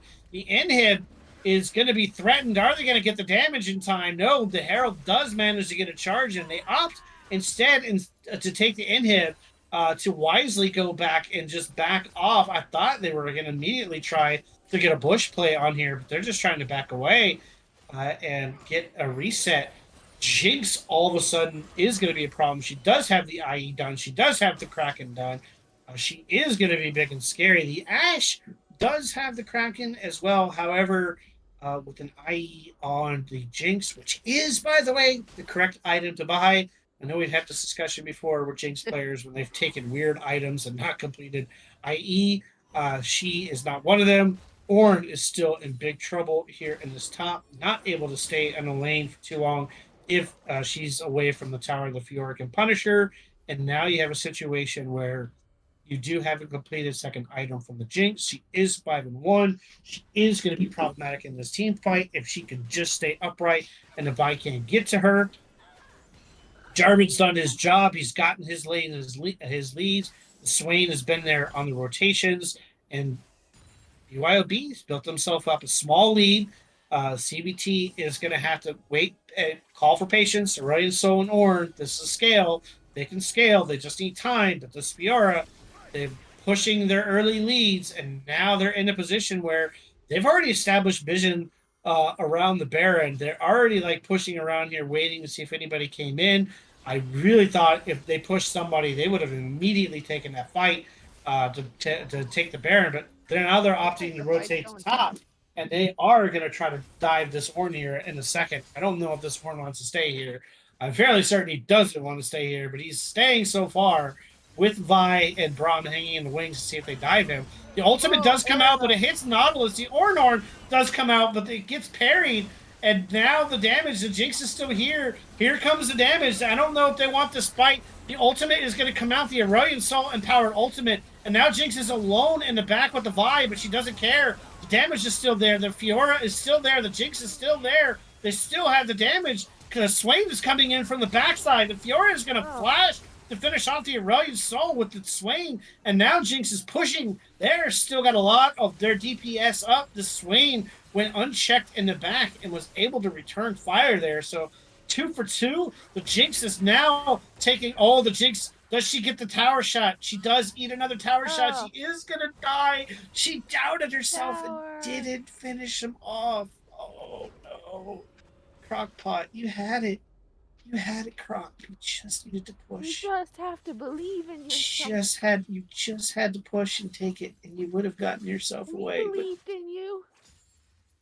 Croc doubted himself. When you do that, it's very obvious. We can see it. So sad there.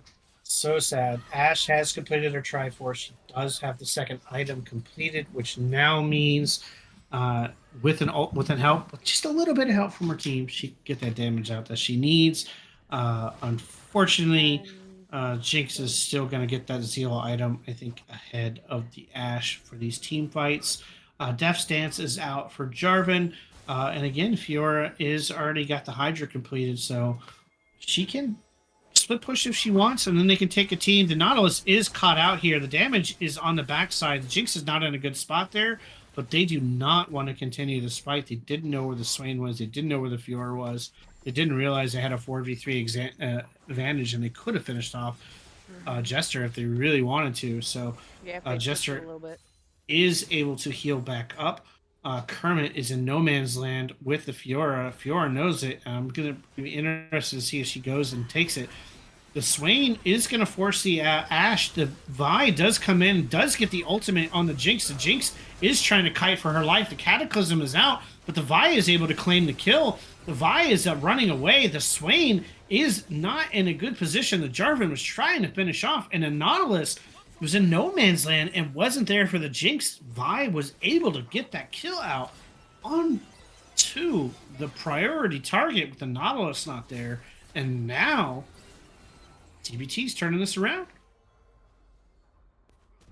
Gold lead is evaporating. Slowly but surely. Dragon is now being started there.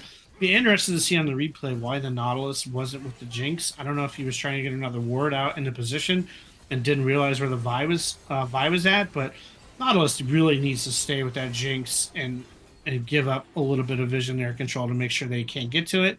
Unfortunate for them, that does cost them a little bit of priority there. They do lose the dragon.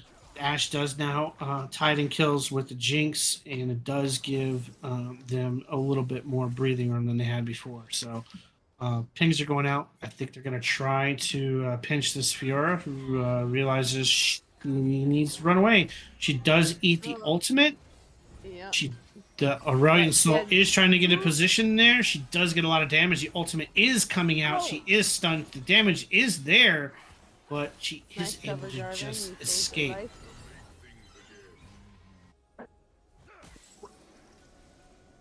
So 2 ultimates down, no kill gain there, and now you have a situation where Vision is going around the Baron, but you're down 2 ults. You do know that the Fiora is back, but the Fiora can get to the fight, or they can fake it and try to make sure that the Fiora burns her teleport. So it does look like they're opting to start the dragon, at least maybe to Baron. or Baron, at least maybe to get the Fiora to burn her teleport. Nautilus comes around. Nautilus is by himself in no man's land. Is forced to flash. They do stops the Baron, and it does give time for Fiora to keep pushing. So as long as BYOB is going to continue to live dangerously here, they can get Fiora to get a little bit more split push in. But it does mean that Nautilus is now down to splash, and now they're going to try to do a reset here and stop the push from the Fiora. So they do stop the Baron. They do win the chicken battle. At least BYOB does, in terms of they didn't blow the teleport, and now they're forced to answer on the bot side here on the Fiora. So Right. Because of that split push. interesting decision there. We do see the Fiora staying over there. The Braum is here. The Ashe is here. Fiora can eat an ult here pretty quickly from that Ashe on her cooldown timer. So Zill does need to be careful on what he does there. But now Jarvan in position is starting the Baron, and now you have the Ornn with the Fiora, which is what you kind of want. You want them to start it. You want the Ornn to force himself into a bad spot, and you want this Jinx to get on the other side here, so this Jinx cannot be just collapsed on by the Vi.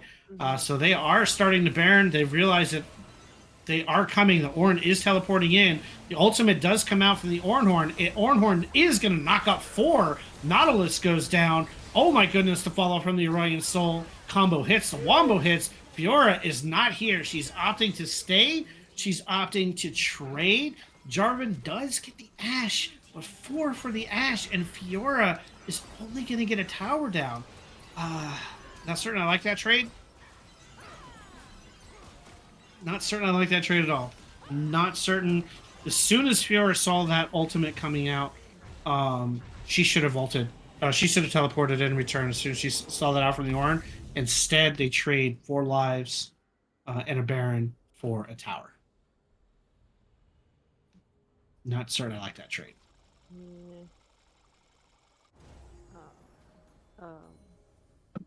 I got asked a question, and now I can't think of the answer.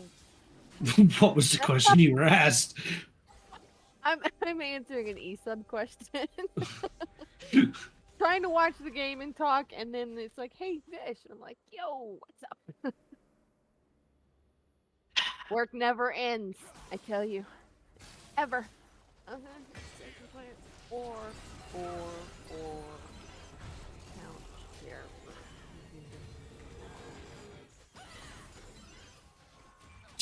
Two dragons apiece. Baron in control with CBT on the offensive. Dragon is going to be coming up here shortly. We do see the lead has evaporated from BYOB side. It's pretty much even at this point. The only real advantage I would say would be the top of the Fiora. She's got a small gold lead. She is looking like she is going to complete her 3rd item soon. And now we're seeing Swain kind of rotate over. So I think we're going to see a 5v5 here and not a 4v5 that we saw last time. Nope, it looks like Fiora is pinging top. I'm not certain that's wise. I was excited there for a minute.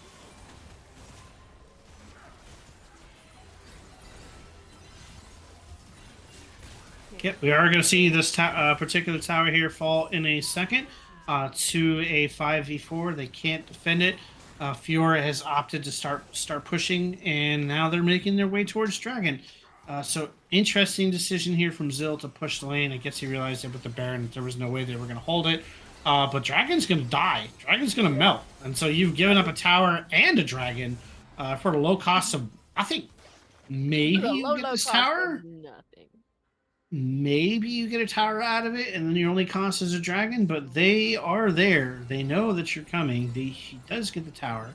But we do see Swain returning and pushing out. So Zill's going to get caught out here in a second. The Aurelion Soul is here. The ultimate, he does parry this time correctly, but the Vi and the Aurelion Soul are going to melt him. So certain the individual call there from Zill was wise. given this situation, I see that he's opted for the Hull Breaker, so obviously committing to the 4v1 scenario that they're gonna have. His team's gonna have to play around now, but yeah, we're gonna have to see if he can with the Hull Breaker and that decision if he can make that play out the way he wants to. That was just me. He said no. He I said you can't. appreciate that. He said you're not allowed to teleport today. You're not allowed to back. What? And then just kept on running like it was nothing. Just said no. We do see the Jinx. Ooh, she realized that she was going the wrong way there. We do see Honey Badger has arrived. They are hopefully going to save this tower. Now they're the ones that are vulnerable here. Jarvan is not engaging. I don't know why Jarvan did not engage. There's only 3 of them there. I guess he wisely thought that there might be more from the side. But Honey Badger could have gone. Could have hit the go button there. And I don't think the Radiant Soul and the Orin could have answered. We do see the Vi now coming back out. We do see Jarvan now. He's going to flag and drag. The anchor is going to land. He does Cataclysm, and the Jinx is forced to flash. On the backside, the Braum is dead. The ultimate is coming out and knocks the Ashe into the air. Now Vi is on the run. Good catch that time. I thought that's what we were going to see there a second ago when they realized that the Radiant Soul and the Orin were not in position to help, and it was just 3 in the middle there. So really interesting decision by Vi to try to engage a 3v4 with 2 people not there and get immediately caught and punished for it. So now we have a situation. The Radiant Soul is going to have to try to clear this out as best as he can and hope and pray. 2 inhibs are down. Timers are coming back up. They are coming back onto the rift, and now we got them pulling away. So BYOB able to capitalize on that mistake, get themselves 2 shutdowns in the process. Jinx able to collect 2 kills, so you know she wants to back and get another crack at her item. She does have the LDR done, and she does have Runan, so she's looking pretty spicy. Haven't heard you make a complaint about anybody's gear yet. I mean, for the most part here, this is what I would expect to see. You have the standard items on pretty much everybody. You can Radiant Soul is the one person you can argue for on the Ludens, but you're technically not going to see the Ludens on there. The Leandries does make more sense.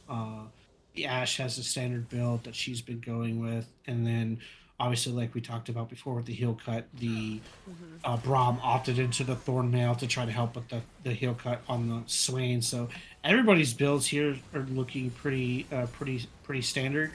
The Jarvan went from the Gore Drinker straight into Death Dance, straight into Stone Plate, so taking more of the tank build. The interesting one is the Fiora taking the Hull Breaker, kind of signaling to her team that she is going to split push and she is not going to be there for team bites, and she's going to force somebody to kind of deal with her. But she took the teleport instead of the Ignite early on, so even though she didn't get the lead, she is doing that more of the split push build, which is fine if you're going to play that way, but I'm not certain her team knew that she was going to be doing that starting out, because I think they were expecting her for some of these fights, and then she opted into it later on. Yeah. So we'll have to see. I mean, she does have a lot of outplay potential. If she's left unchecked, she can 1v5 this game if she's given an opportunity, but she gets caught out by any sort of CC, she's going to die a horrible death. Bye, Bags. How far I said he's an old man. Horn is going to come out initially. It is going to knock and kill initial on the Jinx. The damage is coming out. The Nautilus is stuck in no man's land. A double kill is coming out. This is, again, they went with a 3-1, and as soon as you've seen any team with a 3-1, the other team is punished specifically. So if you've got a split pusher like the Fiora, you cannot have the Swain also on the split push and just have a 3-1 setup. You're not geared for it. You're not geared for that setup at all. So now we're seeing the Swain. He's pushing on one side. The Fiora is pushing on the other. The Fiora damage is coming out, but she's taking a lot of this towers. And now she's turning around and realized she can't take both these towers for a long period of time. She is trying to get this damage out on the second tower. She does. She's going to die, but she did that on purpose. Yeah. I mean, she took out both of those towers. That leaves the minions to be able to just go straight in. Yeah, yeah. So she did sacrifice herself, realizing in the end that she could take both towers before the response. But interesting decision to not have the Swain with the rest of the team and not run a 4-1 and try to run a 3-1-1, which at this stage in the game is very risky. It's 35 minutes in. There's an Ashe on the other side. There's a Radiant Soul scaling to infinity on the other side. Running a 3-1-1 does not make a lot of sense in this particular perspective. You want the 4-1 and give the Fiora time to do the Fiora split push things. So now we're seeing the calls going out for Baron. We know that the jungle and Zill are both on long timers, meaning that they can position and get ready. They have the Ashe ult available. They have the Vi ultimate available, so they can catch somebody out real quick and put this game into a bad spot. BYOB really needs to be cautious here. They cannot afford to lose anybody. They need to hold. They need to give time. They do now have an exposed base, so they have to respect the Fiora backdoor potential, which is why they didn't immediately start for this Baron. And instead are kind of opting to push some of these lanes out so they don't get backdoored immediately. Sadly, Fiora did not land a award when she took out that second tower. That would have been really funny because then she could have immediately teleported back in to end. So they are respecting it. They are well aware. She is pushing out the bot lane at this point. So now they just need to 4-1. This is what they need to do. They cannot do a 3-1. They need to hold this 4-1. They don't need to take a fight at this point. They just need to be patient. They need to give the Fiora time, and they just need to let them somebody try to commit to them. We do see Vi coming on the backside, but Vi is going to immediately queue away. Now, with the Fiora going bot unchecked, now you're leaving them to open up to rotate down to the Baron or continuously push. They have opted for the push, which means that now Fiora is being challenged by the Ornn temporarily. We do see the Jarvan and the Nautilus rotating around. Fiora is going to eat a tower shot here, but still doesn't really care. He's 18. He could take a fight in the tower if he really wants. He's opting instead to demolish the tower in 3 shots because he don't care. And again, they just kind of need to wait. They need to wait for them to commit, and they need to force them into CBT into making a decision. So they're going to rotate to Baron. They know the vision should be all that great or is non-existent at all, and let the Fiora do Fiora things.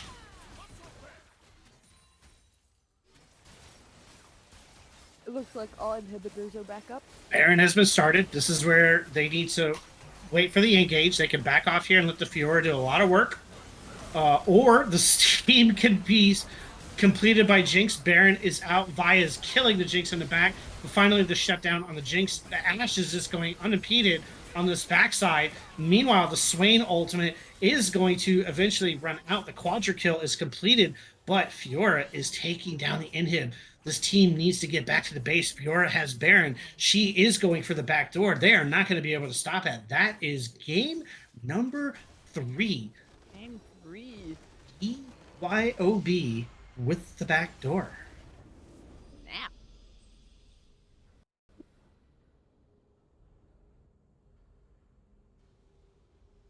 Wow, that was unfortunate. It was unfortunate. BYOB finally realized, hey, we don't need to do 3-1-1. We don't need to do anything other than our Fiora's in a good spot. She has a good farm. She's got a lead. We just need to do a 4-1. We just need to put them into a bad spot, make a decision, and then let the Fiora do Fiora things. They had a great fight at Baron. The Vi actually got on top of the Jinx, but the Jinx, i.e., she's 10-6. She does Jinx things, able to get enough damage and kill the Vi, and then the Swain just kind of holding them in place and allowing Fiora to just kind of finish off the game. So, great adaptation from BYOB. They stumbled a bit. They had the lead early and then kind of got in the mid and kind of early late game, and they kind of let it get back into a weird stage where Fiora split into that kind of more of the split pusher role instead of trying to team fight. But at that point, the Ornn couldn't really stay in front of the Fiora, and unless you were sending multiple people to the Fiora, she could just run away and kind of deal with it. So Yeah, so Uh, she didn't really care. She's like, "Oh, you're here. I'm yeah, gonna kill this tower, I'm and then I'll it's like, deal with you."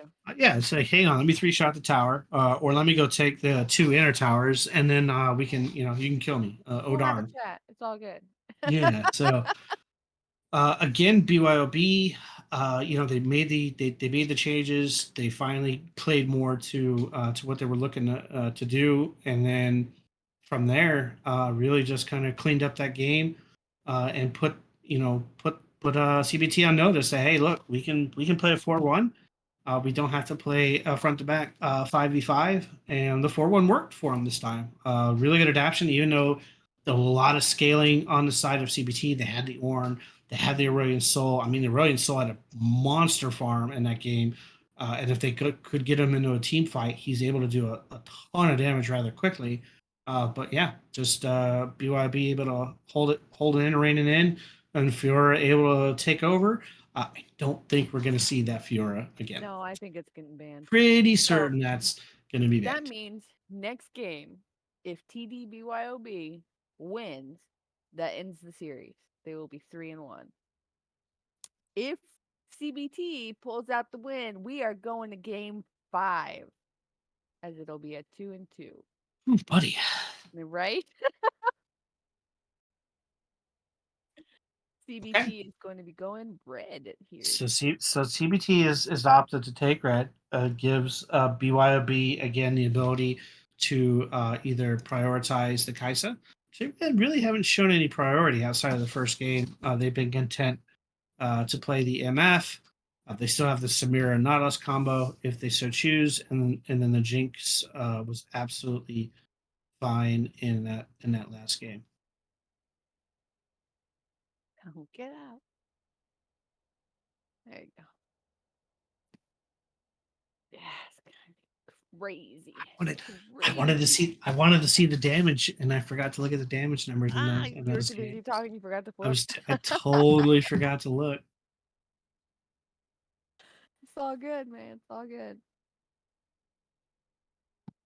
Yeah, so I'm actually looking forward to seeing who they draft and in what manner the team comp is going to come out for this next game, because it really could finish the series for TDBYOB if they play it correctly.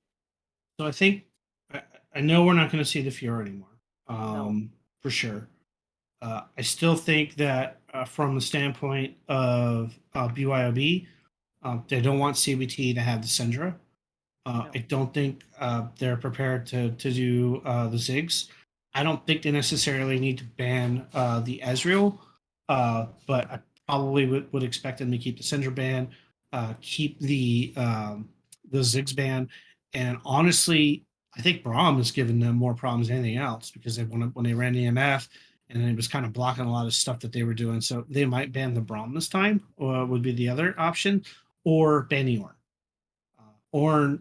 Ornn has been problematic for them in every game. Yeah, the Fiora was able to deal with it, but again, I don't think they're going to allow the Fiora. Yeah, They if they might don't allow allow the the Fiora, Malphite. I can see the Ornn going.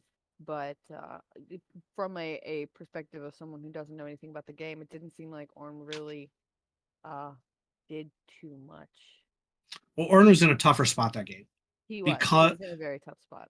because of where they were at, and Zill was able to exert all that pressure with the Fiora. It really put him in a bad spot of, I can't really counter this this guy 1v1, but if I'm in a 4-1 situation, then you don't have me for these team fights, or I'm TPing like to team. And he was able to make some impacts when Fiora was bought and didn't TP, and he came in a side on the Baron pit. He was able to get in that He did fight, get that disrupt the really fight. good knockup, yeah. And then, yeah, you Where got the got four of four them. man knock up, and then the Aurelion on top. That one more combo alone just annihilated their team. So he did have some impact, but from a purpose of the 4-1, he could do nothing with that Fiora pass up. So you'd want to see him. If yeah, I with them not wanting the Fiora, I can't see them wanting to keep the Ornn either on the other side, unless they're going to give them maybe the Malphite matchup. We might see the Malphite. But then again, that's why they've been banning the Jax out, because they don't want to see the Jax on the other side either. Which kind of, Yeah, it's Jax the same thing that is Fiora banned would do. out. I don't So think he was banned last game though, was he? I think he was our last ban. Was he? I didn't think he was. but the team think- hunt pulled somebody else. But I'm pretty sure. Actually, I still have it up. Hold on. I can tell you. No, he wasn't banned at all. Hmm. No ban on the Jacks last game. Maybe they did want to see it That's into a the few bans right matchup. there. Check the lounge. Oh, okay, They did the Olaf. that's Is right. who I they bet. banned last. I bet Neil off. Yeah, Yeah. And Annie. that's right. That's right. And did Yeah. the Annie band as well. So are they super confused on the lineup here? Either somebody's Somebody's on the wrong side. Spy! Spy! Oh, I love it. Love it. for some Sword. He just stole my place and forced me to coach. Oh, goodness.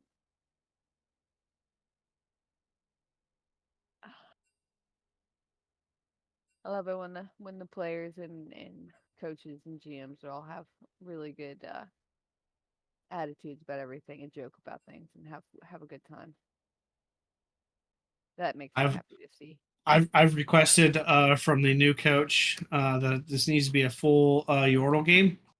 All right, that's my wish, guys. Yeah. I want this to be a full Yordle game for both sides. Okay, how about that? That would be Can we make that happen? that'd be game 5. That'd be game 5. I ain't talking. Move. Who won the points last game? I didn't even. Nobody bet last. Oh, last no one prediction. bet that. Nobody, Yeah, not a that's right. No single one. person. I was actually too scared to bet that game. You can't be scared. You I gotta was step up. after losing 15,000 points to Bobo. I've been really conservative with my betting. Well, maybe you should, 1,000 points here, 1,000 points there, 500 points, 300 points. Don't go all in with all your friggin' channel points. I'd bet, but I actually can't. So it doesn't let me. I have You infinity can't. points, but Oh, because yeah. yeah. It's because I set the predictions, and the person that sets the predictions Yeah, cannot vote. that'd be cheating. Yes, it would be cheating, Yeah. sort of. Except I still don't know who's gonna win. I can just set the prediction and be like, "Hey, I think so and so is gonna win," and I could still lose points because I could still be wrong. But they say no, so because you guys want the person with infinity points losing their points. But if I win, then y'all's points go into nothingness. So I understand it. I do. 100%. So what sides we got, producer? So So I'm not retarded. CBT is taking red side, and BYOB is back on BYOB blue. is on blue side. Cool. I'm gonna get me my link.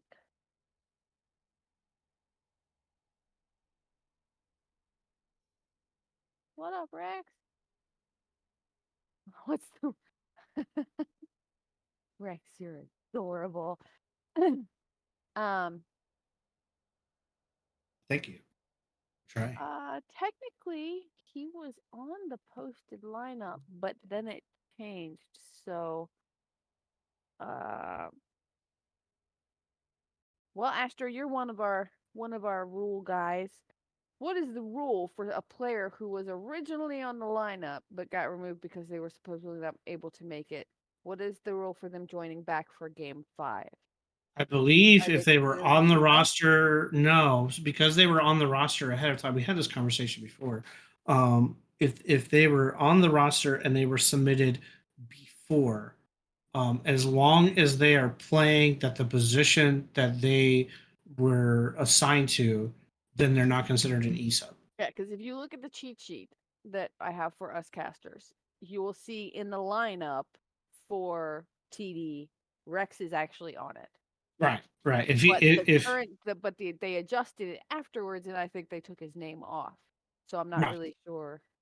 No, but yeah, because his name was on the initial. Well, okay, so now that gets really wonky because you took it on there, but yeah.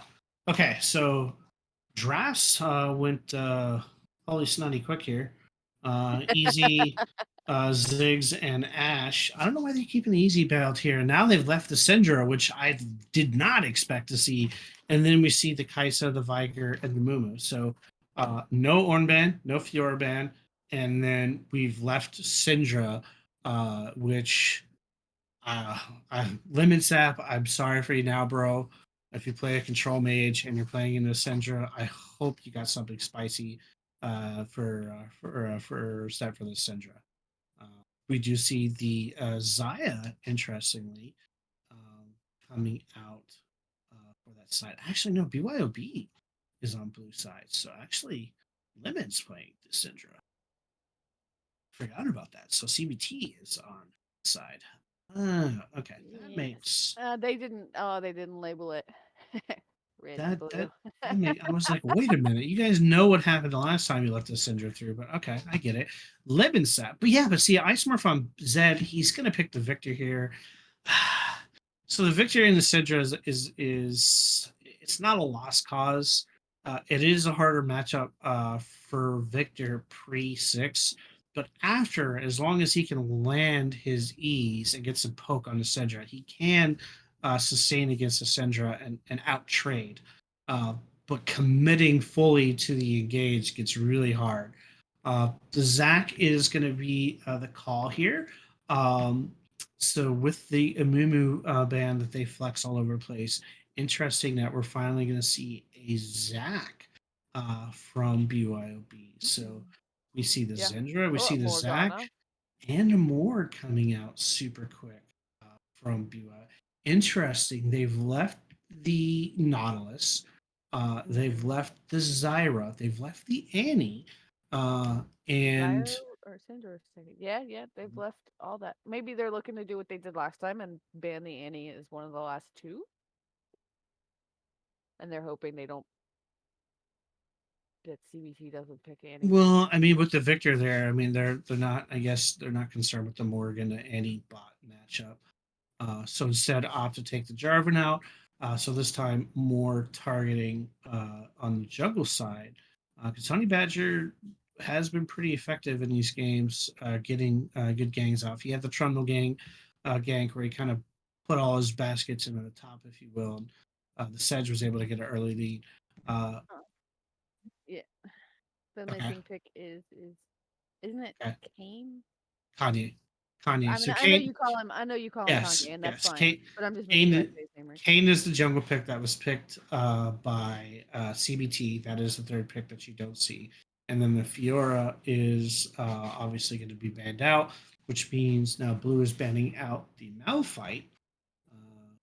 Interesting, they're going to still leave this Ornn open again. So the Ornn is still available and has not been banned out. The Jax. We do see the Trist being banned out from CBT side. Wouldn't expect to see the Trist bot here, honestly, with the Morg. Typically, when you see a Morg like that, you're going to see either a Morg Kate setup or more Kaisa, but the Kaisa has been banned. But this does now allow for Olaf to now be banned once again. So Jax is now available. I know they had been banning the Jax out continuously, and now with the Fiora off the table and the Olaf and the Malphite, Jax is also going to be available. Again, the Ornn is also going to be the popular pick here as well. They've opted for a Rel. So now you have a Rel with Kanye to go along with the Zion Victor. So it'll be interesting to see now. I wouldn't expect to see a Jax. Pick out. I would expect to see an Ornn. You think Ornn? Yes. Yeah, I would expect to see the Ornn be running this out.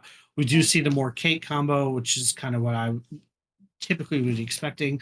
Although Kate, she's kind of fallen off the meta.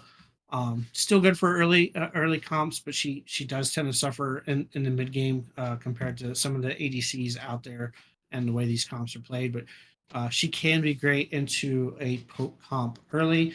She does have the obviously the Morg stun with the ability with the Zac to come in, and then obviously the Syndra follow up. So again, the Garen coming out as the last pick. So ooh, Ooh, Timo, Callista. really? Callista. So be Callista or Timo? Are we gonna see a Really? Timo? Are we gonna see a Timo Garen CBT match? really gonna do Timo? Are we gonna see a Timo Garen match? Oh man. Lock it in. Okay. Come on. Do it. Do it. Nope, there's Jax.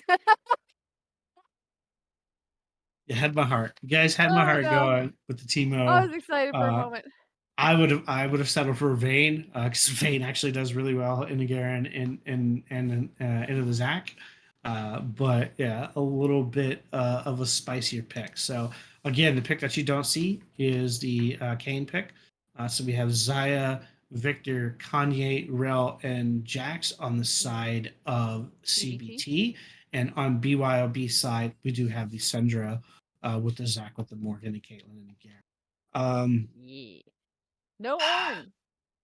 No Orn, but oh my goodness, from the side of BYOB, you have a lot of early game pressure that the Zac can apply.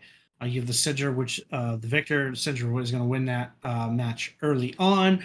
The Morgan Kate is really going to push this Zell and this Rel and this Zaya early on, and then a Garen and the Jax matchup, which depending on how the Jax builds and trades.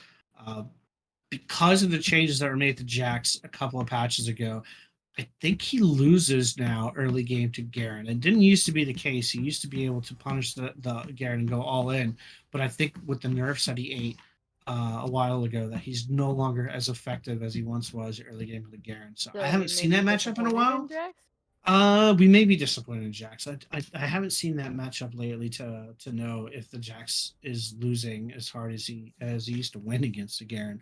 But Okay. you do on BYOB side have two early game clear lane winners. Syndra is going to push against the Victor, and the Morgan Kate can poke out of the Rel and the Zaya. So if I'm the Zac, especially with the stuns from my Morgana and my Syndra, I can exert a lot of pressure. Plus, Zac has the potential that no other jungle has, where his lane, where he ganks from, changes. Right. So Zac, because of the way he can get into the fight, his lane angles can change somewhat. So he's not as easy to spot, and you have to be aware of it. We're getting later into the evening, so folks might be getting tired, especially if they're East Coast players. We're getting to the other side. It's been a long night. There's a lot Yeah. of games to be playing in, so you get so used to warding in certain spots, and then all of a sudden somebody throws a Zac at you, and you don't know where in the world this Zac is coming from because your wards aren't spotting him because you're not adjusting to where a Zac can come from. You're not planning accordingly. So Right. I like BYOB's early comp here. Now it's CBT that has the more spicy picks. They have the more potential with the outplay if the Zac can get if the Jackson get a lead. If this Rel and this Saya can get leads. But early on, the advantage is going to be on BYOB side. So we'll have to see how they play that and where those leads are going to be at, or if they get caught out early if those leads evaporate. We do have 2 minutes left on predictions. Don't be scared, people. This is game Use your 4. points. Use your points. Use your points. Come on, you two, Prep. You won some early. I am broke. I am super broke. I'm waiting for others to use their points, so I can use my points accordingly. Doesn't look like anybody's risking any points though. I only Right, see. I think everyone was done after everyone's game like, 2. everyone's like, no. We have one vote on CBT. One vote on. One vote on CBT. Yes, sir. And One vote. that vote is saying we go to game 5. That vote is saying we go to game 5. Yes. I The hate the you. vote for TD are saying that we finish the series with this game. I hate you. I need his points, but he's being a baby and he's only betting a little bit of points. So Yes, yes. just I, enough. I'm Just I'm sprinkle. I'm cursed either which way I do this. If I bet for CBT, I'm betting with Captain Fabulous, and I can't bet with Captain Fabulous. If I bet against Captain Fabulous, he gets a chance to get my points, and I don't want to give him my points either. So either way on this one, I can't win. It's a lose-lose for you. It's he's just betting more and more points. He's just trying to tease you up and get my points, buddy. Not doing it. I'm not falling for it. I'm not falling for it. I'm not doing it. Can't bait me this time. What is bag fumble top? What is that? Get more points here. Now the points are evening out. Oh man. Now you're making it tempting. You're making it tempting. I can't do it. Nope. I'm not doing it this time. Got one I'm and not, fall, one. I'm not One falling and for it. one. I was waiting for Momo to come in at like the last second. and get Momo's some not gonna make it tonight. silly amount of points or something, but Nah. Knowing Momo and the situation as to why he's not casting tonight instead of me, yeah, he's not making it. He's probably already passed out he's on a pillow asleep. somewhere He's asleep. in a bag of Doritos. He's gonna watch this. He's gonna watch this afterwards. And so, Momo, when you get this far, realize I love you, even though you took my points. And Abba Zaba is your only friend. Okay, he'll know that reference. It's a movie reference. As long as he It's my understands. only movie reference I'll throw tonight because I'm old. Oh, okay. Thank you. I had no idea what you were talking about. Yeah. The Jax Garen matchup. If this was old Jax, I would say 100% Doable, CBT. but not with But new. with the changes made to Jax, I don't like that matchup at all. All right. Well, we will see how it goes when we come back from break and jump straight into the rift. Stay tuned for game 4.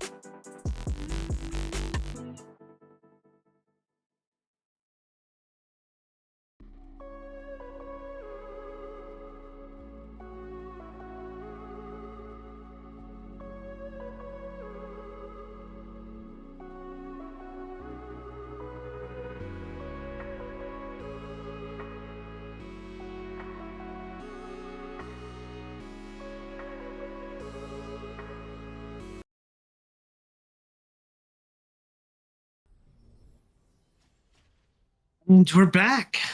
Game 4. BYOB ahead 2-1. Game 5 on the line for CBT. If they win, forced to game 5. If not, semifinals won by BYOB. Going in to face BB for the title. It's a little cheeky, kind of no run invade. Jax walks to the lane. He's like, nah, I'm just gonna wait here. I'm not gonna bother. I'm not gonna bother waiting for my jungle. I'm just gonna go over here and sit in my tower. What I missed? What I missed? Nothing but setup. Nothing but setup. Sorry, my baby girl decided she needed to go out and she wasn't gonna stop barking at me. Well, yeah, okay. All right. Yeah. So again, we do see Garen opting for that phase rush. Jax has gone more for the lethal tempo setup. Interesting enough, Kanye is doing the newer First Strike edition, so I have to see how that one works. And then Syndra and Victor both opting as well for the First Strike versions.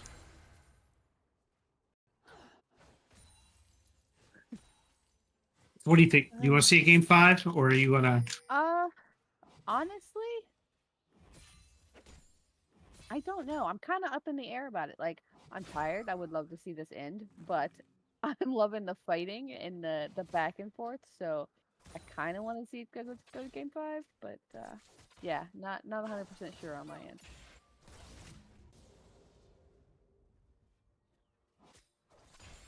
But we'll see how this game plays out, and if the Jax can manage to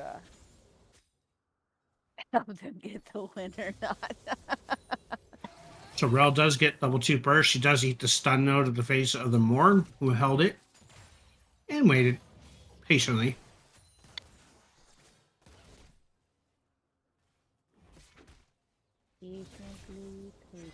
Patience has been the name of the game most of Here comes a Morg with the Zac on the side. The stun does land. The Zac is going to fall up and get the damage out.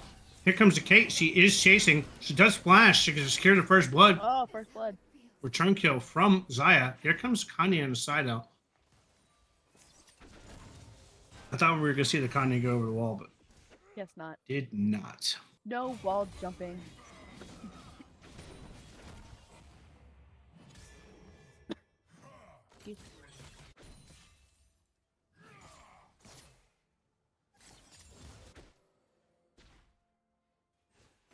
Oh, Jax is still a samurai outfit. Sorry, that probably has nothing to do with the game. I like the skins. This is what you guys get for getting somebody who doesn't play. Look at the skins.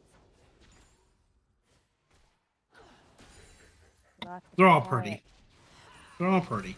They're all pretty. They are. Well, some of them. I've seen a couple that were pretty ugly. But they were still interesting, so whatever. Sometimes So interesting really that funny. Jester there, rather than holding the lane for Kate, so Kate could collect that CS, opted to land the stun on the Kanye, or sorry, on the Rel. Zill eats an extra tower shot, Ooh, tower. and Jack is going to flash immediately. Zill is going to flash in return. 2 flashes down. Cinder and the Vic still trading. Still kind of a quiet game. But we're hopefully going to ramp up.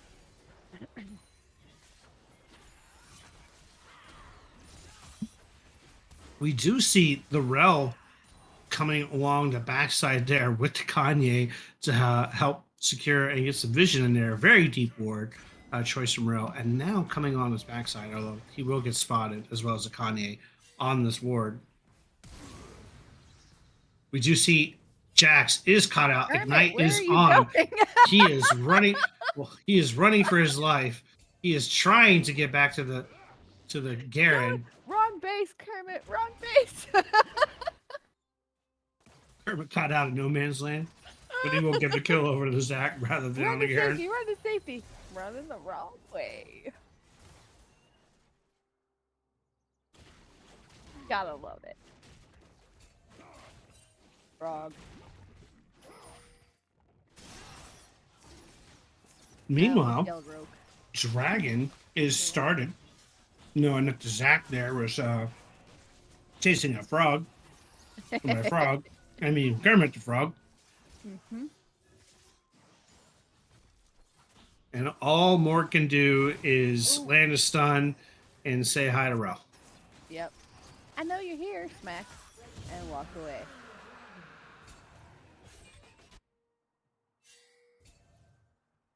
Got a good bit of pings going out.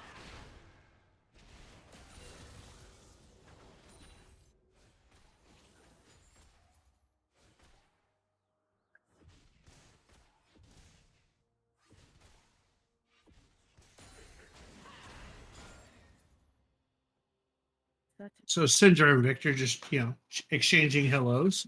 Obviously, until Zed gets his empowered E, where he gets the extra damage there. Cinder will actually kind of win the trade matchup as long as she lands her abilities. So she's misses the first part, but then lands the second part. Seems to be how it goes. They'll do damage if they land. That's their right. abilities. Who knew that if you landed your skill shots, that was the key to actually damaging the opponent. Hit people, do damage. Surprisingly enough. So Jax here knows that the spin win is going to end, and now the Zach is now followed up in here. So they're going to chase the Jax out just a little bit, just to let him know, hey, I'm here. He did walk over that ward, so Kermit knew it was coming. That's right. Endurance part is this is where your mental gets checked, right? The big check You're in a long series. You may or may not have had food or drink or any sort of energy drinks, and now you've been with the same guys, hearing their voices for 4 hours, and sometimes that has an adverse effect on you. You guys can't hear it, but that totally made our producer bust out. I love it. Yeah. But if it has had an adverse effect, we won't see it for a little bit.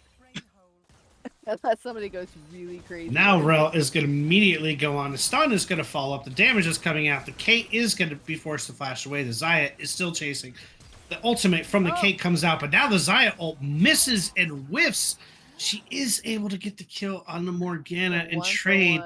But it is a 1-for-1 trade, and she's now going to be forced to kind of push this lane as best as she can and deny the Kate some CS. So she's going to push this lane, and I think she's going to cost Kate. Yeah, this is going to be a siege lane, so she's going to miss that siege cannon, unfortunately. So even though it's a 1-for-1, small victory really for the Xayah. Siege creeps are important. That's a good goal. I mean, it's a good time to back. You just got the gold. You just pushed the wave. Go get you some stuffs. That's right. All right. So both of them have gotten their noon quiver. Go shopping, girl. Kate did opt in for the boost. Rel shows up topside with the Jax on the roam on her death and does secure the kill onto the onto the Garen. She was just cutting him off. That's all. And she's gonna help with Rift Herald. Rift Herald is secured. Kanye, the Victor and Syndra shenanigans. See, this is where you punish the Xayah, right? You know that bot that Rel roamed. You should be trying to do this. You should be trying to land. Unfortunately, Kate did not able to get any damage on until the end because she was eating tower damage.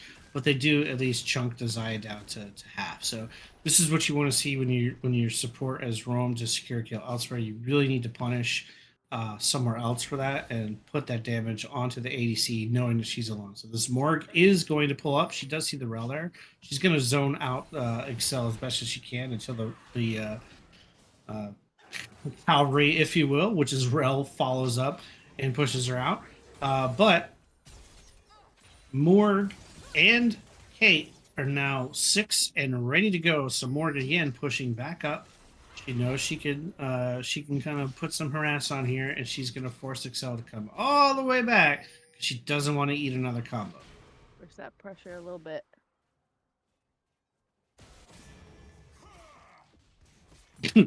Soulkeeper has pointed out that his ADCs need to not die when he roams. I would tell you that you should tell your ADC when you're going to roam instead of just vanishing and not returning for 5 minutes. But that's just my this is me. So Rel is going to walk over right on top of Honey Badger, who was waiting here, and the stun will miss from the Morg. Oh, Not no. able to follow up. Oh, that could Morg have been a kill.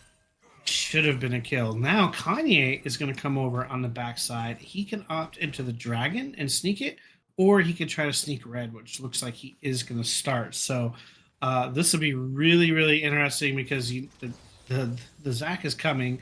Kanye is going to be in no man's land by himself here. Oh, Hey, where'd my stuff go? Honey Badger is going to pick the fight. He's not pinged for his team yet. Kanye is immediately going to ultimate in on top, and the Zac is forced to roam. His team didn't come help him. They could have come. They had priority.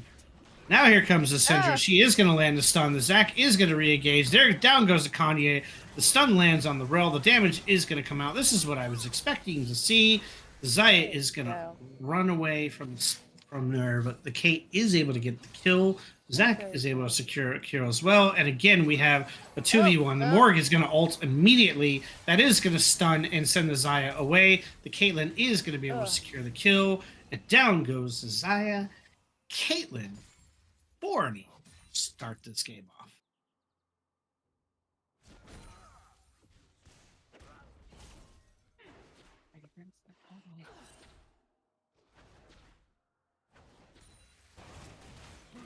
Oh, I had bad words right there. I just random now thoughts popped in my head. I couldn't say it. Now and again, we're seeing the Jax. Garen. Garen is going to ultimate. He is going to dive. He wisely ignited and backed away. The burn will finish him off. Dragon is secured on the other side. BYOB starting really strong. 8-3, 2.2, 2.3 gold lead. And again, we see Zill securing another solo kill against Kermit. Poor Kermit. Poor Kermit the Frog. Zac is going to come out. Here comes the cage from the Vic to secure, but the Rel is here on the roam. The Zac is getting a little bit of punish, but he's able to back away from this thanks to the Syndra pushing the team back. So Shelly will get at least a couple 2 plates. Maybe she gets another swing. Here comes Zac taking the fight to Garen. Garen's just going to spin the win, doing Garen things. Meanwhile, again, you know the Rel is alone. You want to punish the ADC accordingly. Jester had the right idea. Unfortunately, stun was wide. The Syndra baits the Victor with the stun, follows up with the ultimate, and down goes the Victor. Now I thought CBT was joking when they were like, "Hey, losing it out 3." They may just be super tired. Here comes the Caitlyn. She is able to flash and get away from the Rel. Is able to get the damage. However, here comes the teleport on the side. Here comes the Syndra. The Syndra with the plays. Kanye is going to fall down here in a second. The Zac is able to get the kill out. However, Kanye didn't go down. Kanye lived. He survived. I thought for certain Zaya is forced to use her ult to back away. She is able to get away at the last second. Not the best use of her ult, but she knew she was dead if she didn't use it. Meanwhile, Zac on the other side with the Jax now dead. Zac's going to take a little bit of the Kanye jungle away from him. Kane jungle, for those of you that not in on the joke. Think I'm crazy, but Augite be flipping his mind right now. Yeah, like this redneck from Texas can't pronounce anything correctly. You're not wrong, but in this particular case, I'm doing it purposely. We do see that Zach is going to start the fight here with the party, with the Rel coming from behind. The Rel and the Kanye are here. The Syndra is getting herself in trouble. She is going to go golden, trying to get that damage out. The Zach is trying to save her. Kanye is now on the run. Garen is now coming to the party. Garen is now picking a fight with the Rel. He is going to ult the Victor, going to claim the Rel. The Victor lives. Ooh. So close. So close. Kanye and the Why are Victor you running back health in? bar so close. Kanye was looking to see where he was at and decided he probably shouldn't be there. I don't know if this Zach wants to leave the Herald to himself. We do see Zill getting back in the lane, but I thought they would go and push for this dragon, and he's paying for it. Brazil says no, he's going to take the fight. Zach will be here in a second. Here comes the Zach. Kermit is going to get stunned up and knocked out. Here comes the Jax. He is going to get world spun to one by the Garen. And again, Garen getting that 5-1 Stridebreaker start. Kermit not respecting the jungle coming over. We do see the Rel is going to eat the stun, but he is going to get the combo started. Now the Xayah is going to go crazy on the Morg. She is going to town on this Morg. My goodness, that Xayah just ignored everything, but she's not able to secure the kill. I think she was kind of concerned if she ulted that might have bad consequences. Victor is eating a ton of damage from the Syndra mid. Victor has opted, obviously. Both have opted for the Ludens on this one. The flash from the Rel, but the stun follow-up from the Caitlyn. She does not get the ultimate off. She barely missed the ultimate, and Caitlyn is not able to secure the kill. But meanwhile, Garen and Zach are heading over here. Caitlyn is going to start the fight with the Xayah by herself. She is going to take the fight to the Xayah. She is going to kill the Xayah, but then die to the Rel. But here comes the follow-up. Here comes the cavalry. Down goes the Rel to Zill again. He is 6-1 on this Garen. He has gotten his Stridebreaker and his Hullbreaker done already in 17 minutes. That's a problem. Did they see this Kanye? Did they not know this Kanye's here? This Kanye's going to walk over a ward. Syndra, Lemon should know that the Kanye is coming. Lemon Sap does back away in time. Here comes the Zach. Is he going to immediately dive on top? He does not get the Kanye. The Kanye is able to get away in time, but now you have this Garen who's just farming in Kanye's jungle. Zill is going to claim the blue buff. Zill is practicing for his jungle play, apparently. Now he's taking a fight 2v1. He's not really caring. He's just running away. He's got 3 levels on all of them. He's just like, yeah, whatever. Not worth my time. For the moment. For the moment. So we do have Zill is over here, even with Hullbreaker. He doesn't care. He's like, I'll fight with my team. It's fine, guys. We can start this dragon.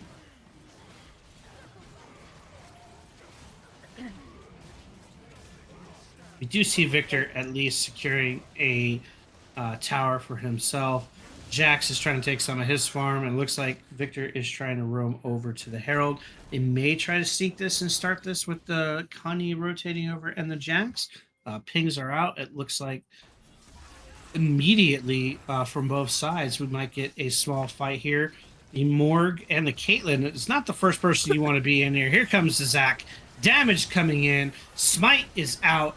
Fight is going to be won. Kanye secures against the Herald, but he is in trouble here. He's trying to ultimate in, but he got nowhere to go. He's trying to dive away, but he's gonna fall to the Caitlyn. Meanwhile, Zach is just on top of the rail, not letting the rail get away. I thought he was gonna let Caitlyn get that kill, but he says no. Your friend is back. Garen is taking the base. Garen does not care.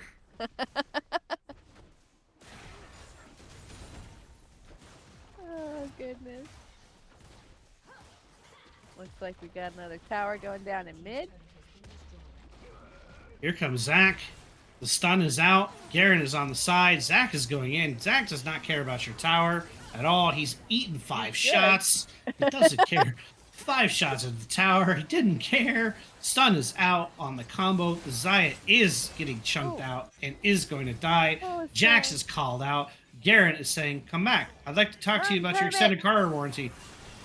Kermit, you were running the right way this time. Kermit does eventually fall. However, Victor is able to secure a kill onto the Morgana. The Zac is going to get the knockup on the Kanye. This is a bloodbath. These guys are just slugging it out. My goodness. We're just seeing kills across the board here. 3 down. Bags has returned to tell me that my voice will make his ears bleed. That's not all the things that I possess that will make your holes bleed, Bags. I will just leave it at that and be nice. PG-13. That's all I can say. I don't know. I was talking about my katana sword or other things that I... Are you still playing games? Yes. You're working to get paid. So Esther's gonna be quiet for a moment because apparently somebody came in. It sounded female. Yes. Yes. Yes. Yes. Are you I in get trouble? trouble. I'm always in trouble. I live in trouble. Oh.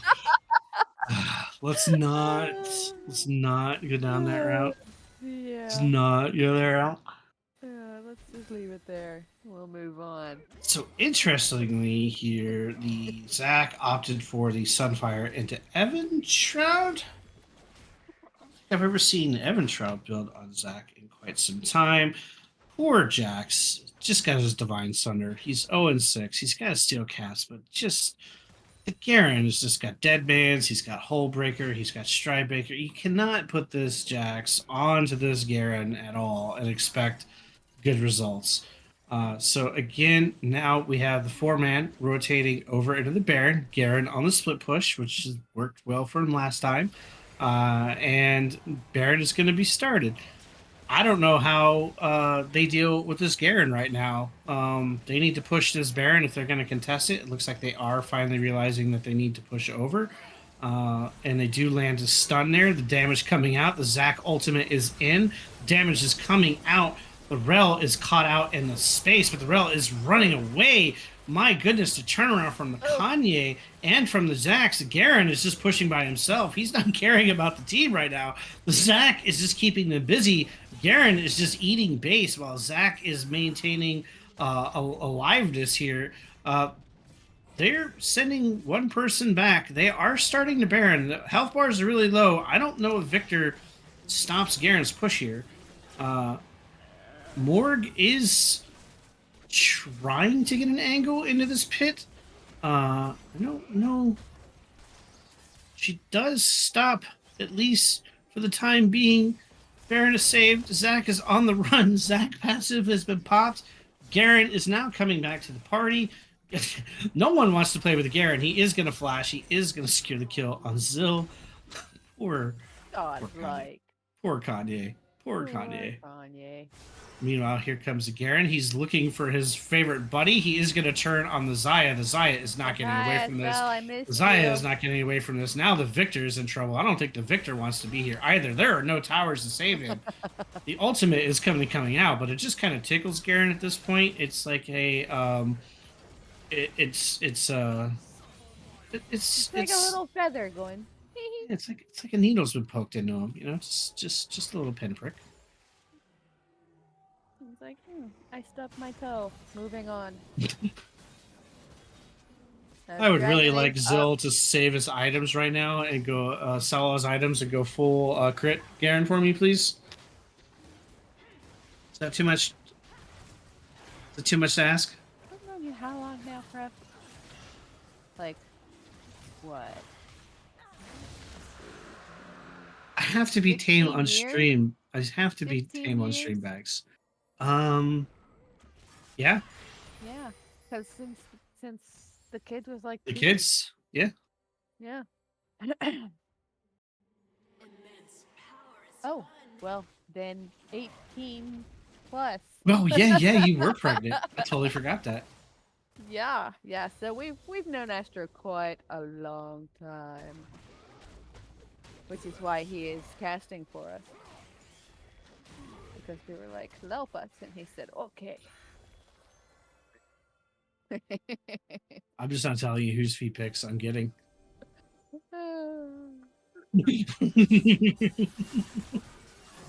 Oh, Oh, the Kanye Golden Amorg is going to prolong the death for at least for a second. Meanwhile, the Zac is going to ultimate on top. The Zaya is going to ultimate. Now, Kanye takes too much damage in the tower. He's dead. Here comes Garen. Wants to talk to people about their extended car insurance. He doesn't care if it's 3 versus 1. He's just sitting here. Here comes the Zac from the backside. Caitlyn is just teeing off on Kermit. And now they are in full run. The Rel does not want to be here. The Zac does not want. The Victor doesn't. Guys come by and knock on my door. It doesn't want to be here at all. Now it looks like we're gonna get.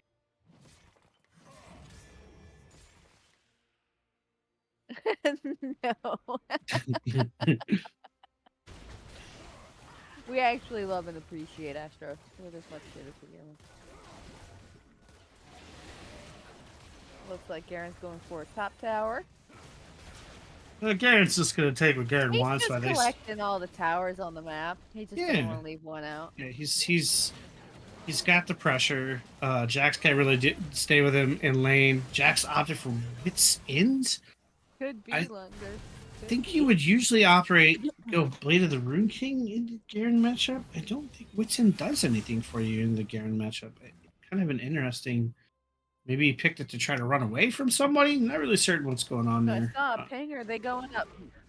Are they going up mid? Or are they going for something else I'm not seeing? I mean, you would 4-1. You would 4-1 at this point. Put the Garen in the top lane, and just 4-1 push mid and wait for the Garen to get pressure top because they have no answer for Garen. They have no way to deal with him. Garen has now actually completed Sterix, so he's 4 items. Jax is now forced to go Last Whisper. Zac is still clear in the jungle. I'm not exactly certain why Zac. He might have been waiting to buy. Yeah, it looks like he was waiting to buy something, so he's pushing the finish. Okay. It's unfortunate when it happens during Baron, right? Because now you're waiting for Zac to get back. You have a 3. You have this awkward 3-1, and you could get picked off here. So, thankfully for them, yeah, you do see Rel coming on the backside. So they are kind of preparing to try to do something. They realize that the Zac isn't there, and the Zac is now farming more. Honey Badger, sir, what are you doing? Sir, you guys have Baron and you have pressure top. What are you accomplishing here, buddy? With your team. No. I'm not. We need some KFC. Honey Badger said after 4 hours, he's like, hold my beer. I need some chicken. I order Popeye's original. All right, extra crispy.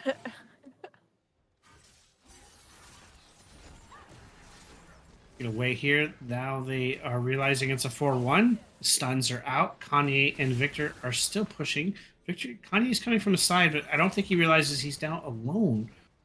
His team is now trying to go top. Went after Garen. Stop Garen. The rest of his team went after Garen. Just Garen. So they're playing shadow games here, obviously. They can't really fight the Garen in a good spot. And they just need this Caitlyn to throw some traps down so they can siege. But she's not. She is going to get the Rel. Is going to come inside, immediately followed up by the Victor damage is enough to kill. We do see the Zac able to land, and they are able to clear out this team. Meanwhile, Garen. What's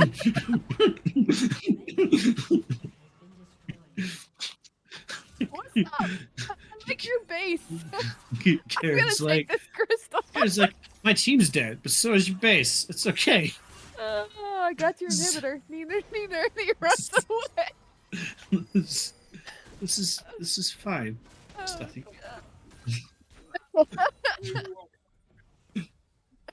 You first, and we'll join in after you smack Garen the first time. Yeah. So we're clearing wards. So everybody everybody has gotten some sort of armor pen to try to deal with the Garen. Who is now 1v3ing? But they've forgotten a key piece to this is heel cut, which they've gotten none of yet. So now here comes the Garen. He doesn't care that he doesn't have a team. He doesn't care that no one's there. He's just gonna fight him. The Syndra's gonna be here, and Garen's just gonna walk through this entire team. He doesn't care. Everybody is trying to run away and not fight the Garen. It's Here like comes one of those guys running around going, "You killed my brother. Prepare to die." the Kanye yes, I is know that's not alone. close. He is ultimate in, but he is not in a good spot here. He is running for his life. The Caitlyn is able to collect a kill. The top is pushing. The middle is pushing. Garen is back alone on the bot side It's like, alone. hey, Crystal. Nobody wants to fight the Garen, here. and they don't have heel cuts. Like they've gone armor pin and armor shred, but no one's gotten any heel cut. Oh, we see the Rels. He got a Brambles. We got some heel cut here. There's one. Oh, look, Zach smacked an inhibitor. There's two. Now we have a 5v4 with the siege incoming. Garen is probably going to try to tank the tower. The Rel does go in.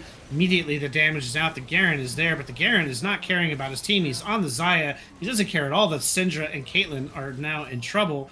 Golden on the Victor. However, here comes the Garen tanking everything he possibly can for as long as he could. But eventually, if he had just healed for the Syndra and the Caitlyn, they would have won the game. But instead, he chased the Xayah through a tower and allowed his team. He's like, if they die, they die. Love your team a little bit more, Garen. CBT trying to make sure we get a game 5, and I'm sleeping on the couch tonight. That's that's where we're at stake this evening.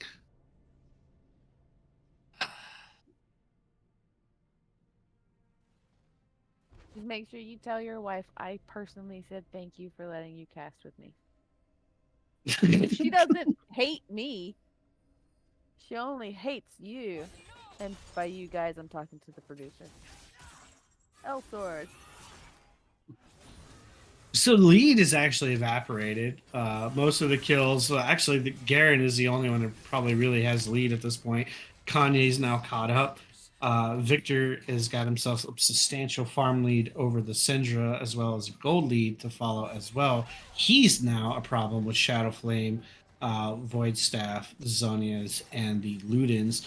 I know some folks will say they don't like the Ludens build on the Victor. Rather see like the Leandries for the Garen and the Zac. But in this particular case, Victor is not going to kill the Garen and the Zac. He needs the damage to be able to kill the Syndra and the Caitlyn and the Morg, which he actually has been doing. So props to him to understanding that was what needed to happen. Meanwhile, Garen's just running through and saying, I will take this tower. It's 3v1. Maybe now it's a good time to walk away. But here comes the phase. But this is Garen we're talking about here. They cannot catch this man because Garen, the Baron was stolen by Kanye. Kanye is gonna die for this. He's gonna kill the Caitlyn. Oh my goodness, no! Shut down. So while 3 people chased the Garen and they 4-manned the Baron, Kanye still managed to solo kill the Caitlyn and claim the Baron. So the game is now going to be prolonged ever so shortly. A little bit. We'd like to thank you, Kanye. Thanks, one hand. Refuses to go. Tell him. You don't go down without a fight. Make them earn it. That's right. That's That's right. right. Dragon Soul is in play next. Garen is still exerting as much pressure as he can, putting more pressure around these different lanes. Caitlyn is got herself a big chunky. She is 11-6, so if she can stay alive for a little bit and just if the Garen comes back and does in some of these objectives, she can help finish this game. We do see the inhib being the target of Garen. It is going to be opening up. It'll be all the inhibs down if Garen gets this. Zaya does not want to stand there. Probably don't want a piece of that Garen. Now the Victor, he can chunk out this Garen pretty well, even without the Leandries. He does have the penetration. I said penetration. You are so tired. Moving on. Everybody's chasing Garen and Kanye on the backside, Kanye. though, he is going to get caught this time by the Zac, but he is able to escape. Here comes the Rel. Here comes the Jax. Here comes the team. Oh, Victor is not going to like what happens next if the rest of the team shows up. Here comes the Syndra. Here comes the Caitlyn. Here comes the Garen. The shutdown on the Zaya. The shutdown on the Zax. The Victor is got the Morg in a bad spot at the Syndra. And the Victor is going to finish off and get the double kill. But What's going on look up at the there? base. Look at the base. going The on? base. Zill, once again, has backdoored and ended this game. Oh, that is a win for TDBYOB, bringing it a 3-1 series. Great job, everybody. 2 games of backdoors in a 4-1. First game, unfortunate. Excel goes down. Garen and Team BYOB able to punish the 4v5 and finish off that game, even though CBT had a lead. Going into the next game, where you have these big chunky team fights, but you have the ability from CBT. They get a great game from Ezreal, gets 80k One damage, hand kicks some butt. able to yeah, let's bring Zill in. We can see if we can bring him in. And he's just the damage from that from one hand on ADC. Second game secured the victory, and then 2 back-to-back games where one you have Zill on the Fiora, able to backdoor and just take control of that game, and then we go into this game force situation where just able to run rampant on the Garen, and again, okay, guys, you just hold them off in 4v1, and I'll just go backdoor the game. Did it 2 games in a row. Obviously, the Garen 10, 2, and 4, able to exert a lot of pressure across the board, able to finish out these fights. I mean, Victor had the most damage again. Smurf on the Victor, most damage with 31k. Garen with 28k. Caitlyn with 24k damage. Both Connie and Zaya with 21k damage. Just unfortunate, we talked about it during the draft. That Jax pick into that Garen, man, you'd have to ask Hermit. I don't think you ever win that matchup anymore, Jackson to Garen, without a whole bunch of help. And just making it more and more difficult. Zill had a lot. I think he had 3 solo kills this game. And then on the Fiora, I think he also had 3 solo kills. So really able to impact and make plays for his team. Yeah. And ladies and gentlemen, welcome Zill, BYOB. Hey, what's up? MVP of the night, I guess, right? I guess. So talk us through this backdoor strategy, starting with the Fiora game. So Fiora's not really like a good team fighter. So it was essentially like, oh, we'll 1-4 this. I can beat the shit out of Ornn in a solo lane. So we'll just try to push our leads in a 1-4. And then that game went really, really well. Just me split pushing. So that's exactly what we just did the next game. See, you went back into the Garen matchup. I'm very sad I didn't see a crit Garen. I was hoping I would see a full IE Garen build. I was praying for it. I was like, please sell your items, just go crit Garen right now and just murder everybody. But instead, kept it standard, kept it pretty straightforward, ignoring the objectives, letting your team set up, and then just couldn't deal with you. No one could stay with you. You expect to see you be able to play Garen in the finals or no? I don't know. People don't put the respect on Garen. He's like a simple champion, but he actually has like very little like actual counter picks that people play. So like you can like he's like kind of like a safe champion that you can just pick and have like a 50 that minimum like 50-50 matchup. And I mostly just picked Garen because we didn't ban Jax because I knew he'd pick Jax, and Garen actually beats Jax in lane. So now I'm going to ask you the hard question. CBT was ahead that first game. yeah, Had 3K gold lead, most of that in their bot lane. Do you think you guys would have won that game outright in game one, or do you think we'd now be going into a game 5? I think there could be a potential game 5. But honestly, with 2 backdoor endings, my if I was CBT, my moral would be so in the dumpster that I think I just FF. Yeah, yeah. I mean, It's tough. It's tough. It's tough. Yeah, and especially like it's super late, so like I don't know how I'd feel about like getting backdoored 2 times in a row. It's kind of tough. It's rough. It's rough. And both games going nearly 40 minutes. You get those back doors completed. Now on BB, they 3-0'd. I want to say their last game was actually their last 2 games were, I think, post 40-minute games, if not all 3. They're all so 37, 34, and 41, I think, were their games. BB's looked pretty strong all the way through. Have you scrimmed with them? Have you played with a lot with them these last few I weeks? Or? I didn't play against them at all. The game that TD played against BB, I wasn't there. I was like Lathanor was his top lane, so I didn't get to play against them.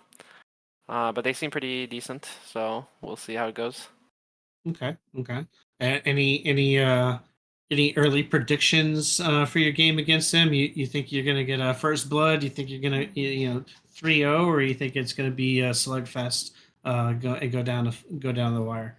I think it's gonna be like a slugfest. I think my best prediction was probably that they're gonna go for like a team fighting comp, because that I see like a lot of their games. That's what they mainly go for, is team fight comps with like a tank top, an engaged jungler, etc.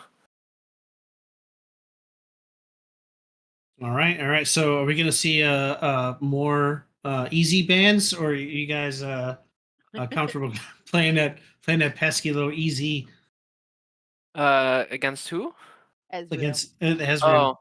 Yeah, probably honestly. Just we don't like easy champions. People are like the game we lost against Ezreal was just so annoying because we weren't ever able to get on him just because there's so many tanks just in the way. And we're like, we'll just take away your easy champions that have get out of jail for free cards, and we'll see how you can do then. So was the Trundle always going to be jungle, or was it a flex? It was a flex. Okay, I thought so, but I was just curious if it was actually going to be a flex pick. Yeah, it was a flex pick. All right. Well, appreciate you joining. I know it was a long Long night for you guys.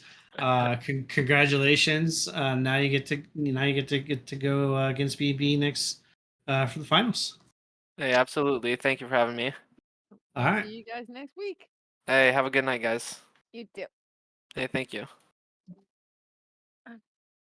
And that, my friends, is the end of the semifinals. We have Baron Buddies going 3-0 against ECGH. And we have PD Bring Your Own Brom going 2-1 versus CB Tabernac. 3-1. Yeah. Oh my gosh, yeah, I'm tired. Well, that's it for us at the LXC. Again, thank you to my co-caster Vish Karan tonight, and of course our wonderful producer Soulkeeper, who makes all the magic happen. We really love him, and I'll be joining you on the couch tonight in a bit. He probably would if he could, but well, he's not in Texas. All right, guys. Thank you for joining us. Have a great night.